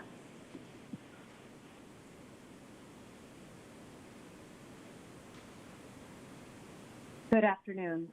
Thank you for taking my statement. My name is Deborah Ruane with the Middle March Fund, and I'm speaking in support of County Supervisors Joel Anderson and Nora Vargas's initiative in creating additional opportunities for San Diego's middle-income earners. Their leadership and willing to bring forward an innovative program is to be applauded. San Diego needs housing for all, including and especially home ownership opportunities. Having the ability to benefit from equity enables families to do so much more than just get by, living month to month, paying San Diego County's exorbitant rental rates, or having to live far from work, which exacerbates social inequity, pollution, having mental health, and financial stability. We're talking about people who make our businesses and counties successful, yet who can't afford to live where they work. This is an important step and is an example of a public-private partnership like no other. To have the county lead in this effort is bold and is to be applauded. Please support this item and the extraordinary amount of time and thought that has been invested in this initiative by the hardworking staff and County Supervisors Anderson and Vargas. Thank you. Thank you. We'll now hear from the next caller.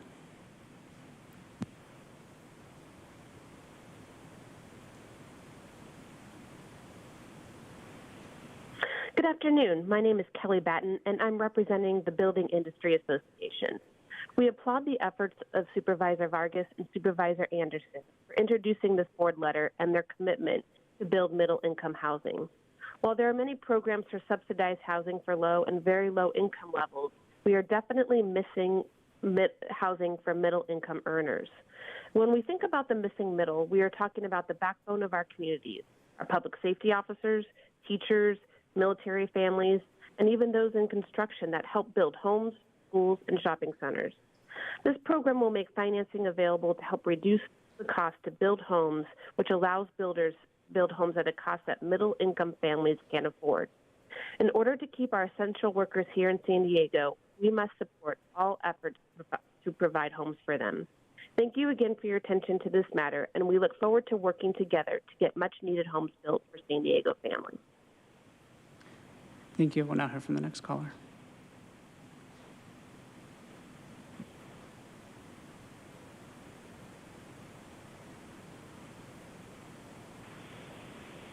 Good afternoon, Chair Fletcher and Board of Supervisors. My name is Angelique Kalanog, representing the San Diego Regional Chamber of Commerce, whose mission is to make the San Diego region the best place to live and work.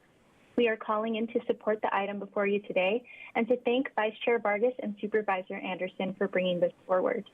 As mentioned in our letter of support, the Chamber has long been supportive of the creation of new affordable and middle-income homes and the need for public-private partnerships to help with this goal.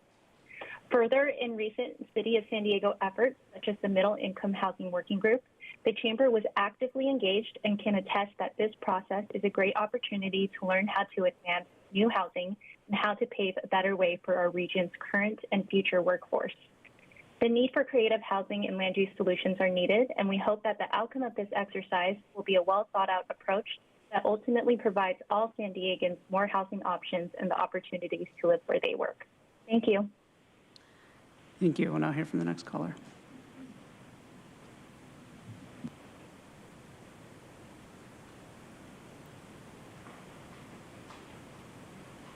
Hello, this is Martha Sullivan.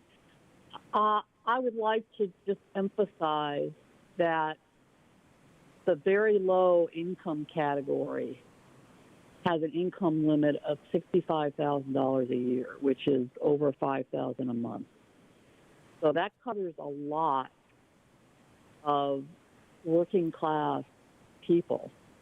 And the housing production for this group was abysmal last year. It was 46 units out of a goal, the county's goal of 1,834.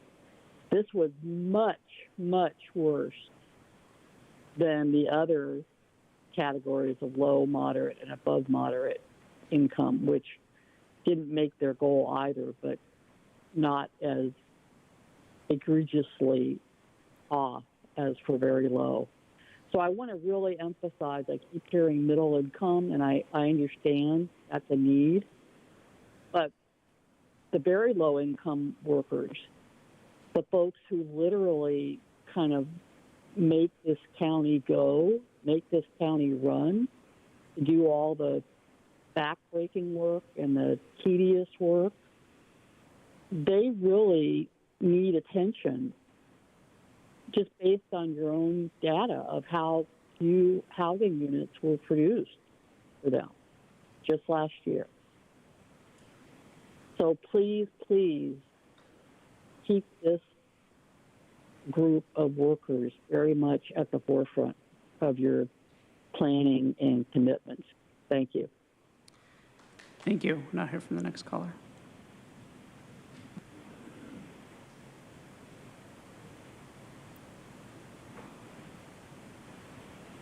Mike Borello. This proposal doesn't consider the bigger picture of why life is failing to thrive in San Diego, for California for that matter. You propose to gift these people using ARPA funds, but what will protect them from the economic assaults ARPA itself is inflicting, namely inflation? Sorry, paychecks just are not keeping up with inflation. ARPA is not sustainable. Hello? Can you hear me? Can you hear me? Yes, please Hello? go ahead. It was beeping. It's beeping. ARPA is not sustainable. ARPA aggravated, if not triggered, inflation. It's robbed millions across America with a hidden, devastating tax that will live well after ARPA funds have vanished. It's laughable you wrote, this workforce housing program will, quote, incentivize the working class to stay in the region. Housing costs indeed frightful, but there's more to consider. There's this website, 75 Reasons Why California Sucks. But the long list boils down to one common denominator, bad economic policies elicited by self-aggrandizing leadership. You can't hold back the water with your finger in the dam once the dam is burst. We need to build a new dam. If there is any ARPA money left, pay the bills off, send it back to D.C. and send a thank you note. No thank you. As a taxpayer and resident of San Diego County, I'm Mike Borello, do not consent having my tax money subsidize a housing finance program that appears to not have been thoroughly and clearly thought out and is doomed to failure. My gut feel, you are just setting these people up for disappointments similar to what happened in 2008. Thank you. We'll now hear from the next caller.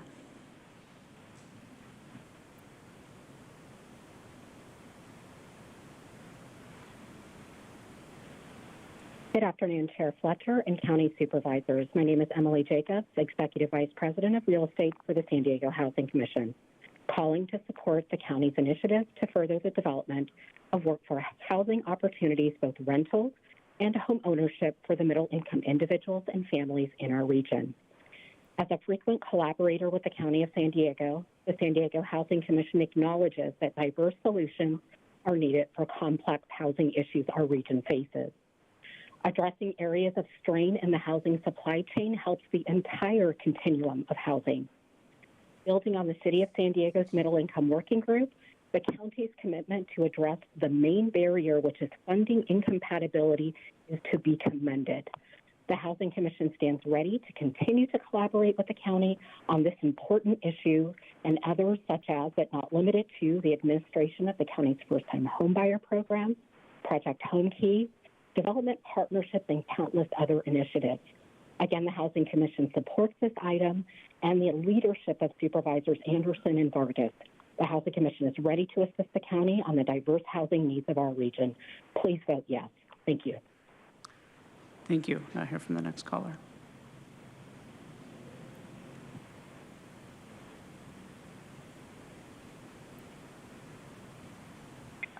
This is truth.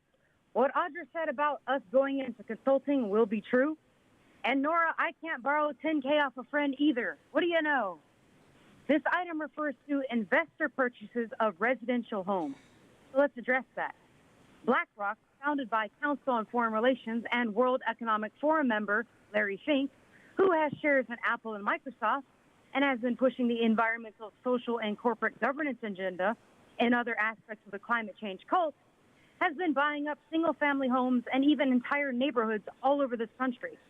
Maybe it has something to do with the United Nations Agenda 21 plan, the Sandag Regional Plan, or San Diego County's Regional Decarbonization Framework Agenda, or even this item with its density bonuses. All are trying to get rid of the option for people to live in a single-family home with a car, and instead have everyone stacked and packed into sustainable slate-gray prison block housing located in high-density mobility hubs far away from rural areas. Then we have lies in this item about low housing stock and high demand. The reality is that there's been a record mass exodus of people leaving California for the last 2 years. And the other obvious lie is when the item says, quote, the median price for a single-family house in San Diego County reached $950,000, surpassing San Francisco as having the most unaffordable housing market in the nation, end quote. Yeah, right.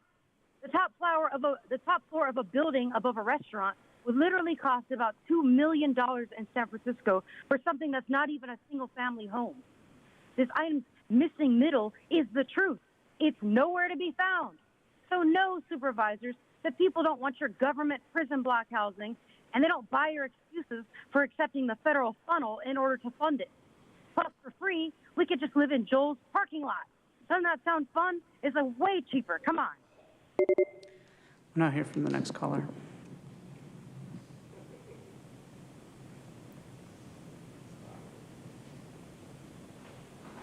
Good afternoon, supervisors. This is Zeke Sandoval with PAT, People Assisting the Homeless.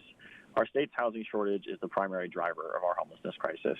We need more housing of all types, especially housing affordable to low-income San Diegans. The workforce housing proposed in this motion relieves market pressure on naturally occurring affordable housing while also giving middle-class households more financial breathing room to avoid ever falling into homelessness. As Supervisor Anderson and Vice Chair Vargas cleanly note, government program cutoffs and housing market economics have created a sharply stratified housing stock, overwhelming the capacity of affordable housing to serve the majority of San Diegans who cannot comfortably afford the region's high rents. For those fortunate enough to earn above the income limits for affordable housing, many are faced with the choice between overextending their budget for luxury housing or outbidding lower income households for cheaper homes. This status quo benefits no one. This motion creatively directs county efforts towards a healthier, more equitable housing market. We support the county seeking the best possible value out of investing public funds, such as low-interest loans and stakeholder coordination. We enthusiastically recommend the county explore land use incentives for missing middle developers, such as by-right permitting, as a regulatory change, speeding up development, and preserving public funds for affordable housing. We look forward to partnering with the county on this effort. Thank you so much. Thank you, and Chair Fletcher. That concludes public comment on this item. Thank you. We'll go to Supervisor Wasson-Reamer. Yeah, first of all, I just really want to thank my colleagues. You know, we keep talking about this because it keeps, this is one of the biggest challenges we face in our region. It's a huge, huge crisis. And the missing middle piece is something that for too long has really been neglected and ignored. We've had a lot of programs that have tried to look at our, lowest income housing, but not really focused as much on the middle. And so I think that's really important. As I read this, I just really was thinking about how we've had all these efforts, and I think we have all these different efforts moving around housing at our county. We have a housing task force meeting coming up. I think we have had multiple board letters on housing. So I would hope that as staff looks to implement the recommendations here, I'd love to see kind of bringing together and kind of bringing into alignment all these different directives that you all have gotten on how we can really focus on the housing piece. I would hope that we don't end up coming back with sort of like a bunch of disjointed recommendations that are in response to all of our different board letters, but are rather instead really taking all of these directives and seeing how we can kind of think about what does it look like to have a strategy to tackle this issue. There's a couple things that really struck me in the board letter I wanted to uplift. One was just the request to think about resources, right? Like we know that a lot of the programs and the ideas listed here are going to, cost money that we don't have, and I'd love to see some ideas around resources and how we could fund some of these programs that I think are likely to come back, and that seems really important. I think another piece that certainly struck me was just ensuring that we have the right voices at the table on that middle-income working group. One thing I have to say, very frankly, I wasn't that pleased with the representation on the middle-income working group at the city. I think it didn't have enough community voices who really care about environmental justice and sustainability issues, and definitely want to make sure that those perspectives are better represented in the work we do at the county than were represented in the work that the city did. So that, I think, is just a thing to note as we kind of try to make sure that all of our efforts are in alignment. And then I think the other thing I just wanted to sort of think about a little bit or just put out there is it would be helpful as you kind of come back to just look back at all of our various board letters around housing and just see how does this speak to the Transformative Housing Solutions board letter that we brought forward. And, maybe we can think about a broader strategy that incorporates all of the work that we've been doing. And I think I would love to just better understand how these different directives fit together so that they're amplifying efforts instead of kind of potentially creating like a fractured approach. I'm very excited about this. I'm very excited to support it, but just want to, convey to staff that by no means is my intention to send you off on like 12 different wild goose chases, but rather to say like, we all care deeply about these issues and this middle income housing crisis, and to hope that you can tackle this in a way that brings all these various threads into alignment, including our work on sustainability, environmental justice, our work on ensuring that folks aren't being hampered by onerous waiting periods to get permits, our work on thinking about where can we find more resources to fund these loan programs, all these different threads. So those are some broad comments, but overall, I think this is just such an important effort, and really thank my colleagues for bringing it forward. Thank you. I wholeheartedly support this. Really commend you both for bringing it. I think this is a vital piece of the housing inventory that we need. One thing we might consider as a board, on November 15th, we have a housing workshop. And at that workshop, it might be a good time for us as a board to get an update on all the different housing-related items that the board has initiated or we've started. And to really have us spend a little time as a board kind of putting all of those pieces together in a kind of holistic framework and approach. We know that we've got issues around RENA, where we're going on RENA in particular, very low. We know we've got issues in VMT efficient areas, and depending upon what we do tomorrow in some of the infill areas, that could be a priority in some parcel by parcel analysis. We know we're doing affordable housing on county-owned land. We know we're looking at transit-oriented spots, incredible opportunities in Buena Creek, perhaps some in Lakeside. Middle-income housing, workforce housing. I think that November 15th would be a good opportunity if staff could bring us all of the, November 16th, I'm sorry, if staff could bring us all of the various kind of board-initiated, staff-initiated housing efforts that are underway, and then we can figure out how we put them together and prioritize, focus, provide some direction, and see how we might integrate all those things into a comprehensive approach. I think would be good, and making this a part of that. So that might give us a good opportunity to be able to do this and look at all those pieces together. Supervisor Desmond. Thank you, Chair. Appreciate it. And just to kind of expand on what you were talking about also. But first, I'm happy to support the item, and I commend Supervisor Anderson, Supervisor Vargas for bringing this forward. And there's been a lot of focus, and rightly so, on affordable housing for the low and very low incomes in San Diego. But unfortunately, this region is no longer affordable for our deputies and our police officers, our teachers, our firefighters, social workers, jail staff, even veterans, which we're going to talk about later today, for them to stay here in San Diego County. Our frontline workers, which we already have a shortage of, and primarily due to the housing and lack of housing and the cost of housing. And as the chair brought up, a lot of emphasis is put on high-density housing, like Buena Creek, near fixed transit and rail track. We need that housing, but we also need to be mindful that we still need the single-family housing as well for the middle and the working class. So I hope we, as we kind of pull all these things together, take this to heart as we approach additional limits tomorrow on potential housing in the VMT item. We can't continue to look for programs for families to afford houses on one day and then increase the cost of housing and limiting the supply on the next. So I think pulling all that together is going to be a good solution, and I'll look forward to that on the 16th of November. Thank you. All right, we've got a motion by Supervisor Anderson, seconded by Vice Chair Vargas. Please vote.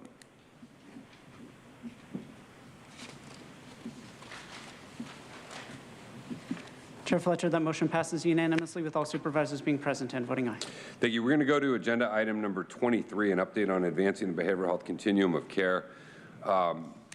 3 years ago when I joined the board, I made issues of behavioral health my highest priority, and I'm incredibly grateful to the previous board and the current board for really continuing our county's efforts to drive forward.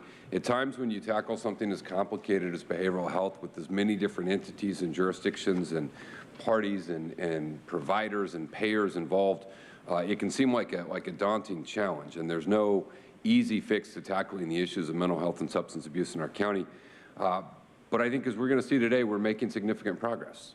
And it will never feel like it's going as fast as we think that it ought to go. And we will always continue to push to go faster and do more.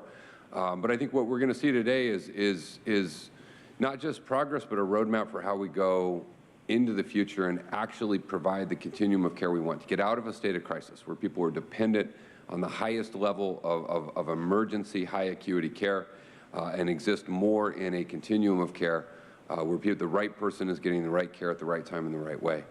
Some of the biggest challenges we have in our region, we know we have a shortage of what we call step-down beds, subacute beds, long-term care beds. I think we'll see some encouraging stats in the last few years, a 40% increase in San Diego County in the availability of these beds, but it is not as much as we need.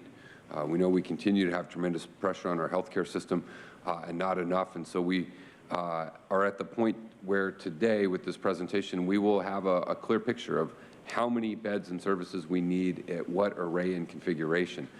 This roadmap can really drive our investment as we move forward and as we look for opportunities for how we really build out this care. And this fits into everything else we've been doing. Our behavioral health workforce report around staffing, our mobile crisis response teams around changing the entry point into care and system, our crisis stabilization units to get people the right place they need to go, the CalAIM process, the 1115B waiver process, the Behavioral Health Impact Fund, all of the investments that we are making across the board are really designed to ensure we get to the right place. And so I really appreciate all the work that has gone into this for Dr. Bergman and Nick and the entire team in behavioral health and health and human services for where we're going. We have to continue to press very impatiently to move faster, to do more, to go, but the pieces are starting to fall in place, and we can see some of the fruits of many, many years of very intentional and hard work. So let me turn it over for the presentation, but just really appreciate everything that's gone into this last few years. Thank you, Chair Fletcher, and good afternoon, members of the board. Indeed, we have come before your board many times to present on the Continuum of Care's vision and the investments and programs necessary to make it a reality. Today, we are excited to share some of our improvements to date and additional steps to do even more. In addition, we are going to share with your board the results of an intense assessment of our current behavioral health system and our roadmap for the establishment of a more seamless and balanced continuum of care optimized to serve the needs of our clients and community. At this time, we'll turn it over to Dr. Bergman, our Director of Behavioral Health Services, and Nadia Pereira, our Assistant Director of Departmental Operations with Behavioral Health Services. Dr. Bergman. Thank you, Nick. Over the past few years, the county's been working on transforming our behavioral health system from a model of care driven by crises to one driven by chronic or continuous care and prevention. In today's presentation, we'll talk about overall and recent progress that we've made on many fronts, some of which will be familiar and some more novel. I want to begin by articulating at a high level the basic contours of our vision for work with children and youth, which we see mostly sitting within a strong foundation of upstream prevention. It's more important now than ever before that we have a focus on youth that accounts for their particular developmental and clinical needs, and that also accounts for the particular opportunities that we have to make the most impact at a population level. According to the U.S. Department of Health and Human Services, 1 in 5 children 17 and under experience a mental or emotional disorder, with 50% of mental illness beginning around age 14. In recent years, there's been steady increase in suicide rates among youth on a national level. Locally, we see indications in screening data that demonstrate our youth are vulnerable to future behavioral health conditions. Middle schoolers aged 12 to 14 in particular have 200% higher rates of psychological distress as compared to adults age 18 and over. If we're to take advantage of underway and upcoming policy reform and massive additional investments, such as the state's $4 billion Children and Youth Behavioral Health Initiative, we need a framework to carry our specific tactical emphases. And our plan is to focus on 3 key domains: family, school, and healthcare. For families, behavioral health services will focus on leveraging new opportunities emerging through the state's Medi-Cal reform efforts to offer things like family therapy and dyadic treatment, consistent with best evidence and in ways that are also culturally responsive. And we'll continue our partnerships with cities and other organizations to provide enriching activities fundamental to healthy development in safe environments, such as Park After Dark, for which we partnered with the City of San Diego and Price Philanthropies. Aside from the home, there's no place where youth spend more time than schools. Our Screening to Care initiative, approved by your board earlier this year and made possible through American Rescue Plan Act funds, reflects the approach we want to build on here. Universal engagement through screening, irrespective of insurance, with response tailored to individual needs that will provide ongoing support. And we also need to support our schools to create environments that are conducive to emotional health generally. In healthcare, our focus will be on integrating behavioral health into primary pediatric settings. For too long, primary care has not been equipped to address the overall health needs of patients. But if we more fully integrate behavioral health into primary care, the impacts will be enormous.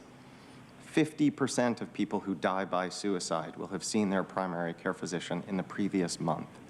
Only 20% will have seen a specialty mental health care provider. We need to leverage the consistency and influence of that touch point for our county's children. And the work that we're doing with Rady Children's Hospital to establish a children's integrated behavioral health hub in Kearny Mesa gives us a great opportunity to accelerate this effort, with planning underway around how best to enhance both specialty and primary pediatric care, building on work Rady has already advanced as a resource for thousands of San Diegan children and as a resource for the broader community of pediatric providers across the county. These strategies will allow us to implement earlier interventions in the lives of young people, which we know is the best way to build protective factors, promote resiliency, and well-being. We look forward to future presentations to this board that will highlight this simple strategic framework as we continue to build out a population-level approach to the behavioral health of young people. And as we move forward in our continuum of care transformation, this framework will be incorporated into, more fully into the established categories of work. In past updates, we've emphasized 3 strategic buckets: crisis and diversionary services, inpatient hubs and care coordination, and residential and long-term care. Our region has been managing immense numbers of people in active behavioral health crises, and until now, our primary focus has been on meeting immediate need. Your board has seen this map before, highlighting the myriad investments we've made throughout the county. We're committed to building up a regionally distributed network that allows individuals to receive care near their support systems. and is aligned with the county's sustainability goals, ensuring just and equitable access to county services while reducing the distances our clients need to travel to receive care. Later on, I'll say more about a specific recommendation that we're making with this action to facilitate better community involvement in our efforts to build a continuum that progresses our enterprise equity goals. Since we last came to your board, we've seen incredible growth within our established 3 strategic emphases. For example, the opening of the North Coastal Community-Based Crisis Stabilization Unit, or CSU in Vista, in October 2021, as well as the North Coastal Live Well Health Center CSU in Oceanside, which opened in April. The addition of these 2 new CSUs now brings the total number of county-funded CSUs to 6. Highlighting the distinction of this work, the community-based Oceanside CSU was selected for a Project of the Year award in the structures category by the American Public Works Association. The site for the East Region community-based CSU with co-located sobering services has been identified in El Cajon, with services estimated to begin in fall of 2024. The Mobile Crisis Response Teams program continues to serve residents countywide, responding to calls referred through 988, the Access and Crisis Line, and law enforcement agencies. Construction for the Tri-City Psychiatric Health Facility is anticipated to begin in fall of 2022 and is expected to be completed in late 2023. The Edgemoor Acute Psychiatric Unit, for which we were recently awarded $12.4 million through Behavioral Health Continuum Infrastructure Program grant funding, is currently in the design phase, with construction set to begin in 2023.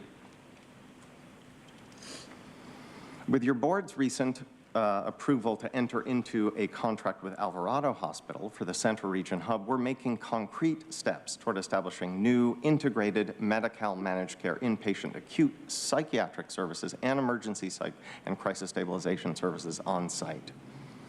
Additionally, the establishment of the Central Region Hub at Alvarado has given us the opportunity to reimagine the 3rd Avenue property, which will include the expansion of community-based care capacity, as well as pursue new subacute services within the San Diego Psych Hospital by shifting its acute inpatient care to Alvarado.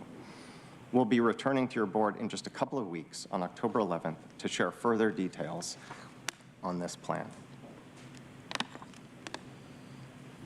As the previous slide reflects, we've primarily focused efforts within the crisis and diversionary services and inpatient hubs and care coordination domains.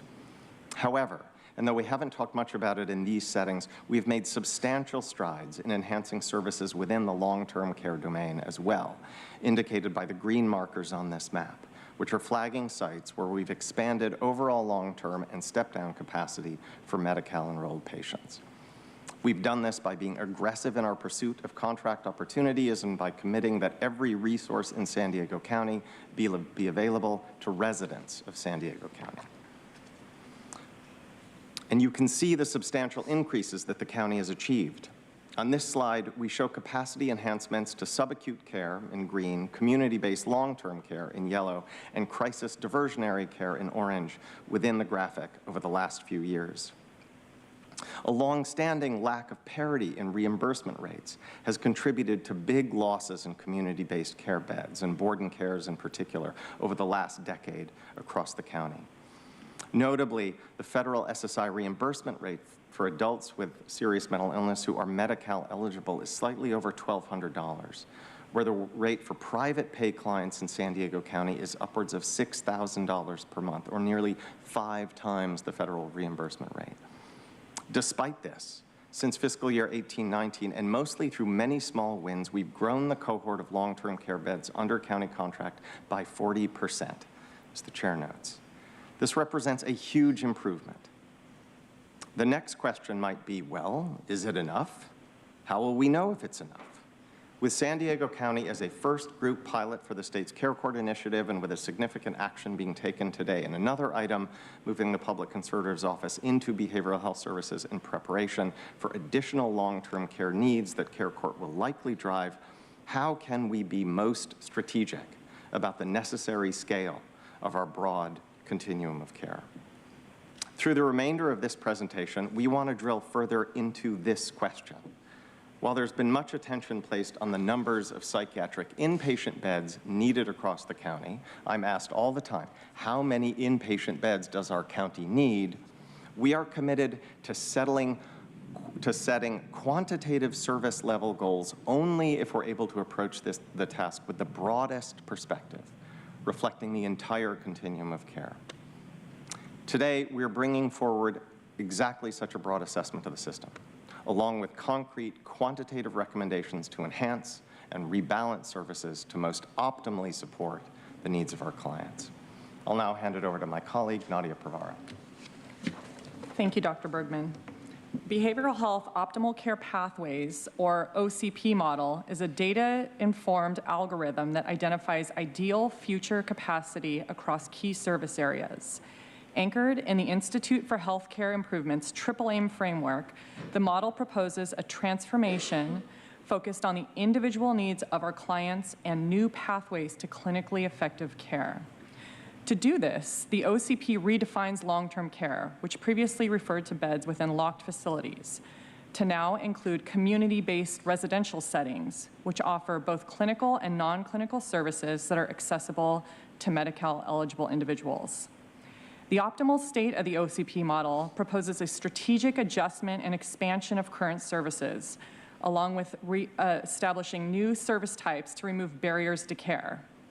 Most importantly, it is built on the premise of connecting individuals to the care that they need, when they need it, in the least restrictive setting to ensure wellness over the long term. We anticipate major system-wide impacts as this model is implemented, including meeting the social, environmental, and physical health needs of our clients, expanding access to care and improving quality.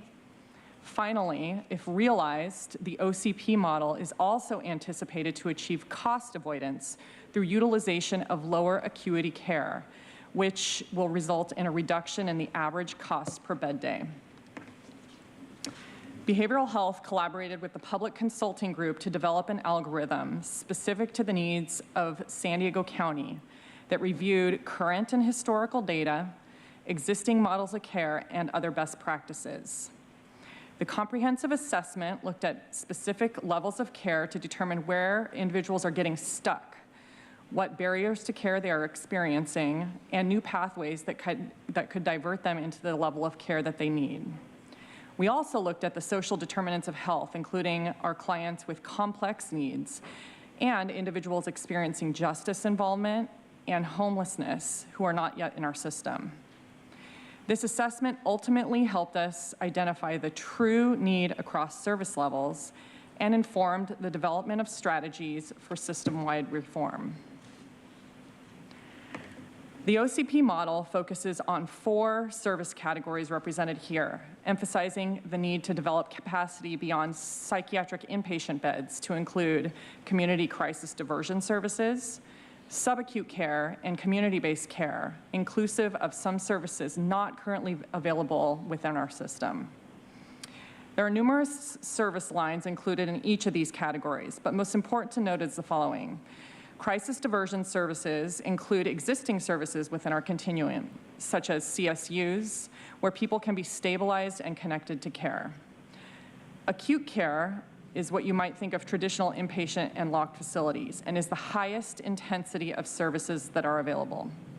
Subacute services are offered in secure settings and allow clients to step down or up to acute inpatient beds as needed. And finally, community-based care allows clients to be supported in activities of daily living while maintaining mental wellness over the long term. People step up and down through these service levels as needed. This model helps us better understand the gaps and bottlenecks that are restricting clients from transitioning across the levels of care. The OCP model significantly focuses on diversion to the least restrictive environment and opportunities to provide client-centered care that more effectively meets the client's medical, social, and environmental needs. The OCP model allows us to see system utilization as it is today, shown here in pastel, and with each bar representing in the thousands the number of days each category of bed is used. And then it allows us to see and compare against the current state the optimal levels of service utilization. As you can see from the darker bars on the slide, the model demonstrates that we need to more than double utilization across these 3 service categories.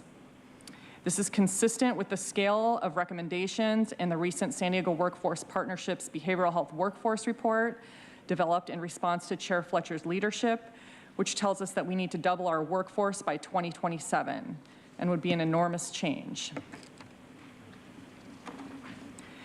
The Optimal Care Pathways model recommends more than a 350% increase within community crisis diversion over current levels, an almost 65% increase within the subacute category, which includes substantial rebalancing of current services, and over a 140% increase in bed utilization across community-based care.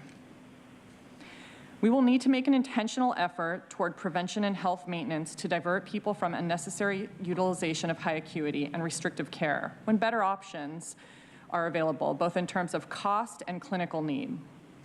We are aiming not just to grow services, not just more, but optimal. So as we expand capacity as shown here, which will help to form the foundation of the pyramid we showed at the beginning, we have an opportunity to reshape and reduce utilization of the most expensive levels of crisis care. We anticipate that over time, full implementation of the Optimal Care Pathways model recommendations will result in a reduction of approximately 40% in acute inpatient service utilization, along with a decrease in administrative days within inpatient care as new clinical pathways are established, and an overall reduction in average cost per bed day by nearly 40% from an estimated $519 per bed day to about $330 per bed day. The shift will also improve the administrative burden within long-term care. More significantly, it will change how our clients interact with the behavioral health care system today, day to day, over their lifetime, by allowing them to receive the care they need in the way that they need it over the long term, while being fully supported in their ongoing recovery and wellness. The transformation will not happen overnight and will require a long-term commitment and coordinated efforts with our clients, facility operators, and community and hospital partners. To further detail the strategies developed to achieve the optimal state, I'd like to turn it back over to Dr. Bergman. Thanks, Nadia. As Nadia notes, there's no overnight fix for what we're proposing. And we are already at work with DGS to formulate a long-range strategic facilities plan for behavioral health that will outline concrete actions along out-year timelines. To achieve our vision, we'll also need to work in partnership with community members and stakeholders, as well as maintain a focus on higher-level policy and advocacy work. This is a long-term plan, and to carry us toward our vision, we've outlined multiple distinct strategies. First, we're working to preserve and optimize current community-based care infrastructure. To do this, we'll need to continue enhancing reimbursement rates for existing board and cares. In the immediate term, we'll be investing community care expansion funding, which we were awarded earlier this fiscal year from the state. We'll also need to commit to increasing incentives for providers to serve more Medi-Cal eligible people specifically. As we've noted, to get where we need to be, we have to radically expand our infrastructure and workforce in both community-based and also subacute care. A huge step forward, and this is made possible by the San Diego Workforce Partnership Behavioral Health Workforce Report and its recommendations for establishing a workforce pipeline and measures to address retention. Ultimately, and maybe the primary vehicle for getting us closer to our goals, will be additional partnerships with mainstream and specialty healthcare providers that marry infrastructure and workforce opportunities. As I mentioned earlier, your board's approval of the Central Region Behavioral Health Hub at Alvarado leverages precisely this strategy, as the shift of acute inpatient care from the psych hospital creates opportunities through additional partnership for establishing new subacute care at the psych hospital facility. The conversion of the psych hospital facility to the most needed types of subacute care could get us all on its own most of the way toward what we need to meet OCP subacute service goals. And the bed day total that Nadia listed for long-term community-based care translates into an infrastructure need of almost 400 actual physical long-term care beds. The partnership with Alvarado and UCSD creates opportunities here as well, as it frees up the county-owned property on 3rd Avenue for construction of a new Central Region community-based care facility, which we're currently planning in collaboration with DGS. We look forward to returning to your board in a couple of weeks with further details on plans at both the San Diego Psych Hospital and the property on 3rd Avenue. In addition to establishing new dedicated capacity in the Central Region, Behavioral Health is also working with DGS to design and develop a new East Region community-based care facility in East County. The service array planned here will also likely include board and care and recuperative care, which enables step down from hospital settings. So while our goals are ambitious, we will be making substantial headway in short order. As we continue to move toward the countywide infrastructure and utilization goals that we've outlined here today, we will need to balance pragmatism, building and establishing capacity where there is opportunity, with attention to equity in care access, regional distribution, and workforce. To help make this happen, we are establishing community councils oriented around communities of identity in the county, including racial and ethnic identity, to create consistent touch points for our behavioral health continuum of care work, and which together will form a community equity alliance. Optimal care requires that there be equity in care. In conclusion, today's actions request that the board receive our update on the continuum of care, find the proposed actions exempt from CEQA review, authorize the DPC director to award a construction manager at risk contract for pre-construction services for the East Region Crisis Stabilization Unit, designate the DGS director as the county officer responsible for administering the construction manager at risk contract, authorize the planning and formation of a behavioral health equity alliance, and in accordance with board policy 87, authorize DPC director to amend father-to-child and positive parenting contracts extending terms up to September 30th, 2023. Thanks, and we can take questions. Thank you.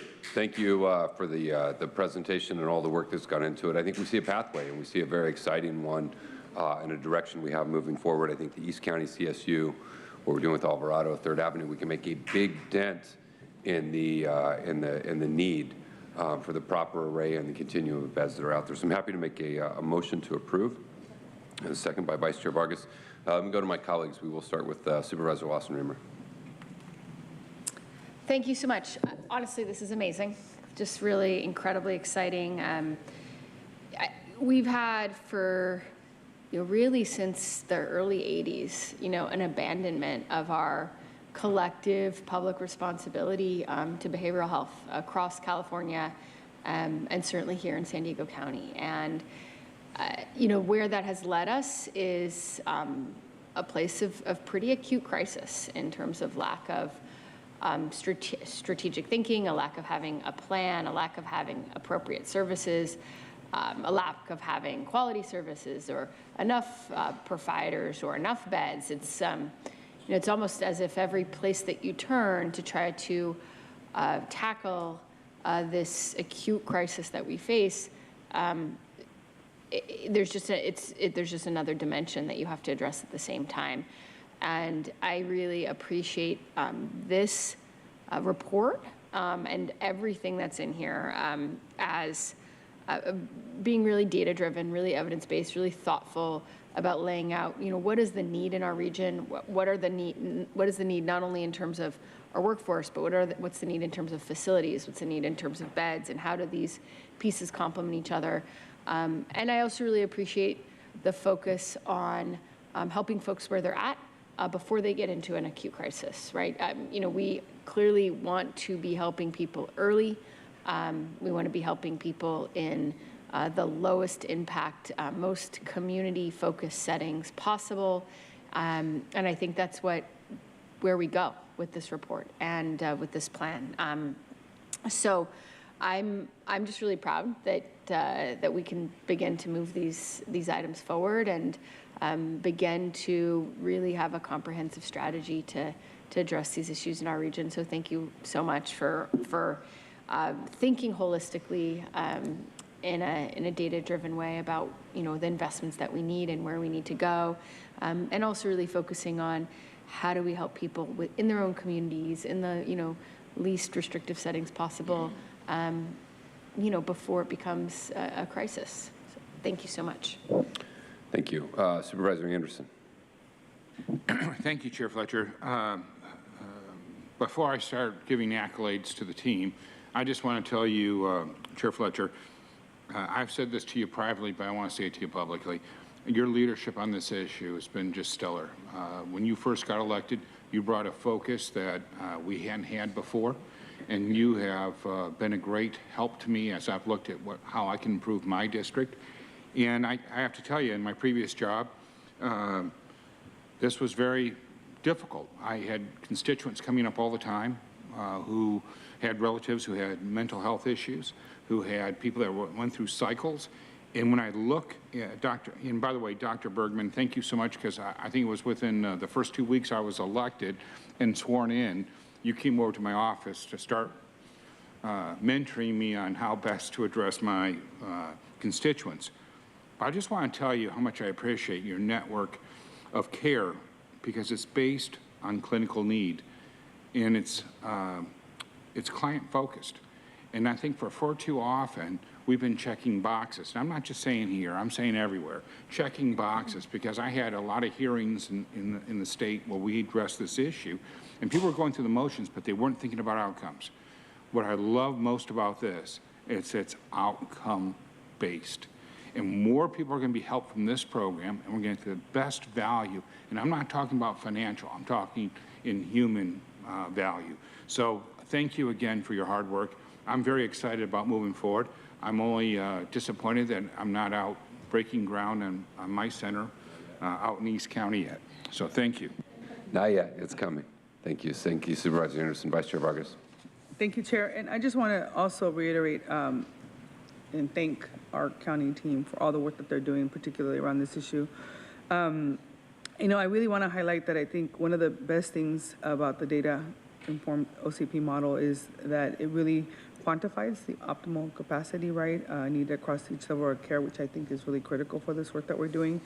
And I want to make sure that we re-emphasize the importance of integrating the Behavioral Health Equity Index as part of this, because I think it gives us an opportunity to really look at the world from a very fair and just matter, so we can create highest priorities for future investment. So just adding to what my colleagues had already said, but thank you again to you and your team for your leadership. And I think the other piece of it that I appreciate is that, you know, there's a lot of strategies that are focused on behavioral health, particularly with adults, and I really appreciate that you're really thinking about children and youth, particularly because of the impact that it might have had, the pandemic had. And so very appreciative of that, looking forward to the great work, and happy to support this recommendation. Thank you. Supervisor Desmond. Thank you, Chair. Thanks for the presentation. Appreciate it. Can you go to slide 15? I'm trying to figure this. The engineer in me wants to figure out this chart.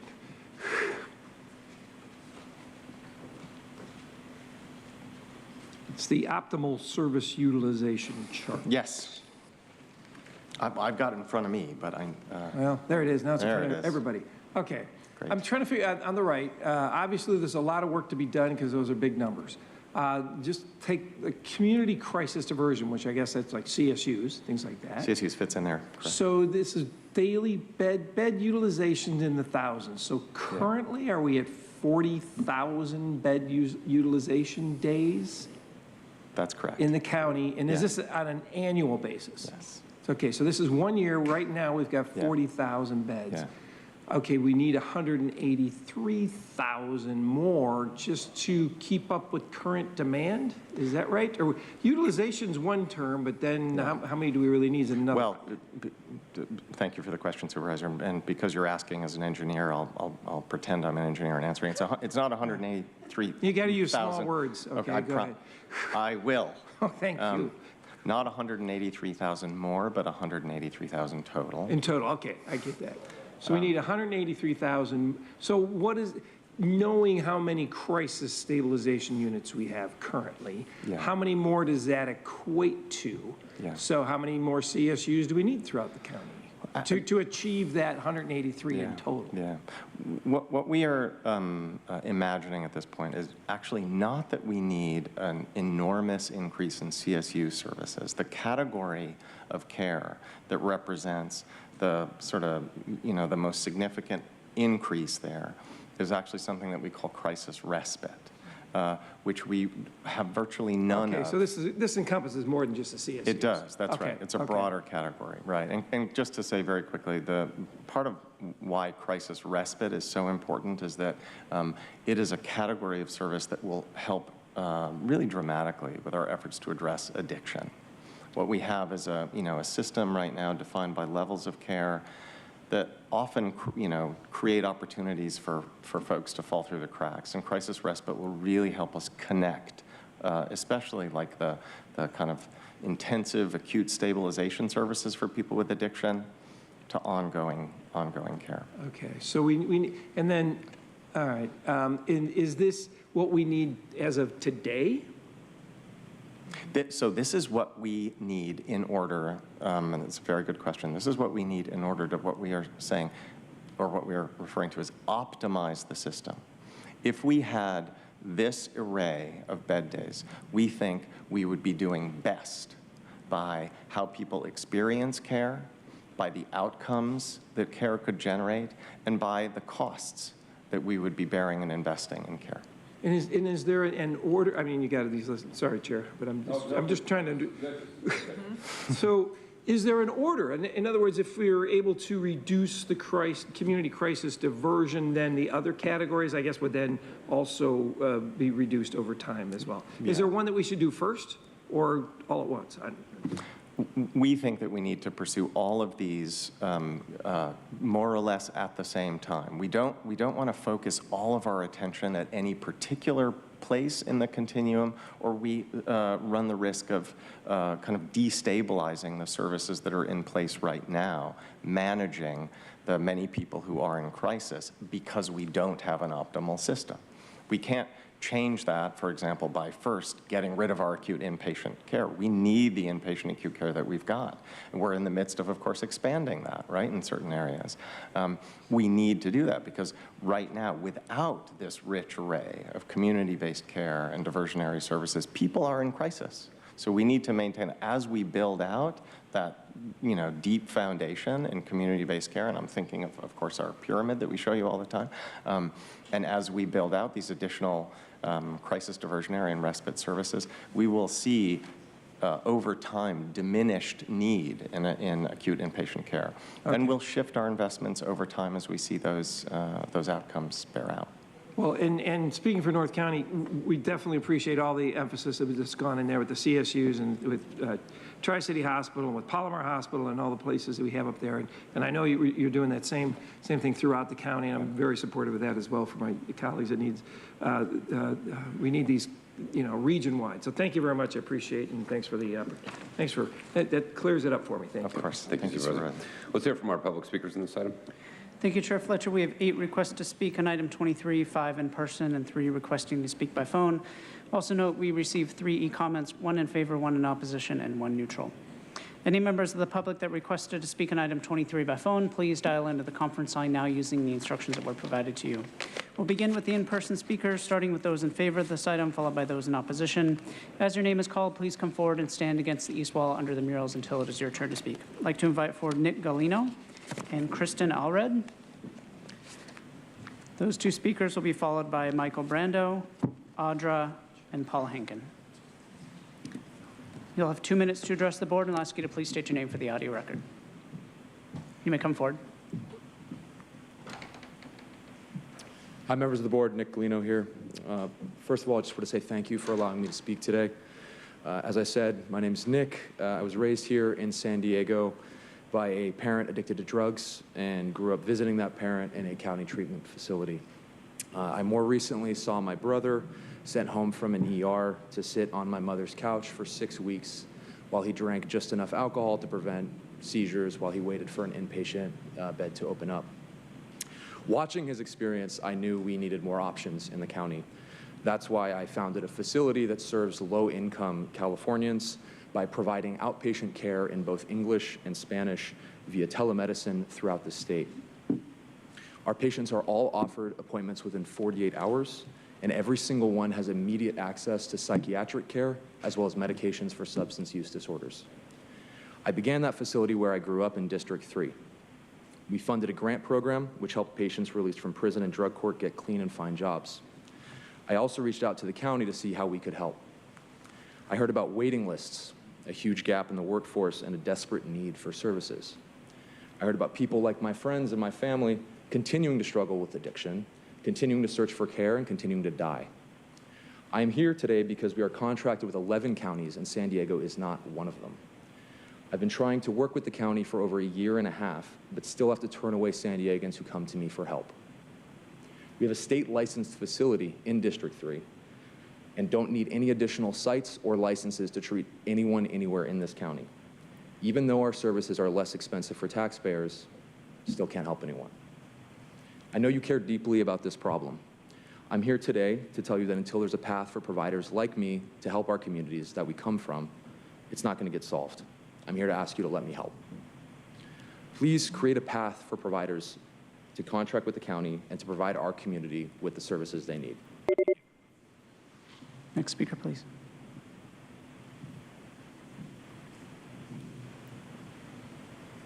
Hello, my name is Kristen Allred, and I'm here to represent the long-term care component of our continuum of care. I ran Alpine Special Treatment Center, a LOC psychiatric facility, for 24 years. Although we have increased the capacity for our long-term care over the last 5 years of 40%, our length of stay has gone from 9 to 18 months. And we currently have about 40% of our clients waiting for step-down services that they would benefit from not living in a secured environment. That also would alleviate some of the issues that we have with clients being sent out of county to state hospitals. Because if we're full, we can't admit from the BHUs and we can't bring clients back from the state hospitals. So I appreciate all of the efforts that are going into this initiative. I think it's really important that the individuals of our county have a right to thrive in the best environment that they can. And it's, even though I support long-term care in a secured environment, I definitely support community-based housing and providing those adults the highest quality of life. So I've worked quite often with Joel Anderson's staff in talking about how we can continue to grow and develop our district and provide additional services, and I look forward to being a part of the continuum of care as it grows. Thank you. Thank you. I'd also like to invite forward Allison.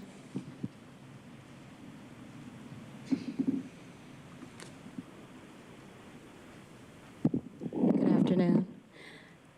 So my son has been struggling with mental illness for quite some time, and he was in a county program somewhat comparable to Full Service Partnership in Los Angeles. In fact, I had him transferred from Los Angeles County DMH to San Diego because it was a lot more chill and calmer here for him.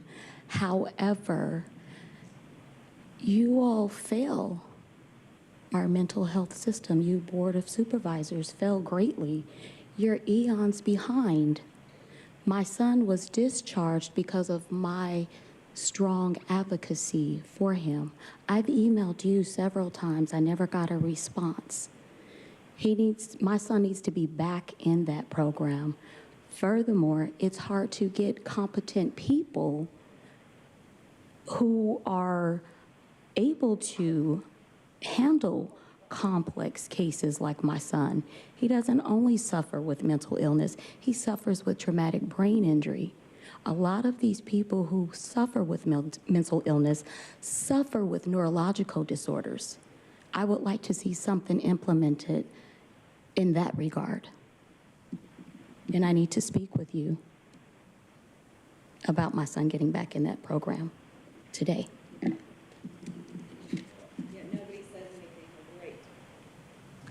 Next speaker, please. Hi, Paul Hinken. The agenda itself says behavioral health services has not modeled or specified the scale at which different service categories are needed in order to make care best for San Diego County residents. I thought that was the whole idea of the thing. I mean, why are we funding a report which cannot identify the basic needs of the county. If the report does not address these fundamentals, it makes no sense to award a contract for the East Region Crisis Stabilization Unit and Sobering Services capital project, whether for Phase 1 pre-construction services or for Phase 2 actual construction. We need coordinated and rational action. No more jumping the gun before everyone is on board. And why are there no services in East County? And by the way, I think I found another reason why you don't like clapping. Jealousy, because no one I've heard claps for you guys. Next speaker, please.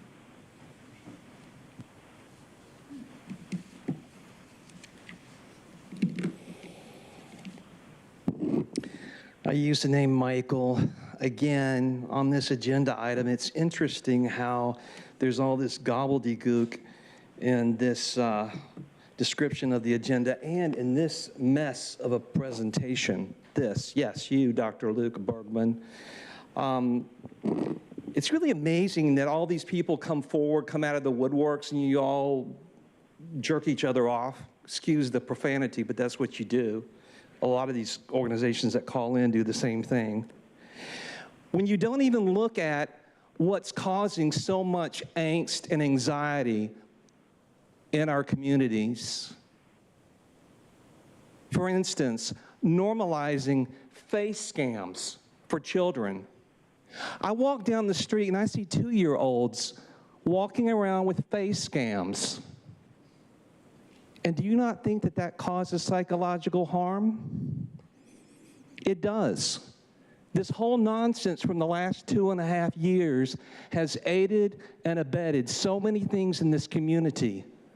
The homelessness, the disturbance that's found in children, adolescents, and then it's aggravated by people like Nathan Fletcher, who on April 6th, 2021, and June 15th, 2021 was basically a commercial for pharmaceuticalization of children. Always promoting this. And we're going to see more and more, yeah, I'm talking to you, Nadia, too. We're going to see more and more effects of this affecting both the brain, the nervous system, and the minds of children. So is that why you're all on this bandwagon for moving all this money around to get this going? People are watching. Next speaker, please.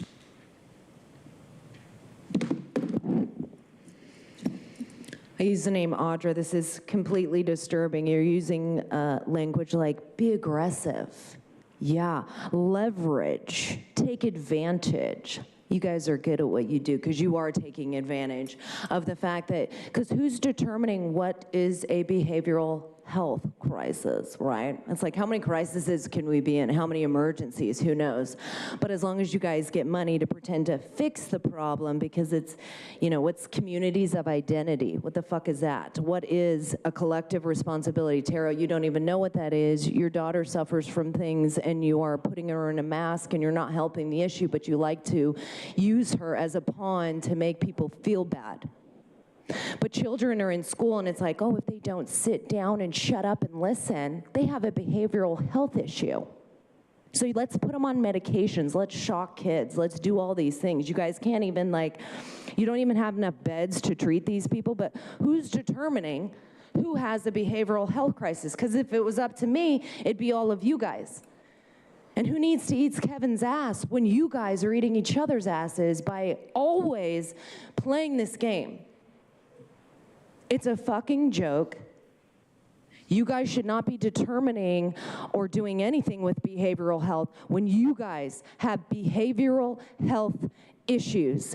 That is a crisis. You guys are a crisis, and we have to deal with that, and it's going to be dealt with. But the fact that you guys want to be like, hey, let's give them more meds. Let's give them this. Let's shock them. Let's put them in a home and let's do this. Let's put them in a jail, whatever it is. Why don't you get down to the root of the problem? Nobody wants to do that. Let's medicate. Let's do this, because then there will be a client. And you know what a client is? It's a customer or patron. The way you guys talk about these patients is ridiculous. Thank you. We'll now hear from those that requested to speak by phone. When it is your turn to speak, you'll be unmuted and you'll hear a recording that will tell you to begin your comments after the beep. I'll remind the callers that they should mute their TV or live video stream before they begin speaking. We'll start with our first caller.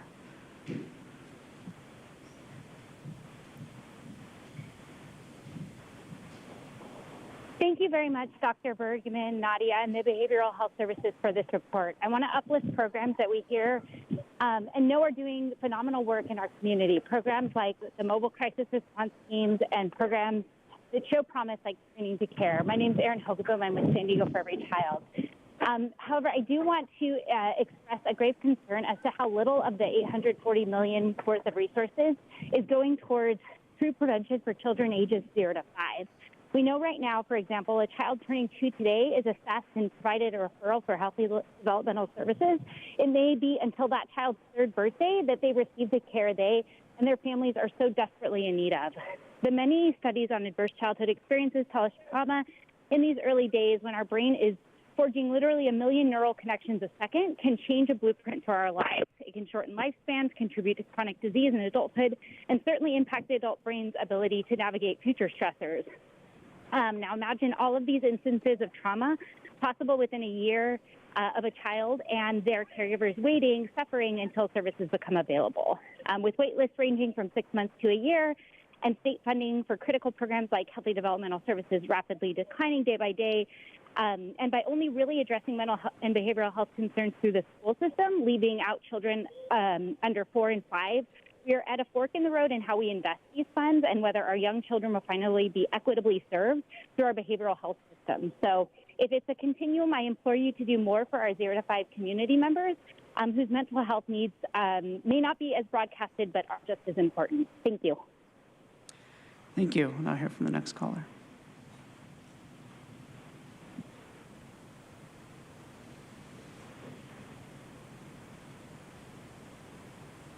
Hello, this is Martha Sullivan again. I appreciated the presentation. I have been anticipating it for the last week. And I think that there needs to be more acknowledgement and discussion of the pretty serious loss of board and care homes that have been experienced over the last few years and seem to be continuing, since it sounds like that's one of the building blocks for this expansion. I'm also, I think what I heard is that 400 additional long-term care beds have been identified as needed, and that is a pretty big reach. I mean, based on, again, the trend for the last few years has been the loss of these beds. So this is a pretty major reversal. I really think that a realistic assessment of these 2 items particularly needs to be conducted in public in your discussions. And not just set these goals that have some pretty serious challenges, as far as I can tell. Thank you. Thank you. We'll now hear from the next caller.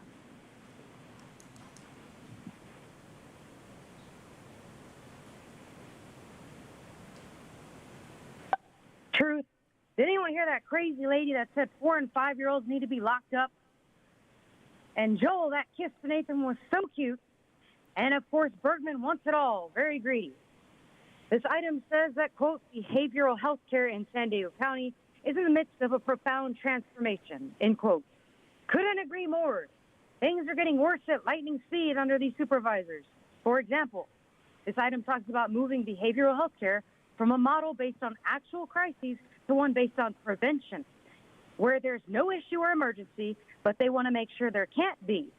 Just like what's called personalized preventative health care. It's not about getting people healthy. It's about monitoring a person's health continually to know everything about them. Biometric monitoring, just as the World Economic Forum's Yuval Harari wants. Surveillance of everything, even under your skin. I recommend everyone look up the health scanner company called Go Forward, supported by a former Yahoo CEO, former Google CEO Eric Schmidt, and more.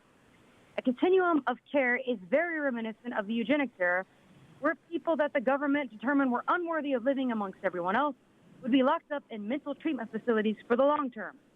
Community-based care services also sounds just as fun as community policing. Who needs real health professionals or police officers when you could just beg your neighbor who hates your lawn to help you? I can see the systemic barriers to wellness right here in the county with these supervisors' transformative communitarian vision of the destruction of our individual health by the replacement with continuous community public health that seems to only result in more fraudulent emergencies that Jim, nobody believes, and they just tune you out. Chair Fletcher, that concludes public comment on this item. Thank you. We have a motion by myself, seconded by Vice Chair Vargas. Please vote.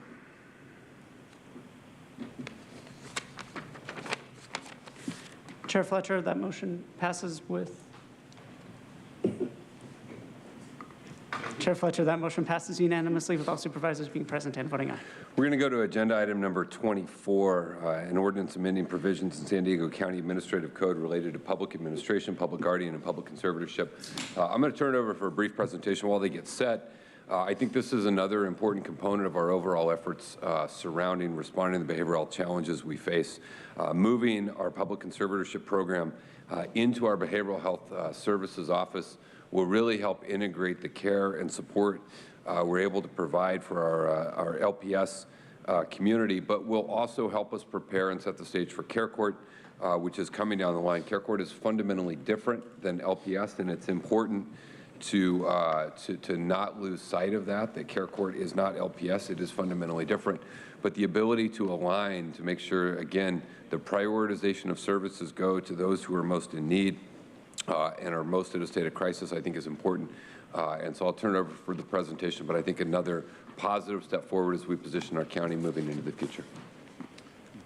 Chair Fletcher, members of the board, as we just discussed with the previous item, the continuum of care, behavioral health, it is in the midst of a profound transformation, and this proposed action really helps us better prepare our agency, our entire county region for a major state reform, as you just discussed.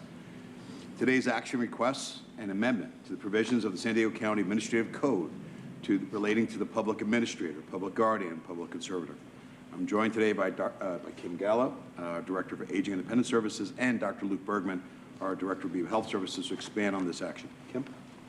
Thank you, Nick. The offices of the Public Administrator, Public Guardian, and Public Conservator is currently a single consolidated department receiving administrative and operational support from Aging and Independent Services. The Public Administrator, Public Guardian, and Public Conservator acts as the legal guardian or conservator of older and dependent adults who are no longer able to act in their own best interest, resist undue influence, or are gravely disabled because of a psychiatric or cognitive disorder. Specifically, the public administrator protects the estates of individuals who die without a will or an appropriate person to function as an administrator. The public guardian ensures individuals who lack the capacity to make decisions for themselves or handle their assets receive appropriate care and supervision. And the public conservator ensures individuals who are gravely disabled receive appropriate food, clothing, shelter, and mental health treatment. Currently, the San Diego County Administrative Code aligns and consolidates the offices of the Public Administrator, Public Guardian, and Public Conservator into one single entity. Today's action will allow us to distinguish these offices to ultimately enhance operational efficiencies and services. The Office of the Public Administrator and Public Guardian will shift from operating as a standalone department to one fully integrated into Aging and Independent Services. Embedding these operations into Aging and Independent Services will enhance partnerships that already exist among our aging programs and will maximize our agency's ability to support the growing needs of our aging population in San Diego County. The Office of the Public Conservator has a long-standing partnership with Behavioral Health Services as they have worked together to support the needs of individuals with behavioral health conditions who have been placed on temporary and permanent conservatorship. Today's actions will allow us to integrate the Office of the Public Conservator within Behavioral Health Services. To expand on this, I will pass it to Dr. Luke Bergman. Luke. Thank you, Kim. As Kim mentioned, the Public Conservator and Behavioral Health Services have long partnered to support the needs of people with behavioral health conditions who've been placed on temporary and permanent conservatorship. The proposed ordinance represents a measured strategy to optimize coordination of services to ensure conservatees have access to all necessary treatment, resources, and community support to facilitate recovery. Situating the Office of the Public Conservator within Behavioral Health Services will allow for increased alignment with the many other services that behavioral health operates and/or oversees that involve at least some population overlap with public conservatorship, and often very similar or the same service arrays, and ultimately will enable more seamless delivery of services and more efficient use of county resources. The importance of this alignment and coordination of the many case management or care coordination services that sit within the behavioral health continuum is particularly critical in light of the recent passage of SB 1338, mandating the establishment of Community Assistance, Recovery, and Empowerment, or CARE Court. CARE Court will be a new civil court devoted to overseeing, with judicial mandate, the development of care plans and ongoing engagement in care of people meeting certain eligibility criteria that include a diagnosis of schizophrenia or other psychotic spectrum disorders, in addition to other considerations of likely future well-being. Patients with established CARE Court cases who do not succeed in treatment may likely have their cases elevated to public conservatorship.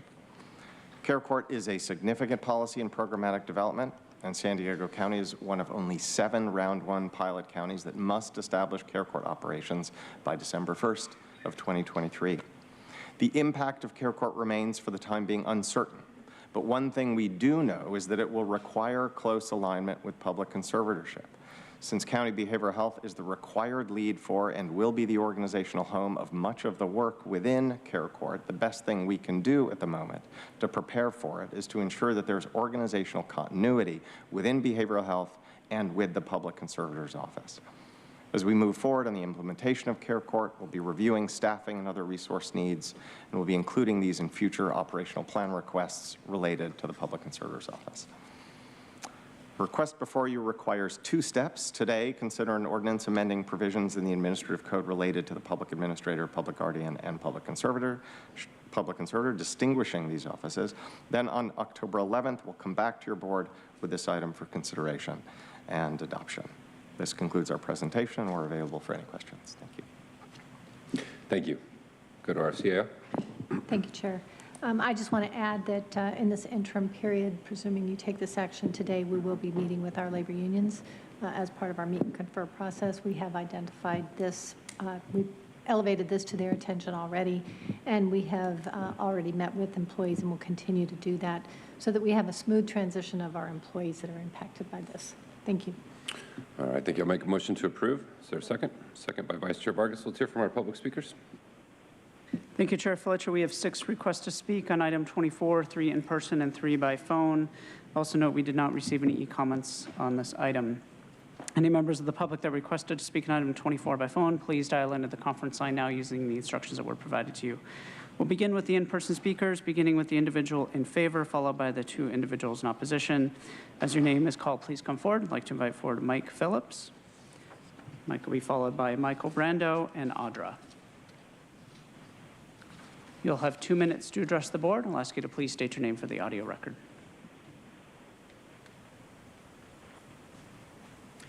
Good afternoon, Board of Supervisors. My name is Mike Phillips. I am with Jewish Family Service of San Diego.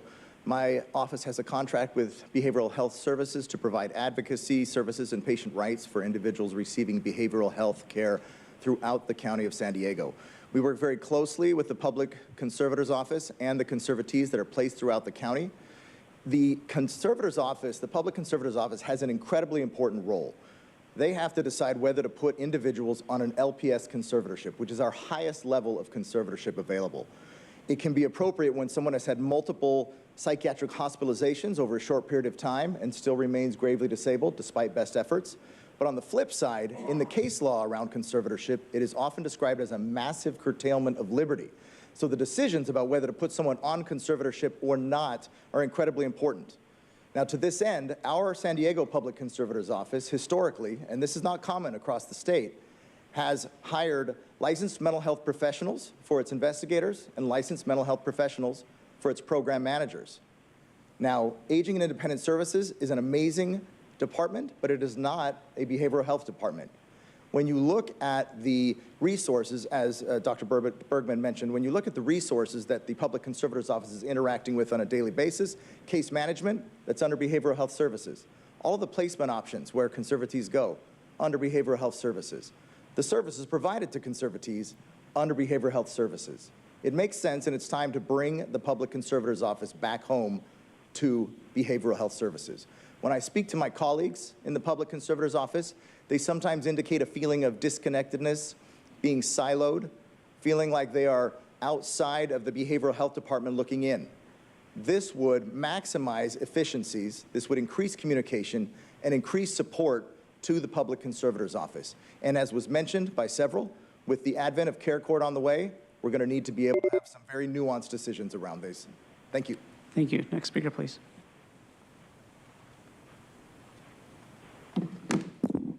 Username Audra, no offense to him, but I love how you let him go without turning off his mic, so sweet. But it's very terrifying to have you guys talk about conservatorship or public guardian. I don't like that term, but I like how you guys sent somebody out to talk to the woman who came and said that she hasn't been getting help. I hope that's not because she's talking to us and you guys are concerned. Oh my gosh, we better send somebody out there to talk to her before they get to her. Anyway, I hope you help her. Because what's happening is it's like either you guys are determining like, well, you don't need the help, these people do. I know when I was paralyzed for 8 years and I tried to get help from the government, it took 3 years. It was so great. They just keep denying you and denying you and denying you until finally they go, maybe we shouldn't deny them anymore. Just interesting, because I know how the system works. You may not believe it, but I was in a wheelchair for 8 years. And I got another chance from God to walk. So thanks to him.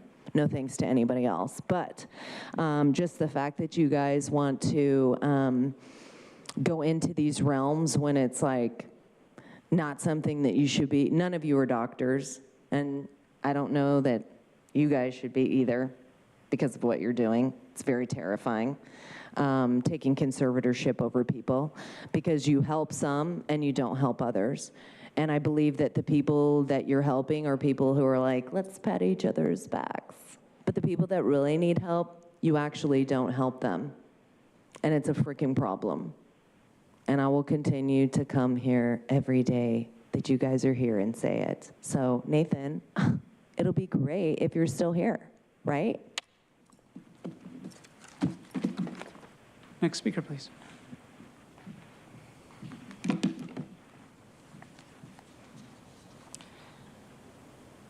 I use the name Michael. Go into these realms. I like what Audra said about go into these realms. These are areas where none of you have any business whatsoever. In your mind you do, but you really don't. Also like what Mike Borello said in light of all of this about all the self-aggrandizing that's going on. Also like the Spanish-speaking lady who called in and said, leave me alone. Leave me alone. But that's not what you're interested in doing. This item says that in support of these efforts, BHS utilizes a population health approach. Population health. What does that mean exactly? Population health. I mean, I know I have my health. Luke, you have your health. Little Desmond over there has his health. Are we all part of population health? I don't think so. But these are the kind of the linguistics, machinations that Nick Mascione and his HHS department in Wilma Wooten spin all the time to make it seem like things are one way when they're actually another. You know, it's going to be interesting because as all these things unfold, and again, I'm going to mention the injections, as more people show up, especially children and babies, having mental disorders and emotional disorders from the injections, yeah, there's going to be a lot more mental health issues. And all of you who are not actually standing up and naming this and being in a state of denial are culpable. All of you. We'll now hear from the individuals that requested to speak by phone. When it is your turn to speak, you'll be unmuted and you'll hear a recording that will tell you to begin your comments after the beep. I'd remind the callers they should mute their TV or live video stream before they begin speaking. We'll start with our first caller.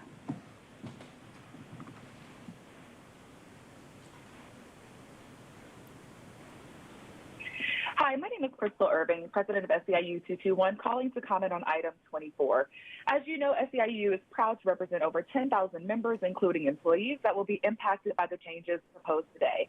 SEIU members believe that the aim of this item is a positive one. The ordinance states a goal of optimizing collaborative and centralized coordination of services to ensure those in need have access to all necessary treatment, resources, and community support to facilitate recovery.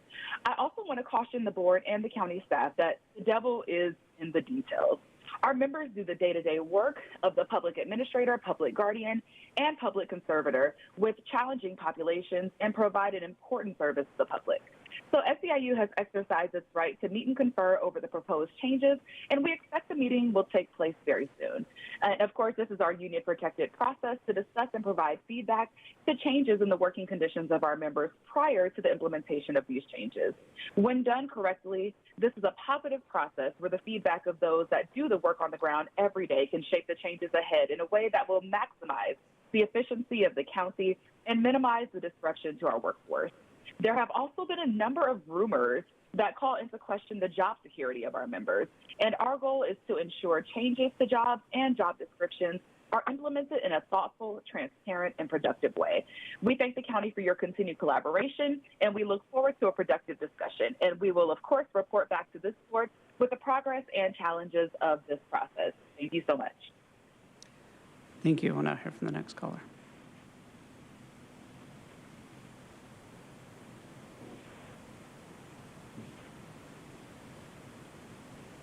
This is truth. Devil's in this, all right, Crystal. Reading this item, it sounds like the realigning of the office of the public administrator, guardian, and conservator away from the County of San Diego Health and Human Services Agency, Aging and Independent Services, and instead moving it into HHSA Behavioral Health Services doesn't sound like it's for more seamless delivery of services. It sounds like it's to get more conservatives who are gravely disabled or unable to care for their own basic needs, trapped into the drug-filled, transformative world of behavioral health. For the record, drug-filled is a layman's reference to what occurs in many treatment facilities. This is all very reminiscent of, once again, the eugenics era, where so many innocent people in this country were locked up into mental institutions, put on experimental treatment programs, and denied their basic rights, especially those who are gravely disabled and seen as expendable. I'm glad the item admits that the Care Court is a great example of, quote, this movement of a series of court-related mental health actions implemented, end quote. It seems we're entering a dangerous point where certain individuals are trying to take us back to the eugenics era, where anyone can be labeled crazy or seriously mentally ill and then be locked up in behavioral health mental institutions, put on drug treatment programs, and told how and where to live, all against their will. Using the public conservator's office that's supposed to help care for conservatees who are gravely disabled is just low and sick. You supervisors, as well as you, Helen, for your recommendations, should be ashamed of this. So the longer I think that we drag this emergency out, the next time that we have an actual emergency, people are just going to tune us out. And Chair Fletcher, that concludes public comment on this item. We have a motion by myself, second by Vice Chair Vargas. Please vote. Chair Fletcher, that motion passes unanimously with all supervisors being present and voting aye. We are going to go to agenda item number 25. This is approve a pilot shallow rent subsidy program, authorize addressing homelessness among older adults and authorizing application for future funding opportunities. I believe we have a presentation on this item. I'll turn it over to staff for their presentation. Good afternoon, Chair Fletcher, members of the board. Your board continues to fully support efforts under the county's framework for ending homelessness, and particularly the strategic domain related to diversion and mitigation. On February 8th of this year, your board directed staff to develop a pilot shallow rental subsidy program to improve the lives of older adults who are experiencing housing insecurity and to develop an evaluation framework to determine the program's effectiveness. Those efforts support the framework for our future, which prioritizes communities and populations in San Diego County that have been historically left behind. Here today to provide an update on the development of this program is Barbara Jimenez, our Community Operations Officer for the Department of Homeless Solutions and Equitable Communities. Barbara? Thank you, Nick. The Department of Homeless Solutions and Equitable Communities, Aging and Independent Services, and Housing and Community Development Services have worked together to develop proposed elements of the pilot shallow rental subsidy program design. Eligibility criteria includes the head of household being 55 years or older, household income may not exceed 50% of the area median income, and the household must be severely rent burdened, which is defined as paying more than 50% of household income towards housing cost and at risk of losing housing.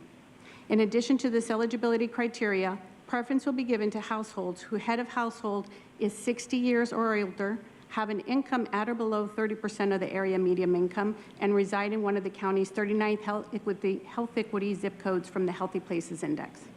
The pilot program will provide a monthly rental subsidy of $500 paid directly to the landlord for up to 18 months.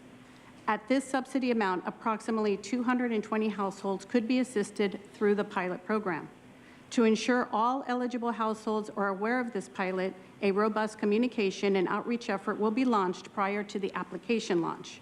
Outreach will utilize existing communication networks, social media, community partners, promotores, community health workers, and in addition to messaging that is accessible in multiple languages.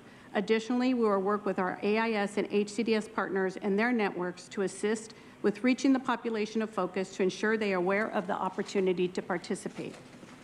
The development of this program was a collaborative effort, leveraging expertise from the Health and Human Services Agency, Department of Aging and Independent Services, Housing and Community Development Services, and will be administered by the Department of Homeless Solutions and Equitable Communities. Payments to the landlords of the shallow rent subsidy will be administered by a current contractor within Homeless Solutions and Equitable Communities. Like case management will be provided by Department of Homeless Solutions and Equitable Communities direct services staff. And existing programs from Aging and Independent Services and Housing and Community Development Services will be leveraged as part of case management and connections to appropriate resources.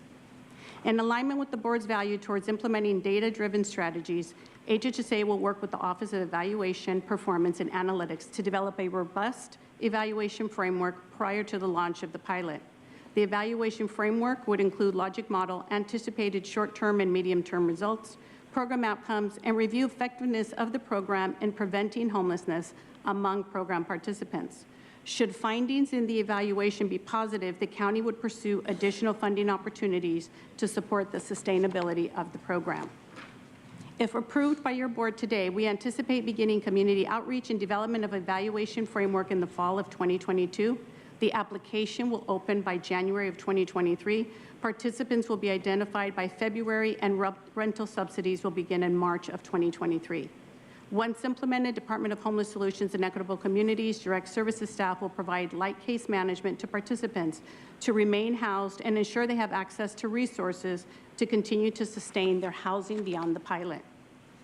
Today's action requests that the board approve the pilot shallow rental subsidy program implementation and evaluation plan, authorize application for future funding opportunities related to addressing homelessness throughout the region in the current and future fiscal years. This concludes our presentation. We're available to answer any questions. Thank you. Thank you. Let's go to our public speakers on this item, and then we'll come back to the board. Thank you, Chair Fletcher. We have 12 requests to speak on item 25. 8 in person and 4 requesting to speak by phone. I also note for the record that we received 102 e-comments, 100 in favor and 1 in opposition. Any members of the public that requested to speak on item 25 by phone, please dial into the conference line now using the instructions that were provided to you. We'll begin with the in-person speakers, starting with those in favor of this item. As your name is called, please come forward and stand against the east wall under the murals until it is your turn to speak. I'd like to invite forward Michael McHale, Jordan Bean, Melinda Forsty, Paul Downey, Fred Davis, and Paul Hankin. You'll have 2 minutes to address the board, and I'll ask you to please state your name for the audio record. Good afternoon, Board of Supervisors. My name is Michael McHale. I'm the CEO of St. Paul Senior Services. We've been serving the community of seniors for over 62 years. Today, I urge your approval of the pilot shallow rent subsidy program.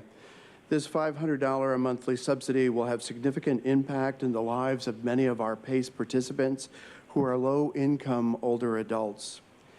I have extensive knowledge of the challenges that they face pertaining to housing affordability and making difficult choices between paying rent, buying groceries, or other basic needs. This rental subsidy would suffice in keeping seniors in their home and prevent many of them becoming homeless. I strongly support the eligibility requirements of this program. And I can tell you that most of our PACE participants will be benefited from this remarkable 18-month subsidy. While we wait for more affordable housing units in the county, St. Paul Senior Services supports this initiative. This is a smart and effective solution to keeping our adults housed and improve the quality of their life. I'd like to thank you for your consideration and your attention to the needs of our county's low-income older adults and the actions that you're thinking to support the county's strategic plan, initiatives, and sustainability. Thank you. Next speaker, please.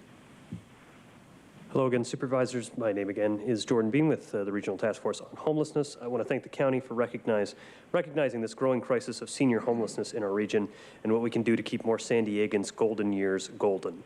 25% of those experiencing homelessness are over 55. Too many have ended up on the streets after losing a spouse or a job, suffering a health crisis, or simply unable to afford their ever-escalating rent. More than half of those seniors are experiencing it for the first time. During our last point in time count, the oldest person we found experiencing homelessness was 87 years old. We must be better than this. While we need to do more to help those already experiencing homelessness, we also must keep those who may end up on the streets with a roof over their heads right now. This shallow subsidy program recognizes an incredible need. With the difference between a home and homelessness is as simple as a few $100s, we should do everything we can to ensure we're covering that gap. RTFH has been honored to have been involved in this process from the beginning, and we look forward to continuing to provide our expertise and insight into how we can make this program as impactful as possible. The easiest way to solve homelessness is to make sure that someone never experiences it in the first place. That's why this program is so important, and that's why we're all dedicated to its success. We at RTFH hope that all of you will support this vital pilot program. Thank you.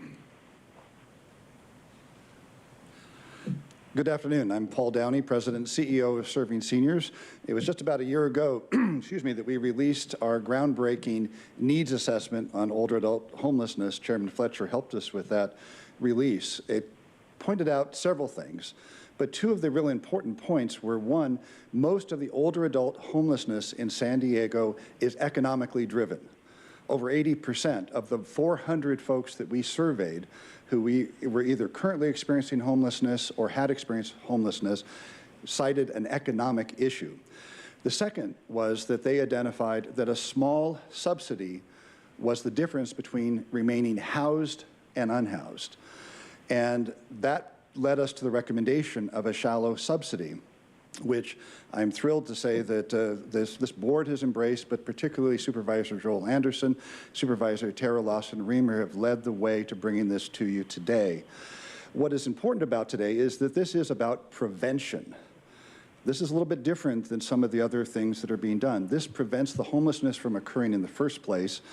It is good from a human perspective, but it is also good from an economic perspective because a modest investment will keep folks from becoming homeless in the first place, which is desirable all the way around.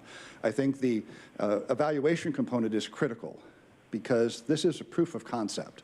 And if we can prove this works, we prove that it is economically feasible, we will be able to get additional funding so that this can become an ongoing process to ensure that our older adults are not sleeping on the street. So would strongly encourage you to support this.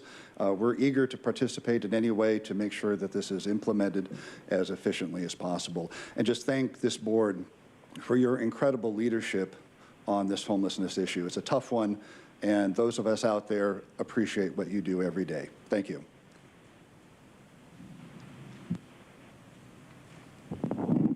Hi, good afternoon. My name is Melinda Forsty, and I'm the COO of Serving Seniors.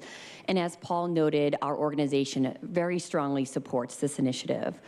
We also want to acknowledge, in particular, Supervisor Joel Anderson and Supervisor Tara Lawson-Remer for really championing this initiative. And what I really wanted to share with you today were just a few short stories from some of our clients that were able to receive rental subsidies during the pandemic through other funding sources. So there's Martin, age 68. He was diagnosed with brain cancer and undergoing radiation treatment. He was concerned he was going to have to choose between housing or choose life-saving treatments, and that he would not be able to afford both. By receiving this rental subsidy, he was in fact then able to stay housed, meet his rent, and receive those life-saving treatments. Next, there's Mario, age 63. His wife passed away in April of 2021, and they really depended on both of their incomes to pay rent. Again, he was really concerned he was going to have to move into a shelter as he was no longer able to meet those needs. But again, with just a few $100s in assistance, he's still able to stay housed. He's now looking for additional work and is more independent and healthy than ever. And again, just want to say thank you to Supervisor Anderson and Lawson-Remer, but again, to the entire board for your leadership on this initiative. Thank you. As the next speaker is coming forward, I'd like to invite the speakers in opposition of this item, Michael Brando and Audra, and a final call for Fred Davis. Hi, Paul Hinken. I think this is a great idea. Look at, it should have been done years ago. Look at all the people who've had to take in their parents or family.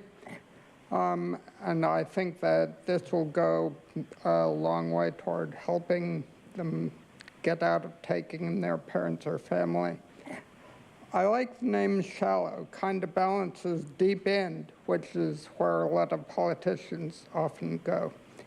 I really don't care about the actual percentages in the equity statement. If you are an at-risk individual, which anyone over 55 is, and a lot of younger folks too, by the way, given the junk in the air, food, water, and medicines, that has a cumulative negative health impact. No matter how healthy the medicos can rig you up to seem, you should have a roof over your head. Just look at our young athletes dropping like flies of myocarditis or multiple inflammatory syndrome, MIS, the disease people get from COVID shots. If you aren't at risk, it's coming. So you can bet your bottom dollar that a lot of these at-risk people will also need help getting into housing now or in the future. By the way, when you had that person removed in the 7th row, I don't know his name, but the second warning was to the 6th row. So no wonder he looked surprised, and I hope you issue an apology to that poor person. Thank you.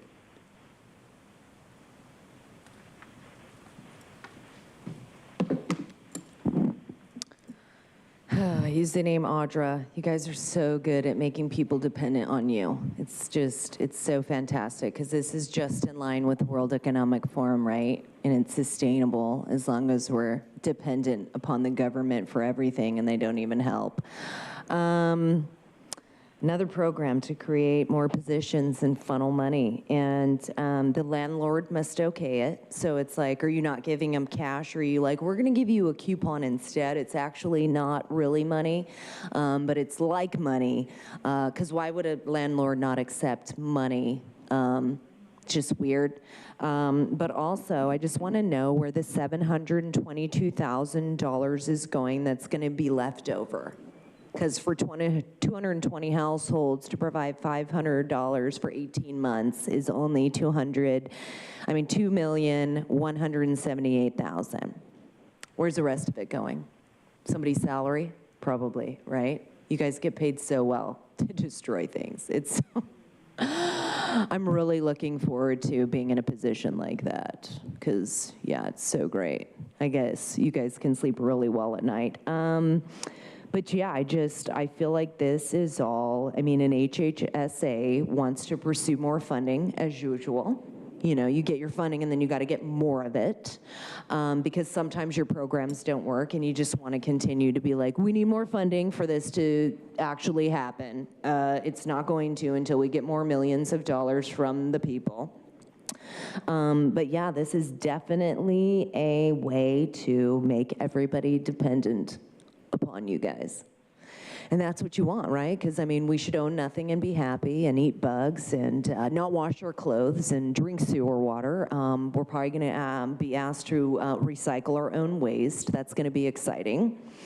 I'm going to start doing that, and I'll bring it in for you guys. Sounds good. Next speaker, please.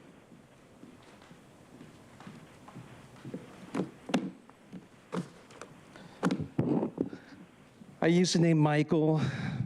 Shallow rental subsidy program. Wow, Audra's correct when she was saying that these programs are just designed to get people hooked into a kind of dependency. Sure, some people might benefit, but overall the theme is to create dependency. And that goes back to the original theme related to this issue that I brought forward this morning, psychological abusers. Psychological abusers, they actually love to get people provoked into a state of dependency. They may even actually create the chaos so people will move into a state of dependency.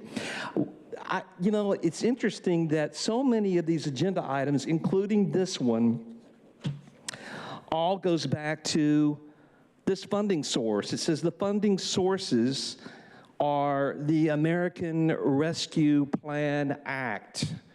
You know, America's been bankrupt, but it's going further and further that way, where, again, all this money's being created out of thin air so people like you can step in and say, we're going to solve problems. And I guarantee you, San Diego does not have a bright future. That sounds dystopian, but I guess that's what it's going to take for people to learn a lesson. It says that this is all based on a framework for ending homelessness. None of you are going to end homelessness. Why? Because you're still operating out of a framework of lies and deception. You even have an organization called the Department of Homeless Solutions. Wow.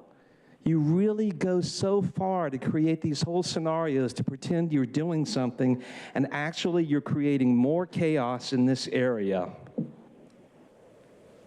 We'll now hear from those that requested to speak by phone. When it is your turn to speak, you'll be unmuted and you will hear a recording that will tell you to begin your comments after the beep.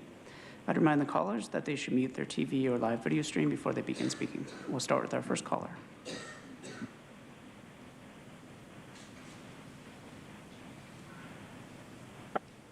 Hello, this is Martha Sullivan again. And, you know, I'm very grateful to see this rental subsidy for at-risk seniors coming to fruition. I'm quite dismayed, though, at the delay in getting it to the people who need it. When you passed this in February, you asked for this back from the staff in 90 days. And we're now at over 210, I believe.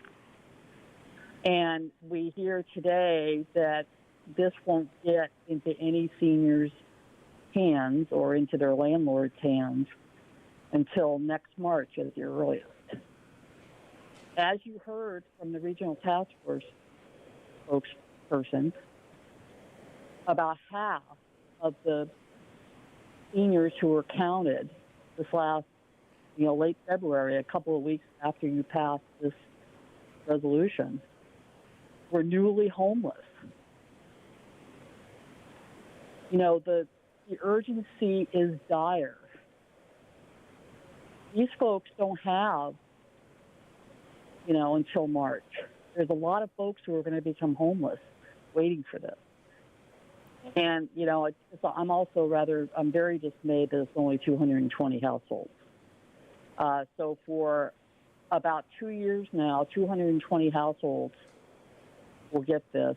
I don't know how long the evaluation will take, but it's probably going to be 3 years before more than 220 households are assisted. So it's a great intention. I'm glad something's happening, but I'm very, very dismayed at how long it's taking and how little aid is being put. Thank you. We'll now hear from the next caller.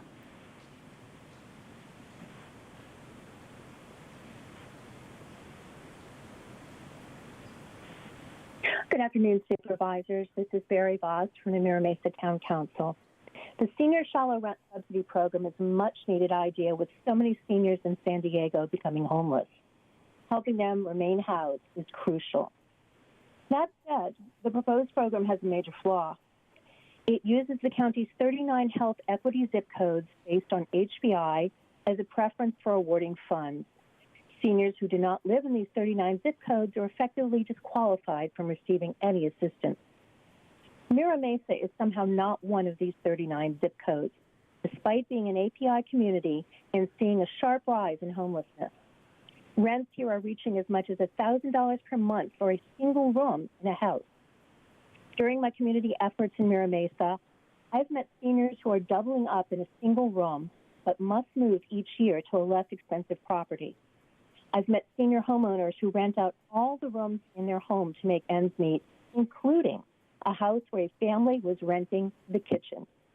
And now, the new Mira Mesa Community Plan update threatens seniors further by proposing to rezone our only dedicated senior housing to allow for high-density development. Preference should be based on vulnerability and risk of homelessness, regardless of which zip code you happen to live in. The health equity preference should be removed so that all eligible seniors get the opportunity to receive assistance. Thank you. Thank you. Now hear from the next caller.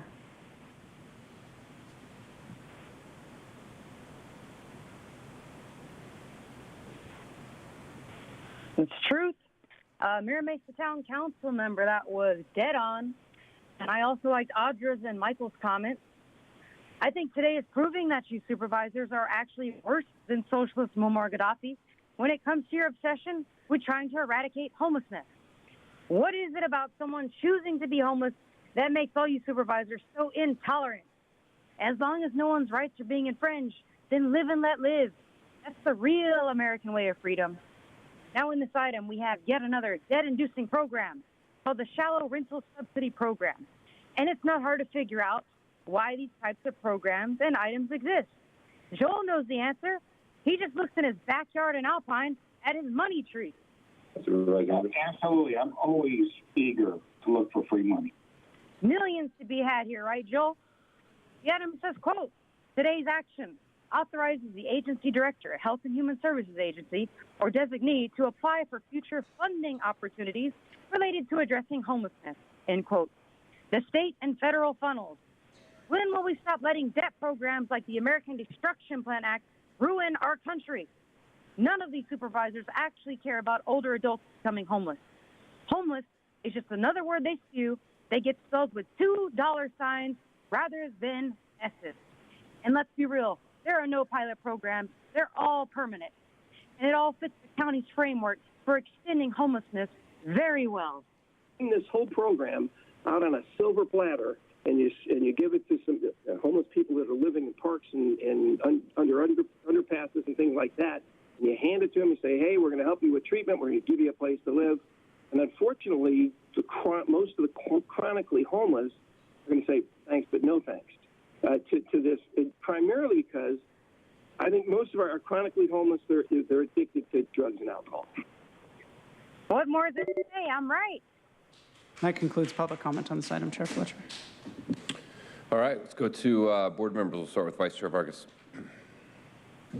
Thank you, Chair. I just wanted to first thank my colleagues for bringing this forth and for all the work that's being done by county staff.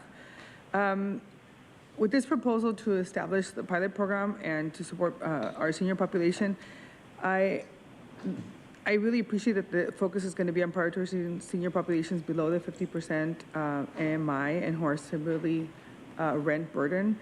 I also think it's really important that we're prioritizing households that are under the 30% AMI, and we cite in one of the counties identified 39 health equity zip codes defined by the Healthy Place Index, because this is the type of data and policy platform that was created really to look at health equity as we're trying to do this work.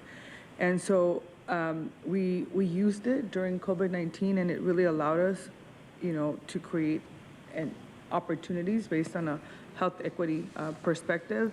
I think that with other ARPA programs we've created in the county, my intent was really looking at funding to support pilot programs that invested in helping really those seniors in underserved communities that were impacted, through the pandemic. And so identifying these 39 health equity place zip codes, I think, has made a big difference. And we know that many older adults that are dependent on fixed income, and by subsidizing their income by $500 can make a world of a difference. And we've heard from some of the commenters, folks, public comment on this as well. So I'm really committed to continuing to do this work and really looking at it. And so thank you to my colleagues for bringing it forth. But again, I really appreciate that we're staying on with being consistent in how we're allocating resources and really thinking about, allocating these funds where people need it the most. So I'm happy to make a motion. Motion by Vice Chair Vargas, second by Supervisor Anderson. Let's go to Supervisor Lawson-Remer. Thank you all so much. Really appreciate this, and I think it's really been it's been great, honestly, to work on bringing this forward, and really appreciate the partnership of my colleague Supervisor Anderson in driving this. So thank you so much. I think I just want to address obviously the pieces. I mean, I think we're all across the board really committed on these issues on homelessness and seniors and helping communities most in need.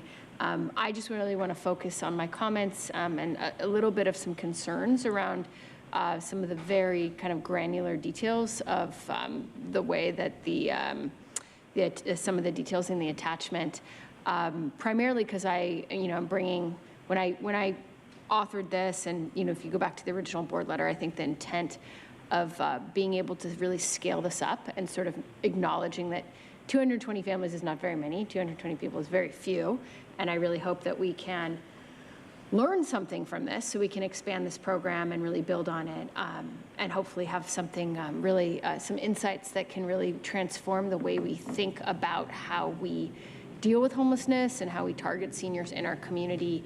At least that was my intent, and I think, I hope my colleagues shared that. It's like really thinking bigger and more long-term and more transformatively about this. And in my view, in order to really do that, we can't really do that with an 18-month program with 220 people. Like, we know it's just not enough. It's just not enough. It's small. It's little. And that's what we have available now, and I think that's a great step forward, but it's just like a very small step in the right direction. So I am personally a little concerned that the way that the language in the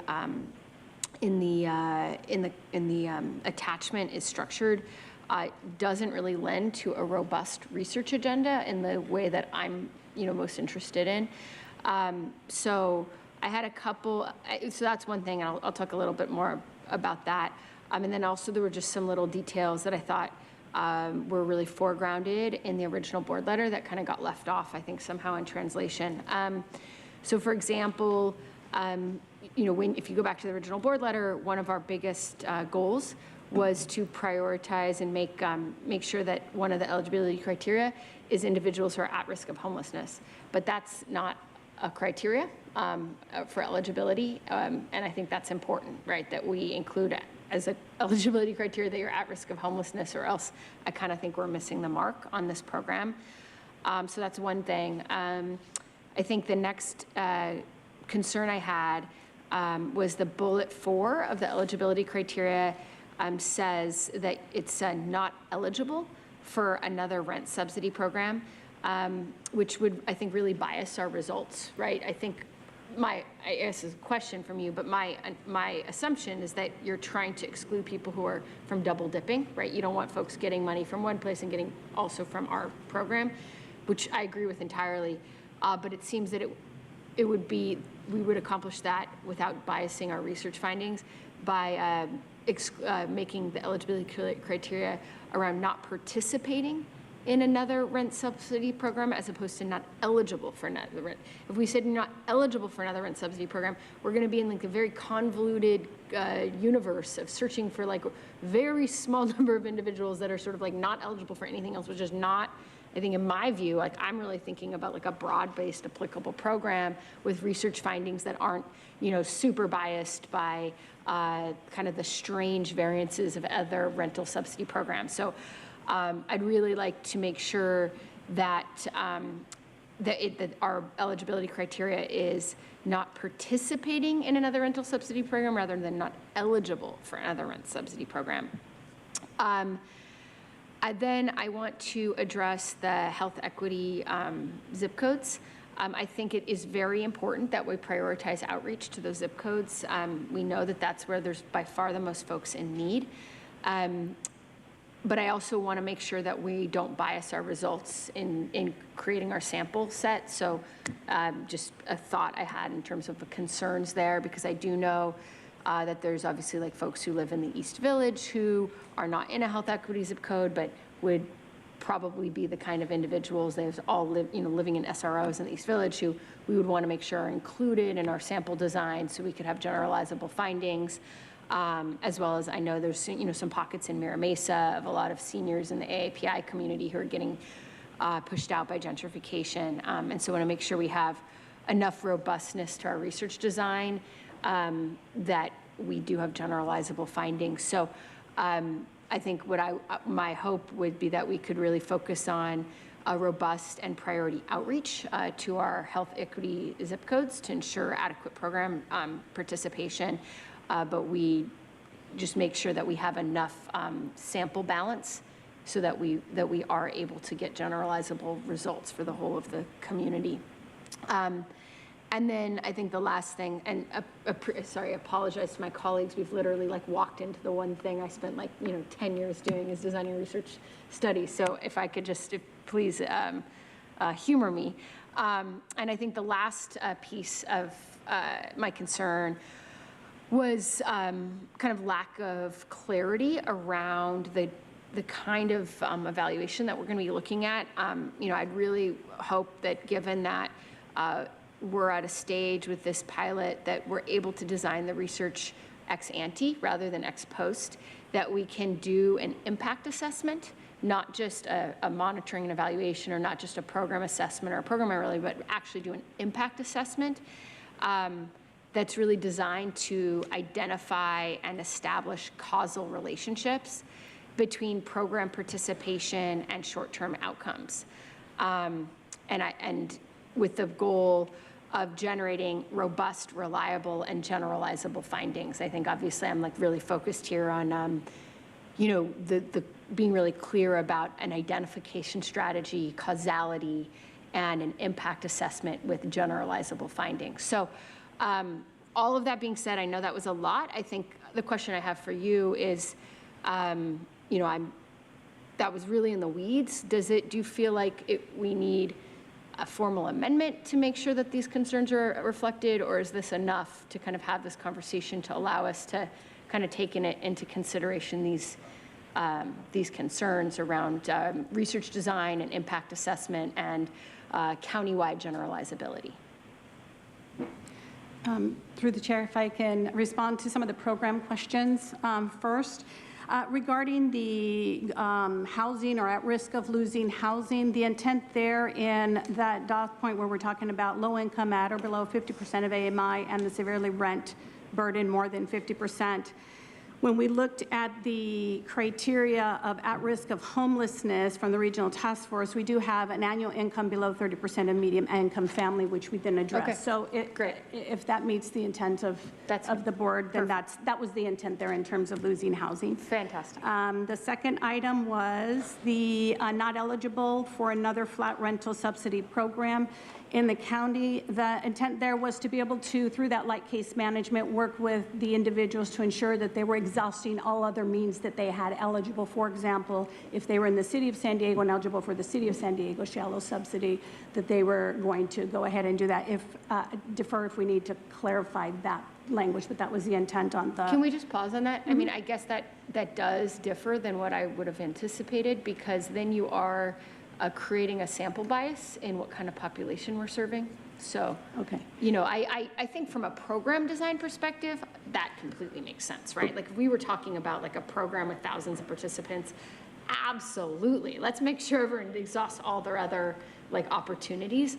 But you know, from the perspective of finding out whether this approach is sort of an approach that we want to think about scaling, you might end up with like strange exclusions of individuals that we really would want to think about, but you know, whether this is would have an impact on people's lives. Just quick clarification on your point, Supervisor Western, but we wouldn't want someone who's eligible for the City of San Diego program to get this funding, given how limited this funding is, right? I'm saying that I think we would want to include some folks, have a stratified sample where potentially some small number who might be eligible for the City of San Diego would get some of this money, so that we had some differential results to basically assess the impact of this study on that population, because there's going to be a correlation between the eligibility criteria for folks who are in the city program with other like exogenous factors, and we don't want like the exogeneity to drive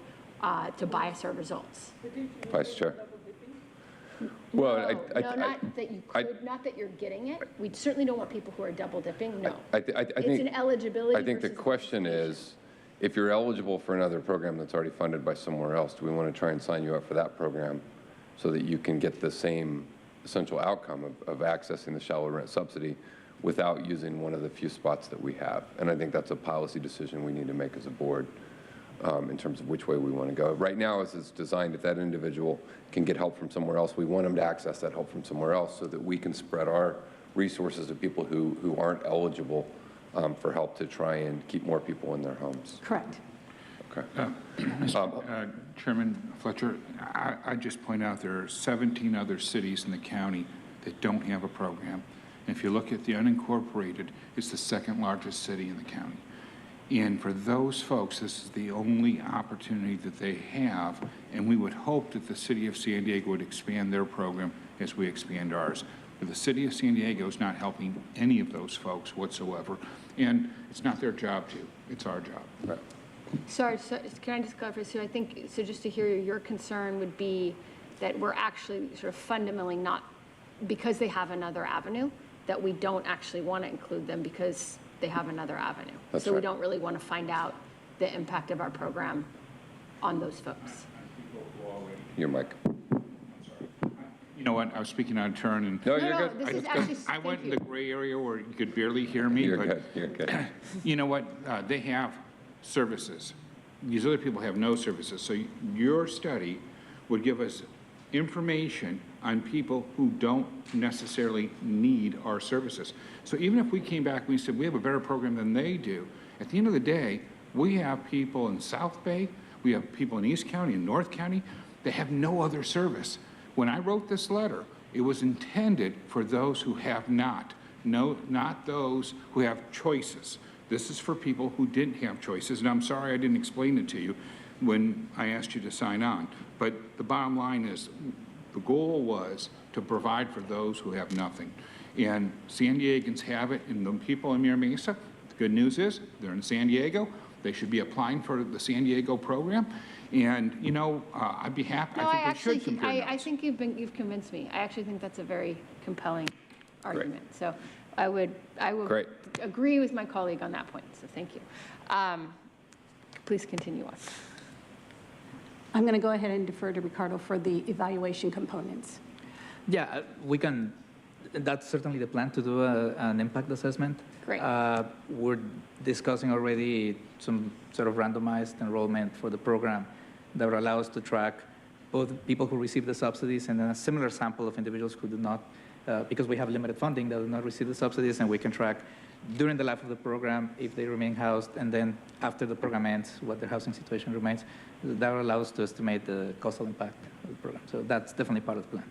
Okay. But I appreciate the more robust language that you're suggesting. I do think we need to be clear when we describe these things. Great, that's great. That's what I wanted to make sure is just, you know, again, I think I'm coming at this from the perspective of just fully acknowledging that this is totally insufficient. And I want us to be able to walk away from this with, frankly, with like some findings that we can then say, hey, like this is an approach that we might want to scale and could really make a difference. So, thank you. Thank you. Supervisor Anderson.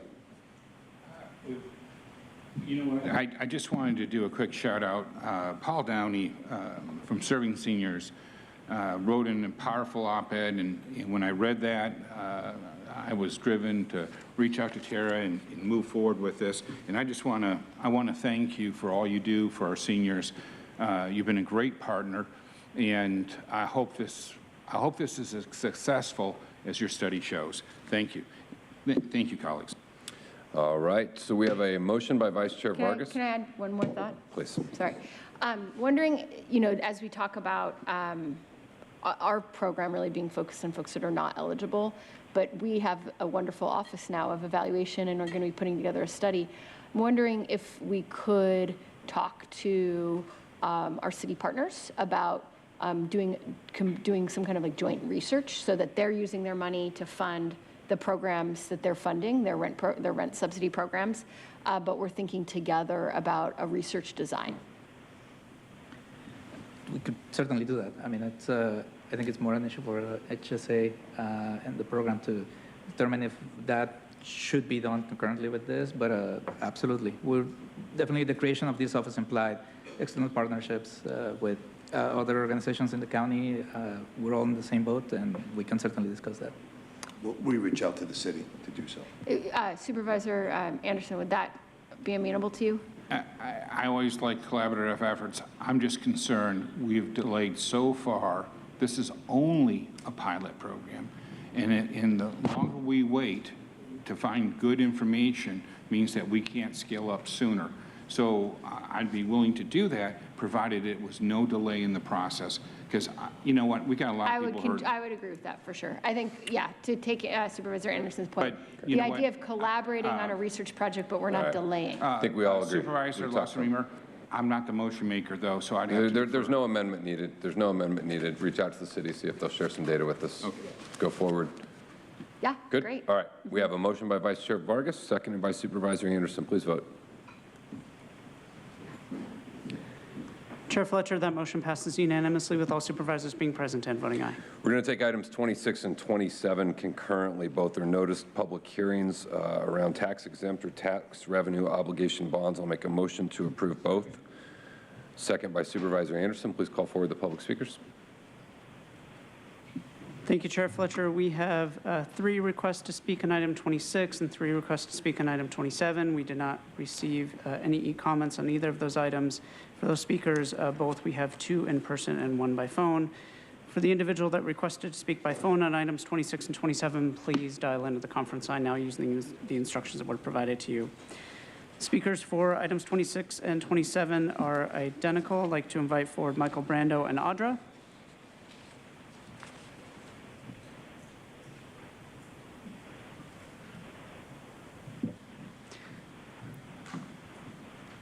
You'll have 4 minutes to address the board.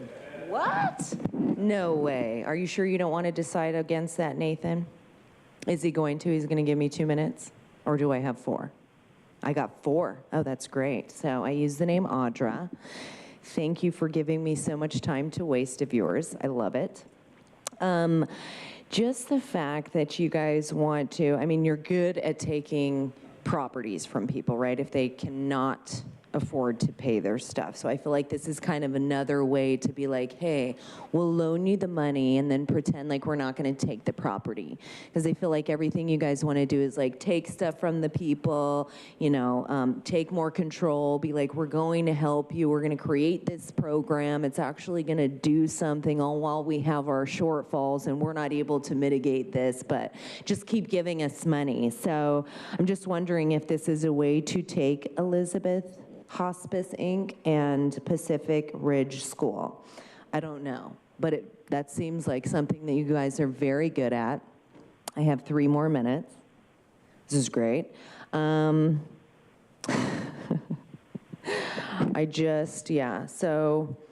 I don't know, but you're working with nonprofits to push your agenda and get votes. And then I'm just wondering, like, when you guys are reimbursed for the $1,030, what is that for? Helen, can you tell me? Is it just for you guys to put through this effort that it costs $1,030? You don't want to answer that. Would it expose you? Is that why? You just don't like to answer certain people. Okay. All right, so we're never going to know where those $1,030 goes for each of these items. It's just, is it into your pocket? Jim, do you know where that money goes? You don't. It does. So it costs $1,030 to do that. It does. You guys are really good at just like charging people for stuff. Oh my gosh, it's like $500,000 to do this.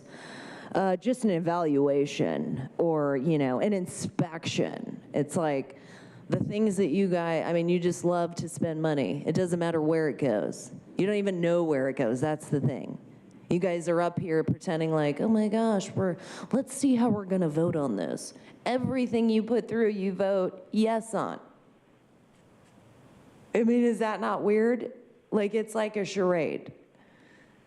I wonder how they're gonna vote. That's what people say. Oh my gosh, do you think they're gonna vote in favor of it? No, they're not. They all have their agenda. They don't pay attention to the people, which are their constituents. And you guys come in and you already know how you're gonna vote. You have no question about that. Like, there's never been anything, I mean, of course you and Joel like to pretend to vote against the pandemic, but still vote on the things that, you know, the money spent, you know, for testing and things. So it's like, you can't be like, oh, I'm for this car, but I don't want to be in the car. Like, you're for the pandemic. You can't pretend that you're not if you're voting on things that have to do with that, Jim. That's the problem is, like, you guys, this is all a charade. Like, you come up here and act like, I wonder, let's listen to these people and just really take in what they're going to say because it's going to help us make our decision. It's totally bogus. This is like, I just love it. I just want to clap for you guys because you love the pats on the back. Nora, are you doing Twitter? That's good. That's good. I'm so glad that we pay you guys to do this. It's fantastic. It is. That's why we need a secret vote, so all of you can be removed. Next speaker, please.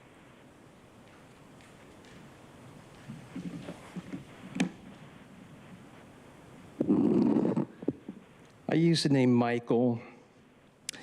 You know, as I've said, in relationship to this item, too, as I'm tying it in with this, it's been a great opportunity to learn more about how this organization works. I'm talking about the Board of Supervisors and all these ancillary agencies. I'm going to make a couple of remarks about 26 and 27, and I'm going to be honest. How about that? Honesty. Honest. I really don't even know what the California Enterprise Development Authority is, which means I'm going to research that, find out what that is. I'm not even familiar with the Elizabeth Hospice Incorporated, and I'm not familiar with the Pacific Ridge School. But what I am familiar with is how a lot of these agencies that come here or call in on the phones are kind of enmeshed with the board, like everyone's scratching each other's backs, all trying to benefit one another, but yet not really looking at the broader picture of how society at large is being affected. What's interesting is on 26, it's the same language that's used, like to ensure equity among all San Diegans. What does that mean? What does that mean, Helen? I went to Andrew Strong's office and talked with him for a few minutes at the equity office last time, and he directed me to the website to find out how equity is explained, and I haven't had time to go into that, but I am going to look into it, because what I know in practice is that this board does not focus on real equity. It doesn't do that. It discriminates against people. And like, for instance, this Elizabeth Hospice, I'm not sure what that is, but if it's a medical facility, is it, again, going to be another medical facility like the hospitals that are enforcing face scams and trying to get people injected? It's all tied together. That's not off topic. It's tied to this too. Because this whole panorama of things of deceit and deception involving COVID always comes back to other things. And the abuses of the people on this board, the abuses of HHS, the abuses of Wilma Wooten. It's just really unbelievable. I'm going to use all my time up.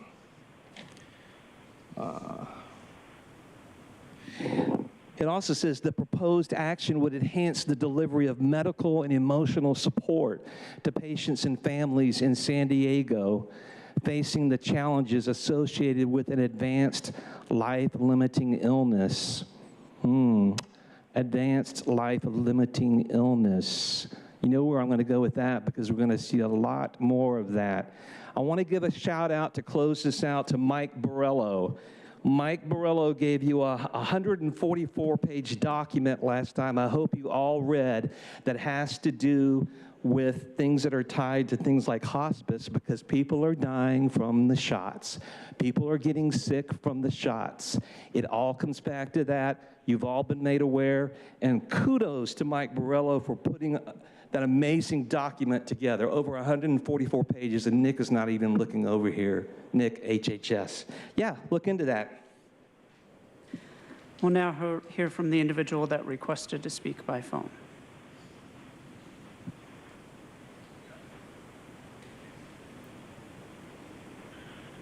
OK. Je m'appelle Truth. Je ne sais pas, mais je veux un sandwich de fromage. J'ai en pensé tout. Aujourd'hui a été amusant, non? Mais honnêtement, je ne suis pas fan de français. So I'm not really going to speak in French the whole time. Unless you want me to, Nora. When you said on August 16th that being bilingual is a superpower, and that I spoke my third language in Japanese on August 30th, I figured out what that next 9,000 level is called. Super Saiyan power, Nora, and it's all your fault. So in this item, we have an issuance of debt obligations from the California Enterprise Development Authority of up to $10 million for the borrower, the Elizabeth Hospice, Inc., to finance acquisition, construction, installation, furnishing, and equipping of property in Escondido. So if this item is really to, quote, conduct a public hearing to satisfy the public approval requirement of the Internal Revenue Code, end quote, then I would like to offer up my official disapproval of any and all debt obligations so that all you supervisors may clearly vote no. This one should be an easy one, as there's no state or federal funds to distract any of you, especially free money Joel. There's not even a Wilma in the way for Nathan to coddle or for Jim to pitifully Nathan Lowe defend. And just for the record, the Elizabeth Hospice actually has some pretty bad reviews on Yelp. You might want to check that out. This item's equity statement was weak. Nothing about so-called BIPOC health. What a ripoff. If approved, this item results in a little over $1,000 in revenue for $10 million in debt obligations approval. What a deal. Is that enough to vote the unethical way against the will of the constituents? Okay, here's round two. In this item, we have yet another issuance of debt obligation, this time of up to $7.5 million for the benefit of the borrower, Pacific Ridge School in Carlsbad, for 2 new buildings and more. So if this item is really to satisfy the public approval requirement, then I would once again like to offer up my official disapproval of this item and all other debt obligation items. And just for the record, the Pacific Ridge School's motto includes global engagement. Students there are being indoctrinated with something called service learning, with students thinking and acting on a global scale to act for the good of the world. By 11th and 12th grade, students are to be global citizens, which is a nice way to say they are to give up their American identity and loyalty. They may only dream of their future in a global context. Of course, the school has a Model United Nations Club. They also have an anti-racist group, a Feminist United Club, and a Gender Sexuality Alliance. Tuition per year for a student is about $37,000. Yet this school wants debt obligations. Talk about money mismanagement. This item's sustainability impact statement was also pathetic. Nothing about the Pacific Ridge School actually being built by the sustainability cult standards of saving the planet. So much for global context. If approved, this item will result in a little over $1,000 in revenue for $7.5 million in debt obligations. Another deal. So is a little over a total of $2,000 enough to vote the unethical way against the will of the constituents? Now seasoned veterans like Audra, and even you rookies, you could see that we should all place our bets on a yes vote. I send it to you, Andrew, for the result of yet another obvious vote. Please, the result. Chair Fletcher, that concludes public comment on this item. Thank you. The actions surrounding tax-exempt, tax revenue obligation bonds have been shared. We've done presentations on those. Those presentations remain online for anyone interested in the actual process behind what we're doing. We're merely the public hearing for another entity that is moving forward with these. But given that, we have a motion by myself, seconded by Supervisor Anderson, to approve items 26 and 27. Please vote. Chair Fletcher, that motion passes unanimously with all supervisors being present and voting aye.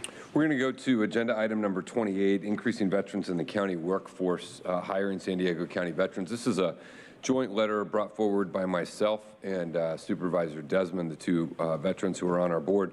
The goal is to help veterans as they transition into civilian life while also tremendously benefiting our San Diego County workforce. I joined the Marine Corps. I wanted to give back to my country, and I would say throughout my service, the Marine Corps definitely gave me far more than I gave it. You learn a lot of tremendous skills in military service, sacrifice, commitment, being a part of a team. In San Diego, we're very fortunate to have a rich and long history with the military, an integral part of our culture, of our community, the single largest driver of our economy. We're lucky to have so many folks who serve continue to stay here in San Diego County when they leave military service. We know that veterans make great workers, but they make up right now a very small percentage of our county workforce, and I believe that we can do better. Our county needs to take some intentional efforts to help fully integrate veterans into our county workforce. In today's board term, which we titled Hiring San Diego Heroes, we'll have the San Diego County elevate our workforce policies to find ways to increase veteran recruitment and retention with the aim of doubling the number of veterans who work at the county by 2030. Some of these adjustments will be very simple. Every department will need to certainly do its part around here, everything from child welfare to aging and independent services, our county parks, general services, all of them, to really dig in and adopt these strategies to make sure we are intentionally going out and recruiting, transitioning, hiring, and retaining our veterans. Some of it is around ensuring as we post jobs that we're aligning those language and skills with those that veterans will understand might be a good match for their own skill set, looking for ways to alert them of jobs that would be a good match, helping the county really understand and again, create a culture and an environment to help foster growth and retain our veterans once we're able to hire them.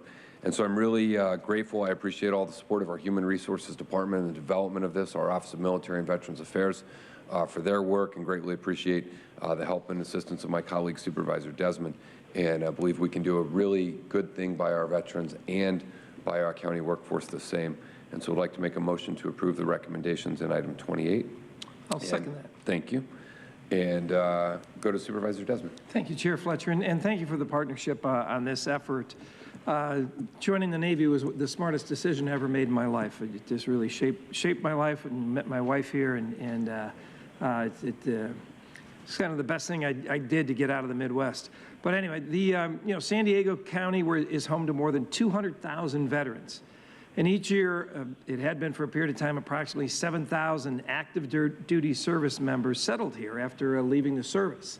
Unfortunately, that number has been going down lately, primarily because of housing.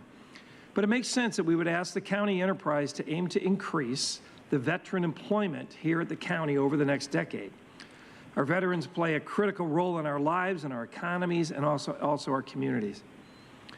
They deserve as much support as possible when they reintegrate as civilians. It's a shift, it's a change after being in the military for several years to come back to the civilian life and get back into the civilian workforce, which is why I'm proud that we ask our county to re-examine our workplace policies and increase our recruitment efforts of veterans within the county workforce. We have a lot of opportunity here, and as our chair had mentioned, the veterans are highly skilled individuals. They're trained, they're disciplined, they know to show up on time, they know to be, where they got to be and get the job done, and teamwork counts. So I think they make a great contribution here at the county. And I know there's already many veterans that are employed here and are a great asset, and I'd like to see that increase. And this is just one piece of the puzzle. Today we take the steps to increase veterans within the county workforce, but we also need to provide them with opportunities to afford to live here. Affordable housing, child care, gas prices, all those things that, we need to grapple with in order to keep veterans here in San Diego County. So increasing the recruitment efforts at the county and for our veterans is a great start, and I hope we will continue to examine our policies so veterans can afford to live here for the long term too and work for us and continue on as public servants here at the county. So thank you, and I hope we all will be supporting this board letter today. Thanks. Thank you. Let's hear from any public speakers on this item. Thank you, Chair Fletcher. We have 14 requests to speak on item 28, 6 in person and 8 requesting to speak by phone. Also note for the record that we received 2 e-comments, both of those in favor. Any members of the public that requested to speak on item 28 by phone, please dial into the conference line now using the instructions that were provided to you. We'll begin with the in-person speakers, starting with those in favor of this item. As your name is called, please come forward and stand against the east wall under the murals until it is your turn to speak. I'd like to invite forward Ronald Stark, Susan Roberts-Egley, and Wilford Smith. You'll have 2 minutes to address the board. The speakers will be followed by the speakers in opposition, Michael Brando, Audra, and Paul Henkin. I'll ask you to please state your name for the audio record. My name is Ron Stark. I'm president of San Diego Veterans Coalition. I live in the 92114 District 4. San Diego Veterans Coalition serves all 5 districts, and I know each of the supervisors and have met with all except for District 3, and we have that on the docket to do that soon. And my comment, I'm fully in support of hiring veterans and matching them to services in the county at all levels. In the military, veterans serve in all kinds of capacities, in payroll, in health and human services, in the Navy sector or the military sector of that, in healthcare. They serve as administrative technicians. And all those skills are matched. I know how to cut grass. I learned how to do that in the Navy. So working in Parks and Recs, there is not a place I think in county government jobs where veterans couldn't fit. I really believe that in my heart of hearts. I don't think you have room for a submarine sonar technician that I served as, but other than that, I think you can make just about everything. But you do have electronics technicians and IT folks and quality assurance folks, and at every level. And I would encourage to take this strategy a bit farther. I've talked to Josh in your office, Supervisor Fletcher, and about this, of having staff being becoming culturally relevant and working with military veterans, and maybe expanding that to their spouses. As many of you know, I work for what was Mental Health Systems, turned behavioral health. I'm not speaking on that, but when we looked at our workforce, we found that about 6.5%, 7% of our workforce served in the military, and 75% of our workforce were significantly close familial relationships, siblings, moms, dads, et cetera. So please expand. Thank you. Next speaker, please.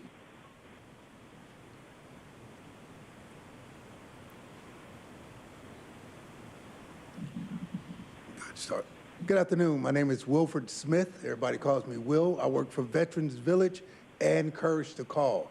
I'm a former Navy vet, but I'm always a Navy chief, okay? So hiring veterans would be a great thing, you know, as I've learned when I retired from the military less than 6 years ago.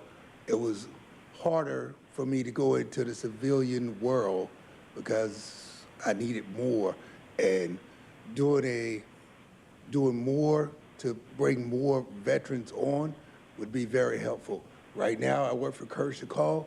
We're veterans helping veterans and Veterans Village. So, but in my process of my last 6 years, I have tried to work to the city, and in that process, I didn't get hired on, but I had all the skills. Needed more veterans. So I think it would be a great initiative, and I think it should go forth. I don't need the whole 2 minutes. Thank you very much. Next speaker, please.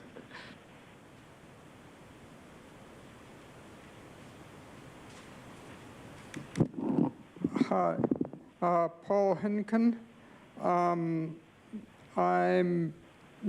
Veterans are great, but I'm not sure why this needs to be done at the county level.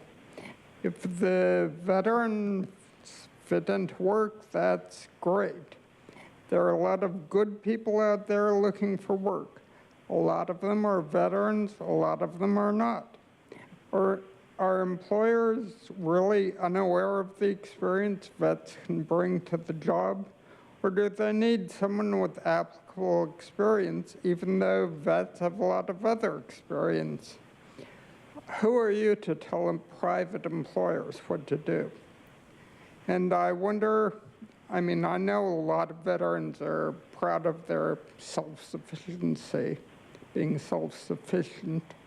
And I wonder how many veterans would actually rather be hired on their own merits rather than be in another program. And yes, this will definitely have an impact on business. Not sure why the business impact statement wasn't. Nothing in this board letter applies to anyone other than the county government. So. What? It only applies to county government. It doesn't apply to anyone else. Oh. Yeah. And there are a lot of, and the agenda should have mentioned that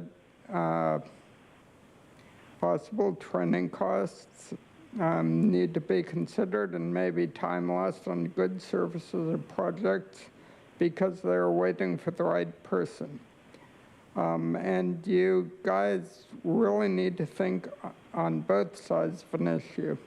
Maybe debate among yourselves within the confines of Brand Act before you come up with a proposal. Next speaker, please. Next speaker, please.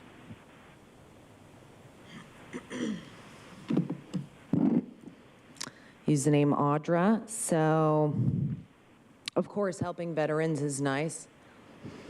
But I think part of the fact, right in here, you're talking about increasing your efforts to focus on veteran applications by 2030.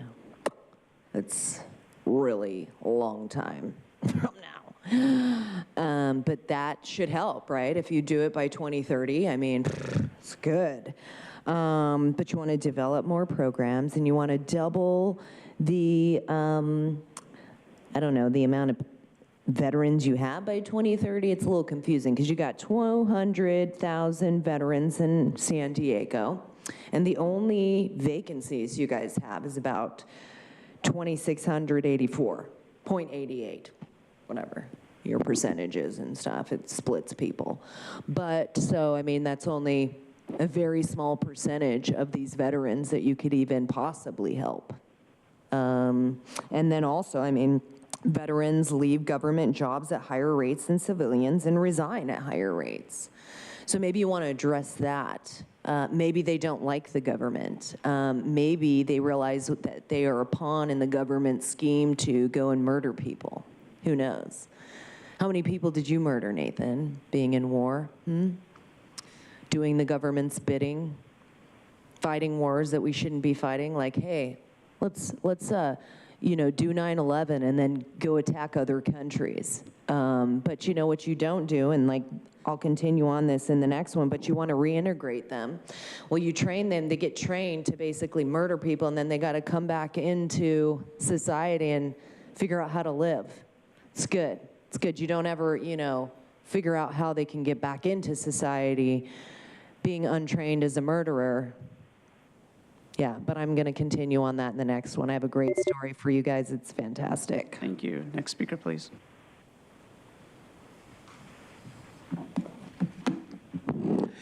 I use the name Michael.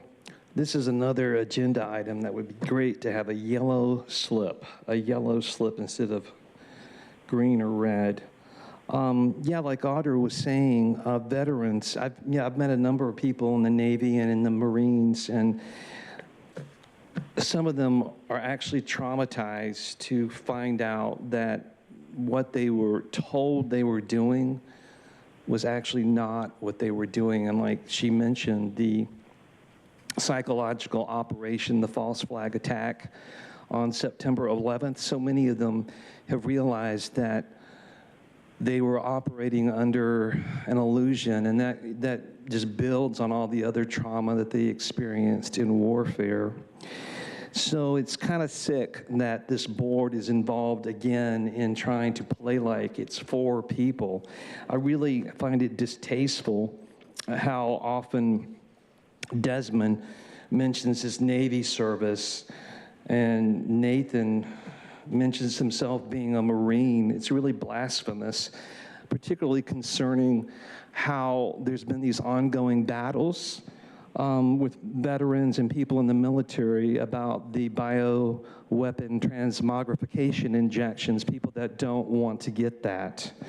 And here we are having this body of people say they're going to try to help people.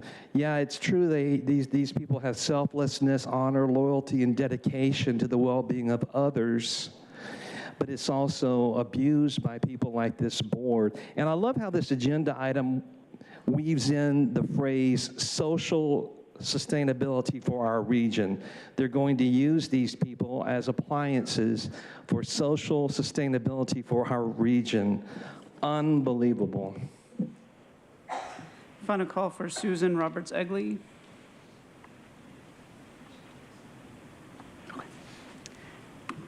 We'll now hear from those that requested to speak by phone.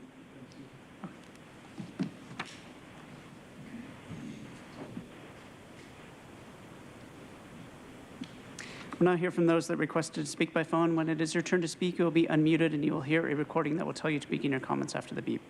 I would remind the callers that they should mute their TV or live video stream before they begin speaking. We'll start with our first caller.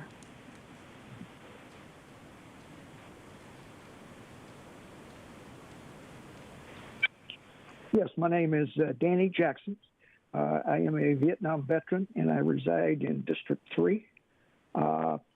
When I came back from Vietnam, I was fortunate enough to work for an organization that had held my job for me while I was in the military serving in war. That organization, I continued to work for them for 37 years. I had the honor and privilege of working with a number of veterans and also participating in hiring a lot of veterans. San Diego, it's no secret that we are a place that has a large number of military establishments. And I think Supervisor Desmond brought up the fact that there were 200,000 veterans that were listed. I did an analysis of the 2020 census, and there are almost 209,000 veterans on the 2020 census. So many times people ask me, why would you want to hire a veteran? In my years with the company that I worked with, I found that veterans were some of the most loyal, dedicated individuals that I know. They came to work. They had a high degree of, patriotism. They wanted to come to work. When their military service ended, they wanted to continue to give service. So I applaud the Board of Supervisors for taking this action and supporting veterans. If you increase by that number by 2030, I know you're going to have a large number of veterans that would seek employment and will be great employees for you. I urge the Board of Supervisors to support this recommendation. Thank you. Thank you. Now hear from the next caller.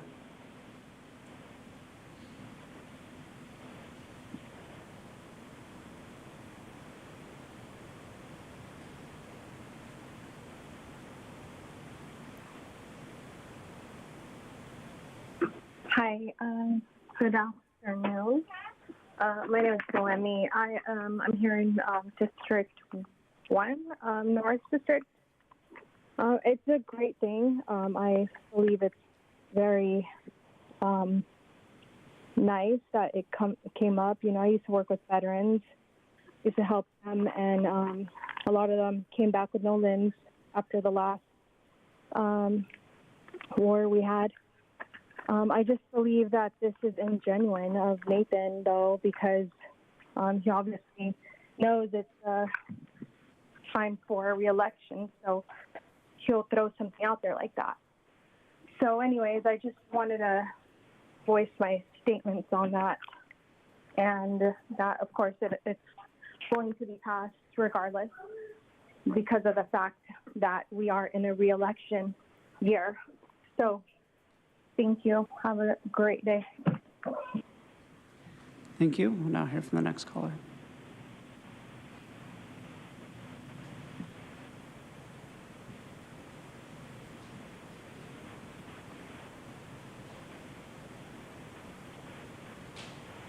This is true. It's interesting to read in this item that the county is home to the largest concentration of female veterans in the world. I wonder if that's accurate. I only wonder because almost every other item has contained lies or truth with major omissions. No one should blindly trust any sources, especially not those known to lie. I agree with transitioning to civilian life as being difficult, veterans having a variety of skill sets and experience, as well as strong work ethics compared to others. Certainly that applies strongly to older veterans. But when I see this item refer to a quote from the Veterans Administration, I see a major mistake. The VA is well known for not hiring enough veterans. They are also well known for killing veterans. The famous headline just a few years ago was over 400,000 veterans died waiting for care. And that was nothing to do with COVID protocols. That was the higher-ups telling employees to hide forms in their desks and all other kinds of ridiculous things, including hiring UCSD doctors who performed liver biopsies on veterans without their proper consent. Don't you supervisors agree that veterans shouldn't be facing these types of barriers? I'm also skeptical of this item when it mentions that the county has a 13.5% workforce position vacancy rate, and they're looking for veterans to fill that gap. Is that because they're hoping the veterans will have the COVID shot and will subject themselves to any other future demanded shots by the supervisors? Nathan and Jim, the recommendation for veteran employment levels being set as aggressive targets sounds a little scary. And with all the unconstitutional anti-gun agendas passed by these supervisors, it sounds like their visions are not really aligned to what veterans signed up for and took an oath to defend. Thank you. We'll now hear from the next caller.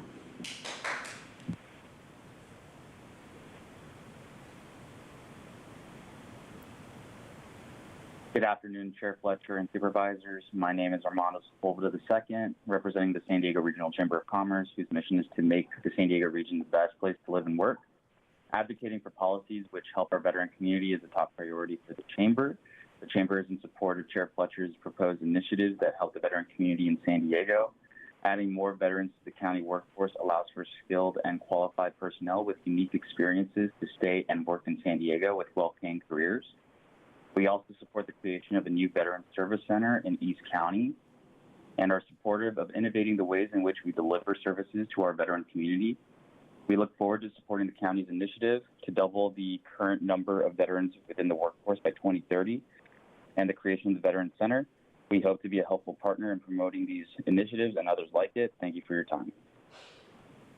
Thank you. And Chair Fletcher, that concludes public comment on this item. Thank you. We'll go to Supervisor Lawson-Remer. Well, first of all, thank you both, obviously, for bringing this board letter, but also for your service to our country. I have two grandparents who served in the military. My grandpa was in the Navy. My other grandfather died at Chosin as a Marine. And my mom went to school on his benefits, on his military benefits. So I am acutely aware of how difficult veterans, challenges veterans face and when they come back, having developed a lot of skills that aren't necessarily immediately applicable or obvious to folks, at least how immediately applicable they are, even though there's obviously so much that they can do to serve our community and serve our county. And I am very, very, very supportive and very excited about this initiative. Think it's really well done and really thoughtful. And I also, as a person who kind of is relentlessly focused on data and metrics, very much appreciate the metrics-based approach that you all brought to this board letter. And as I think as our county as a whole looks to continue doing work on various kinds of diversity initiatives in our workplace, leaning into those kinds of metrics, I think is really important across all of our diversity and hiring and workforce initiatives. So again, really appreciate this and know how important it is for our community.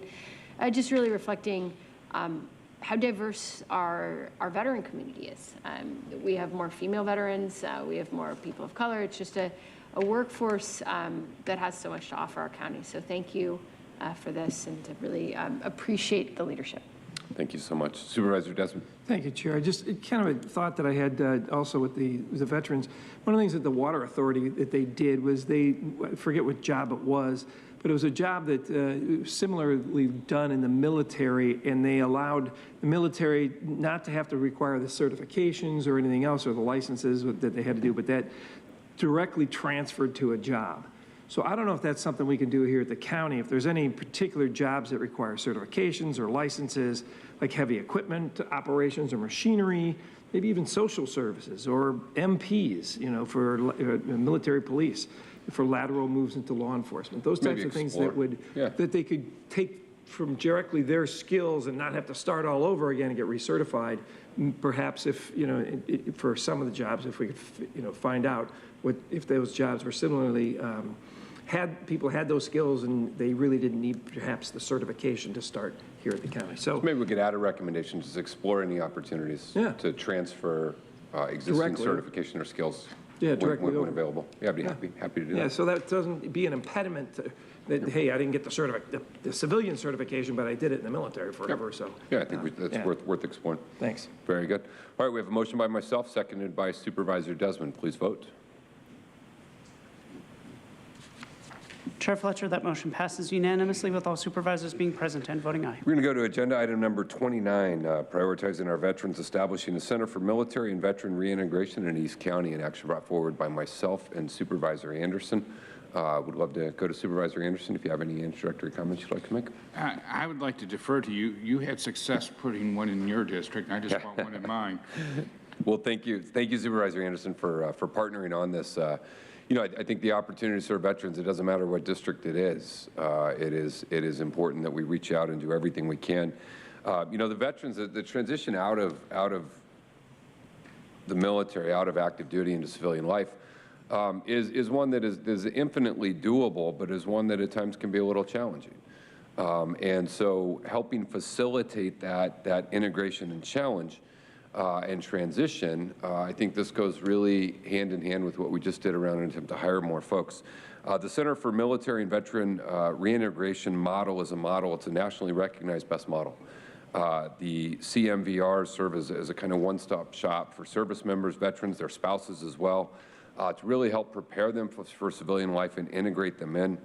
It provides peer-supported, sometimes self-directed options for veterans. There can be job coaching and counseling, navigation of auto and homeowners insurance, home loans and financing, support for their families. It aims for a more kind of in-house, individually tailored to that veteran approach. And it also helps bring all of our veteran organizations together under one roof. So many folks do so much good work, but having a place where they can come in and serve. And there's a lot of things when you get out of the military, if you've been in for a while, you just aren't accustomed to doing, or you don't necessarily think about doing, or maybe you joined at a young age you've never done. And so this can be one place where we can really bring all the veteran service organizations together and really have a great resource and opportunity. And so I'm excited that through this action, we're going to look to create a facility in East County, in Supervisor Anderson's district, and really appreciate the partnership and support of this, and excited to partner with you on this and get this going. So really pleased to bring this forward, and happy to make a motion to approve. Second. All right. Let's hear from our public speakers. Thank you, Chair Fletcher. We have 18 requests to speak on this item, 9 in person and 9 requesting to speak by phone. Also note for the record that we received 2 e-comments, both of those in favor. For any members of the public that requested to speak by phone on item 29, please dial into the conference line now using the instructions that were provided to you. We'll begin with the in-person speakers, starting with those in favor of this item. As your name is called, please come forward and stand against the east wall under the murals until it is your turn to speak. I'd like to invite forward the following individuals: Susan Roberts-Egley, Victor Martin, Ronald Stark, Paul Downey, Melinda Forstay, Nurse Robin, and Wilford Smith. If I've called your name, please come forward.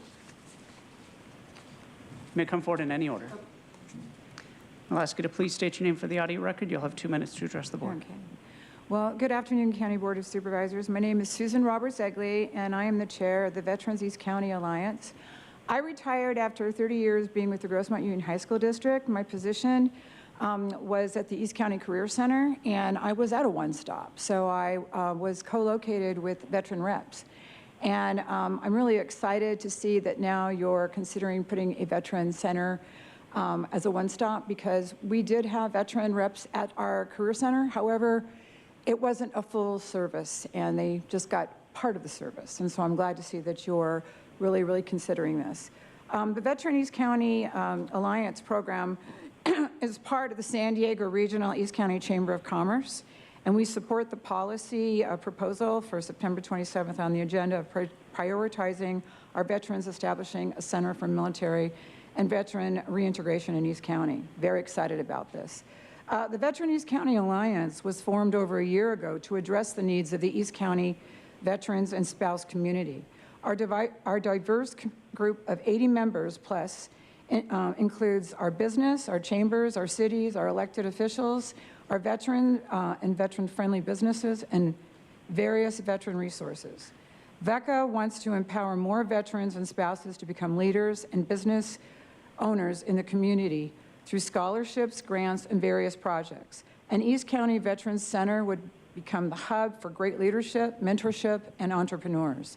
It's so important to assist our veterans successfully transitioning from military service and adjusting to civilian life and securing meaningful employment and services through the community collaboration. It is also time to honor and support through a Veterans Center our veterans and spouses who wish to be business leaders in the community, and we need to focus on what they can accomplish. There is currently, as we have talked earlier, veteran services centers in other areas, and so I'm very excited to see that now you're looking in East County. Thank you. Next speaker, please. Hello, my name is Vic Martin. I am a medically retired Navy mineman. I worked with underwater explosives. Unfortunately, I got hurt while I was forward deployed in the Arabian Gulf about 11 years ago. And after I got hurt and was diagnosed with a TBI and several mental health diagnoses, I recognized that my life had ended. I wasn't able to leave my home. I wasn't able to even obtain resources that were in the community. In fact, many of the resources that were given to me were at my home because people were coming to my home to speak to me. Having a regional facility in East County is crucial. I'm in Nathan Fletcher's district in La Mesa, and we don't have anything to truly support the veterans who are going through this transition.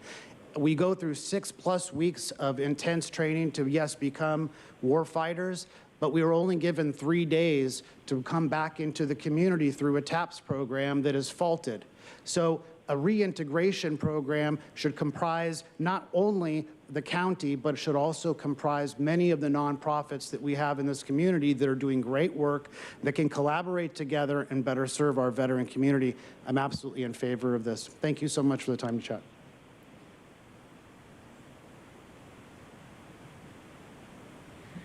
Good afternoon, Chair and Supervisors. You're all friendlies to the veterans communities, and on behalf of the San Diego Veterans Coalition and the some 150 member and participating organizations of the coalition, we urge you to pass this and go forward with establishing an MVRC, Military Veteran Resource Center, in each of the supervisorial districts. Nathan, we get one in our district here coming at Euclid. It's being built now. We're looking forward to having one in Joel's district.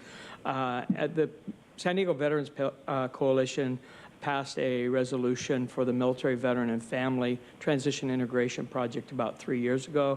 We presented that to Nick Macchione, and he said, don't stop, just start planning it and go forward.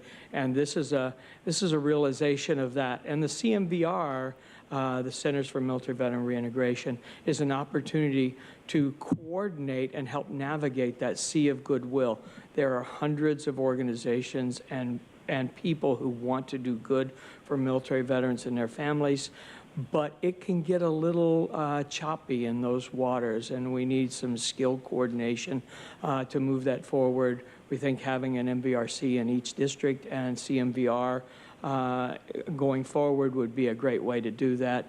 And when a military gets when someone leaves the military, it takes a well-coordinated, integrated community to show them and their families that they are home in San Diego County. Thank you. And sir, can you please state your name for the audio record? Ronald Stark, President, San Diego Veterans Coalition, same as before. I'm sorry. Thank you. Next speaker, please. Also, I'd like to invite forward Jordan Bean.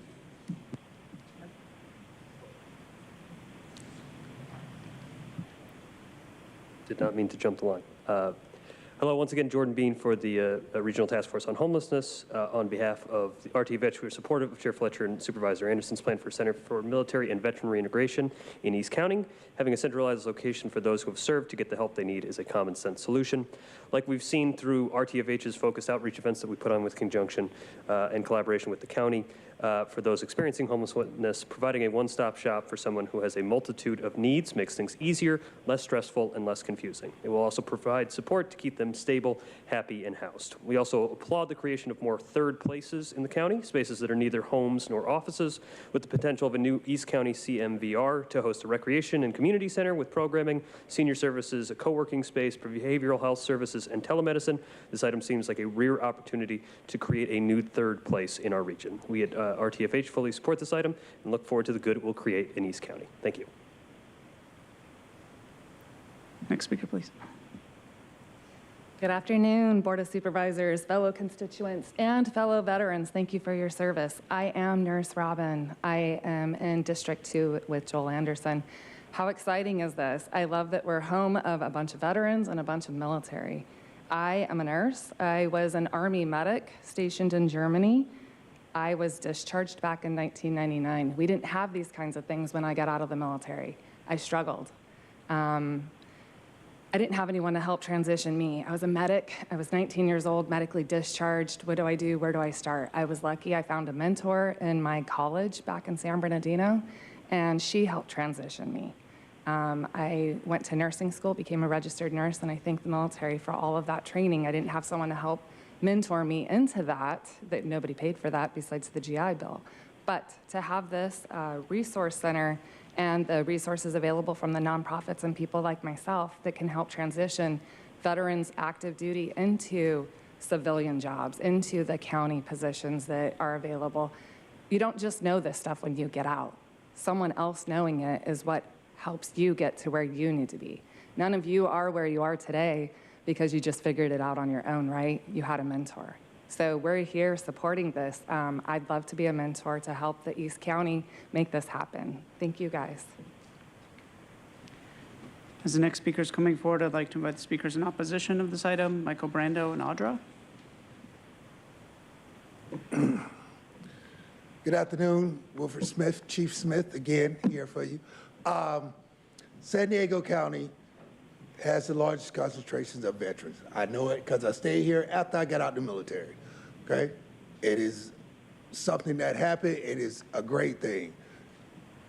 From the first topic, may have been already in the government working for the county of San Diego if I would have had the resources that I knew what my transition skills were.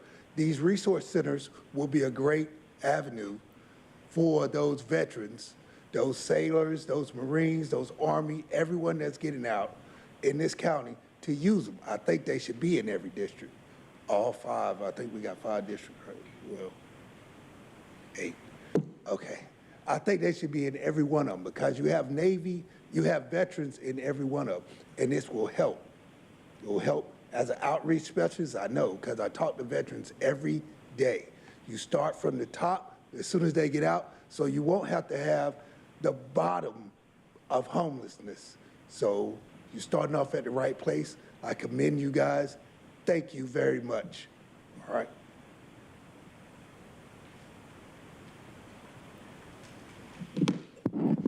Username Audra. So you got $100,000 for a consultant to conduct property search and planning activities, $550,000. Love that. You guys love to spend money.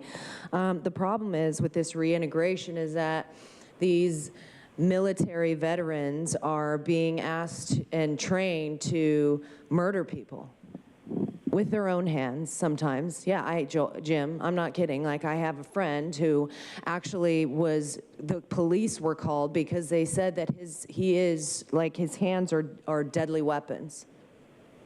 So he's being trained to do that. And then he has to come back into society, and because he's going to seek medical help, and has a problem because he's asking questions like we come in here and, hey, I've been arrested for just speaking, so hey, I mean, anything is possible. But these people are trained to murder people, probably like you, Nathan, with your own hands. But it's being used against them when they come back into society. So there's a problem with that. Because it's like you train them to go and do this, but then they got to come back into society and figure out how to not have their hands be deadly weapons. I'm just confused. How does that go away? How does that go away when that's what you were trained to do and that's how they see you? So you're going to be discriminated against because you were trained to do that.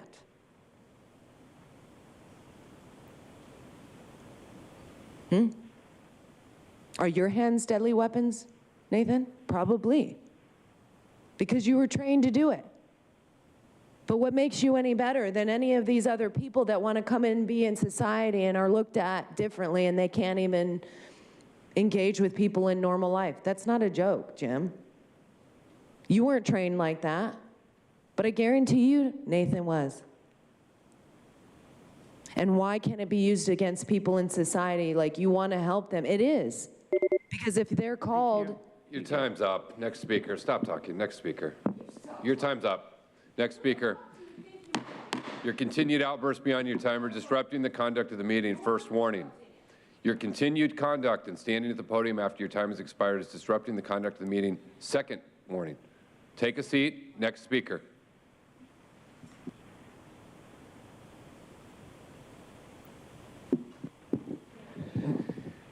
I use the name Michael. It really is understandable how angry people are because of the hypocrisy that is shown at this board. It's interesting, agenda number 29 actually comes full circle from what was discussed this morning about the idea of handing out candy, handing out proclamations to make people think that there's goodness going on here at this board when there's not.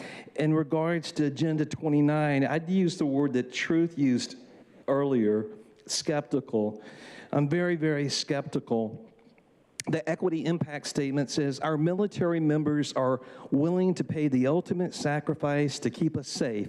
It is our responsibility to take care of our veterans, etc. Wow, what hypocrisy. Why?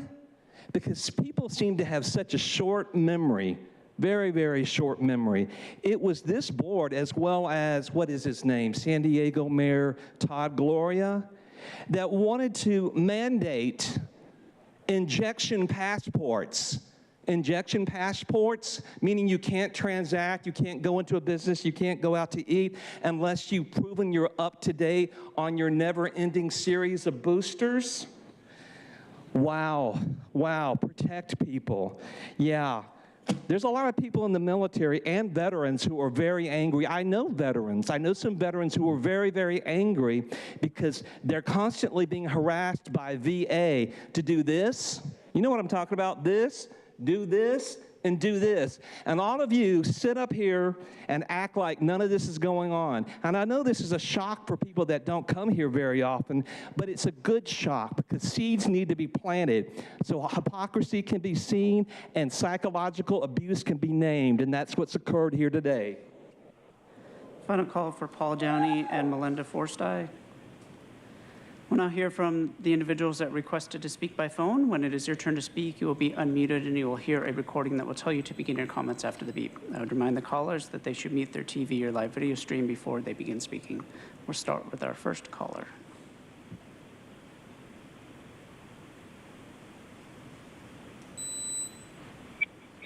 Yes, good afternoon. My name is Danny Jackson, Vietnam veteran.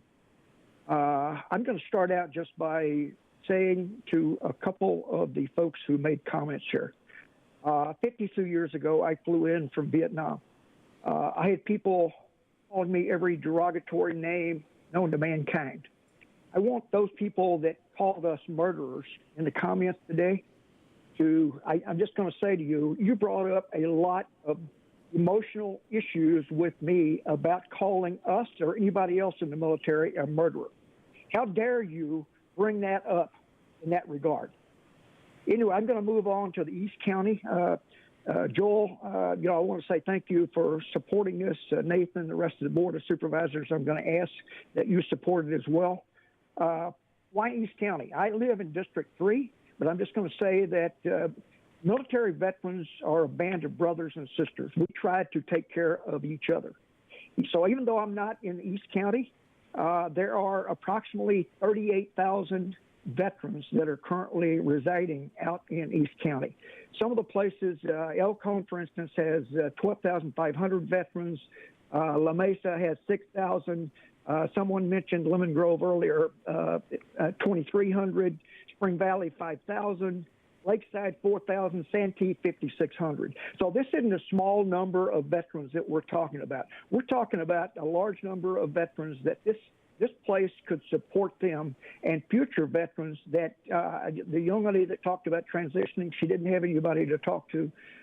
I think it's a great idea. I think it's a great thing that you're going to put something out as supporting veterans in East County. It's needed out there, and I ask the board to support that. Thank you. Thank you. Now hear from the next caller.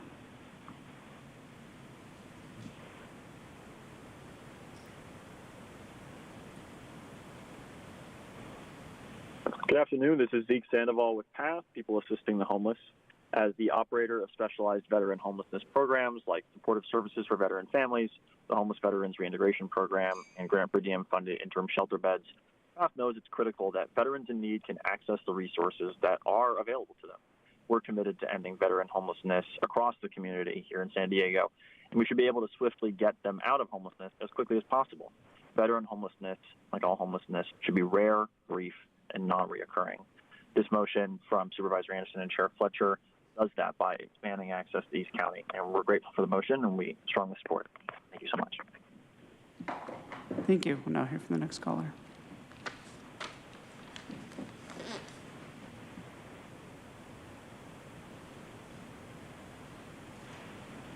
Good afternoon. This is Melinda Forsty with Serving Seniors, and I'm here to share the support of our organization to bring a Veterans Resource Center to East County. Our team serves hundreds of older adults in East County, of which 25% of those who we serve are veterans. This resource center would provide a one-stop shop for not just our clients, but for all veterans in East County. This would streamline the process for receiving benefits and the transition back to civilian life. We're also fully in support of the evaluation of services of existing county-operated military and veterans resource centers through a pilot at the Central Region and VRC. This evaluation would identify gaps and also identify ways to expand services, enhance collaboration, and better coordinate efforts between government agencies and private and public partnerships. I want to thank Chair Nathan Fletcher and Supervisor Joel Anderson in their efforts to bring this to the board.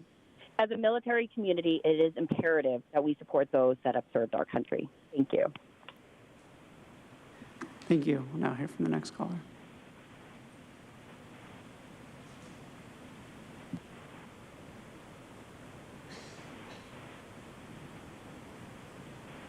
Truth. Tara, did you know that veterans don't care about skin color? You should try that. And Nurse Robin, I personally never had a mentor. Not everyone's so privileged. Once again, it's horrible to see the Veterans Administration mentioned in the item, when the VA is well known for not hiring enough veterans and also well known for killing veterans by intentionally denying disability claims and making them wait for care. In 2016, the VA was caught declaring thousands of veterans deceased in order to cancel their benefits, allegedly all simple errors. Errors repeated over 4,000 times. And they don't keep records of the causes of the errors. Talk about coincidences. Perhaps one reason why a Military and Veterans Resource Center doesn't yet exist in District 2 is that East County is a large geographic area. One center may not be enough. But why is there a new model being promoted called the Center for Military and Veteran Reintegration? And why does this item talk about using it as a, quote, great opportunity to study a new approach, end quote? Don't veterans get used enough as guinea pigs at the VAs as it is? Just put a Military and Veterans Resource Center somewhere out in District 2 and save the experiment. Lastly, the item says, quote, San Diego's respect for veterans and unwavering patriotism are a significant part of the lifeblood of the region, end quote. Will you supervisors join that respect for unwavering patriotism one day, rather than pledging allegiance to state and federal money funnels and unelected organizations like the National Association of Counties? Don't be afraid to try patriotism today. Good day. Chair Fletcher, that concludes public comment on this item.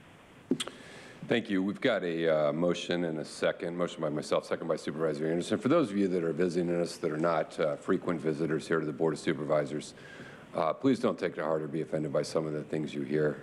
There's a repeat cycle of outrage. It doesn't really matter what the topic is. It's a desire to just see how outrageous I can possibly be in an attempt to draw attention. Our community supports our veterans, appreciates what they do, recognizes them, realizes the tremendous contribution they've made, and the willingness ultimately to sacrifice for someone else, to serve someone else. And that is only a positive in our community. And so we welcome them both into our county workforce, we welcome them into our communities, and we will continue to do that. And I think the vote you're going to see today will send a clear message about what our board and what the broader community that each of us represent feel and think. So thank you all for being here, and my apologies for some of the outrageous actions that you witnessed here today, but it doesn't reflect much of anything at all. Our community supports our veterans. We have a motion by myself, second by Supervisor Anderson. Please vote. Chair Fletcher, that motion passes unanimously with all supervisors being present and voting aye. That concludes the items on our agenda today. At each Tuesday meeting, I ask my colleagues if you'd like to provide any updates on any boards or commissions or bodies you serve on. Not seeing any. We have one adjournment in memory today. Supervisor Jim Desmond will adjourn today's meeting in memory of Bobby De Filippis. Thank you, Chair. Robert D. Bobby De Filippis, also known to some as Bobby D, is a longtime owner of Filippis Italian Restaurant in Escondido. He passed away on September 11th at the age of 72. He was born in Pennsylvania, and his family moved to San Diego when he was 15, and he attended San Diego High School. In 1972, Bobby D. opened his first restaurant in Escondido, followed by 3 others in Poway, Jamul, and Santee. His lovely daughter, Michelle, oversees the business today. For over 50 years, Felipe's Pizza Grotto restaurants have been cooking delicious, traditional, old Italian family recipes. And his family members operate 11 Felipe's in San Diego County, with 1 also in Napa and 2 in Riverside County. Bobby D. lived life to the fullest with a positive attitude. He was a passionate boxing promoter. And in 2012, he was inducted into the California Boxing Hall of Fame. He also loved to sing in public, a boxer and a singer. And he had a beautiful voice. His favorite songs were Paul Anka's Put Your Head on My Shoulder and the Platters' Twilight Time. Bobby D. will be missed by all that knew him, but his legacy of giving back to the community, to sports teams, and to the his community groups will live on forever. We send our deepest condolences to his entire family. Bobby D. will be missed. Thank you, Supervisor Desmond. We will now resume non-agendized public communication. Thank you, Chair Fletcher. We have 6 remaining requests to speak on matters not listed on the agenda, 1 in person and 5 requesting to speak by phone. For those that requested to speak by phone, please dial into the conference line now using the instructions that were provided to you. We'll call forward our speaker in person, Mike Johnson Palomares. Not seeing any movement in the chamber. We'll now hear from those that requested to speak by phone. When it is your turn to speak, you'll be unmuted and you will hear a recording that will tell you to begin your comments after the beep. I'll remind the callers they should mute their TV or live video stream before they begin speaking. We'll start with our first caller.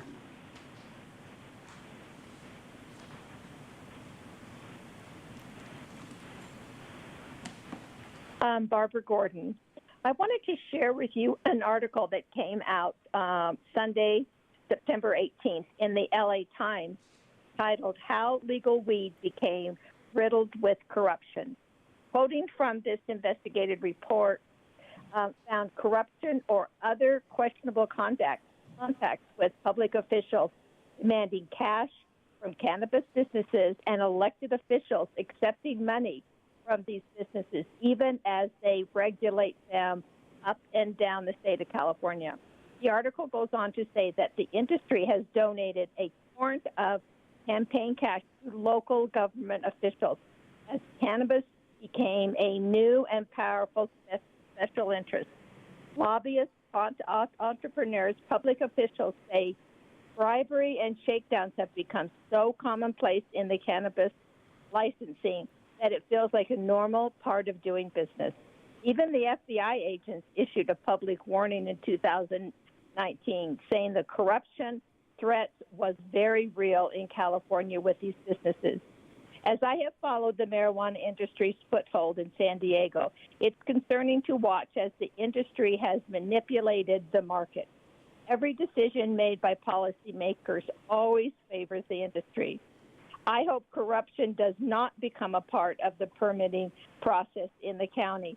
Public health risk and concern needs to be addressed when determining the impact that these businesses will have in the community. I urge the board to be responsible to the public and not to this industry. Thank you. Thank you. We'll now hear from the next caller. As we're queuing up the next caller, we did have 1 request to speak by phone on closed session matters. If that individual would still like to address the board, please call in at this time.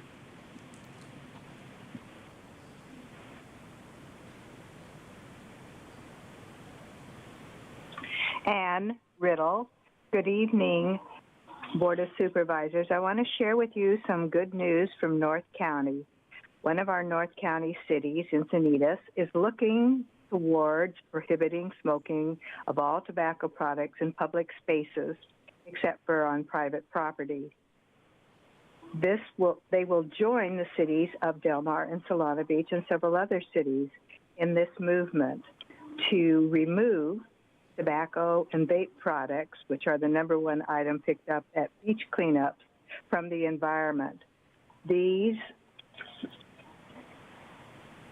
tobacco and vape products that are found in public spaces usually are toxic waste, and they end up in our marine environment. One of the prevention organizations that night spoke that there are secondary issues at work here that will really serve the young people of the North County community.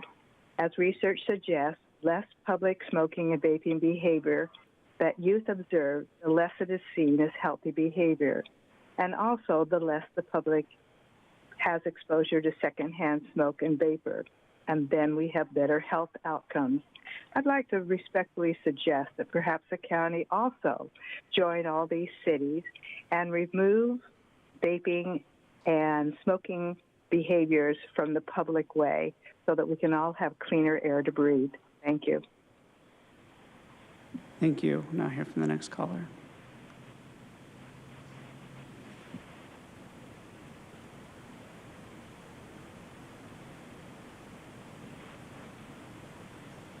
Hello, this is Kelly McCormick. I work in drug use prevention with a focus on middle school and high school age children and their families. Like you, we have been sharing with the community that September is Suicide Prevention Month. The county has worked to advance awareness of this issue, and I thank you for that. There can be an array of contributing factors when a person makes an attempt to end their life, and there's one that is not receiving the attention it should. It's the link between high THC marijuana use and suicide, especially if the marijuana user is living with major depressive disorder. A study by the National Institute on Drug Abuse examined data from nearly 300,000 individuals between the ages of 18 and 34 over an 11-year period. The study noted an increase of 40 to 60% in suicidal ideation, planning, and attempt associated with marijuana use and major depression. In 2020, our own San Diego County medical examiner reported that 39% of completed suicides under the age of 25 tested positive for THC, 39%. Imagine the beneficial impact you could have by creating a public education campaign and crafting public policy that recognizes this link. Thank you. Thank you. Now hear from the next caller.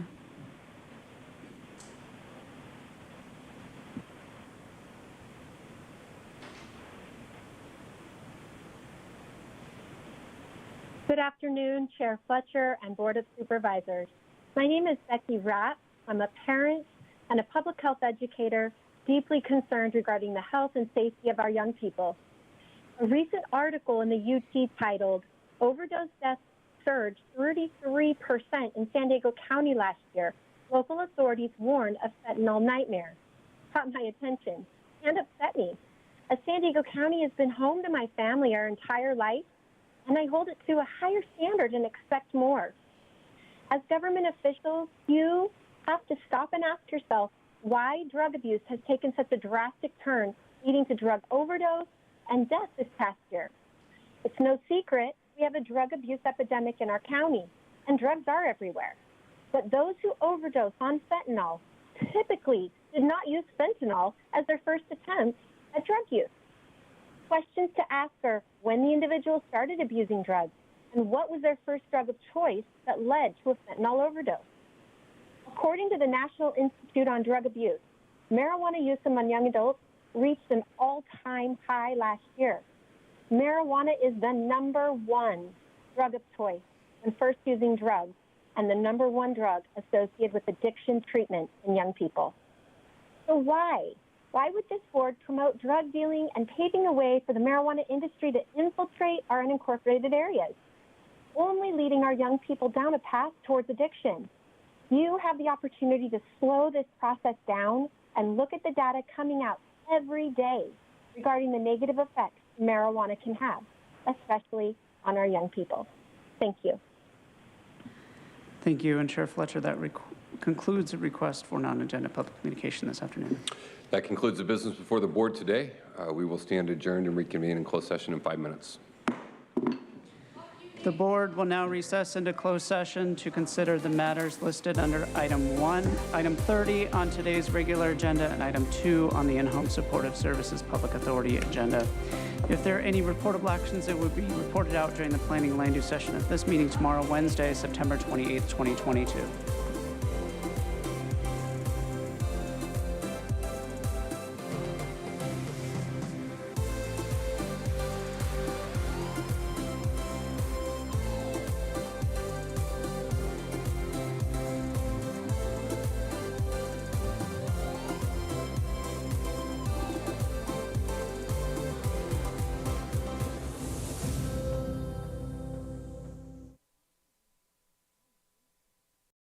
These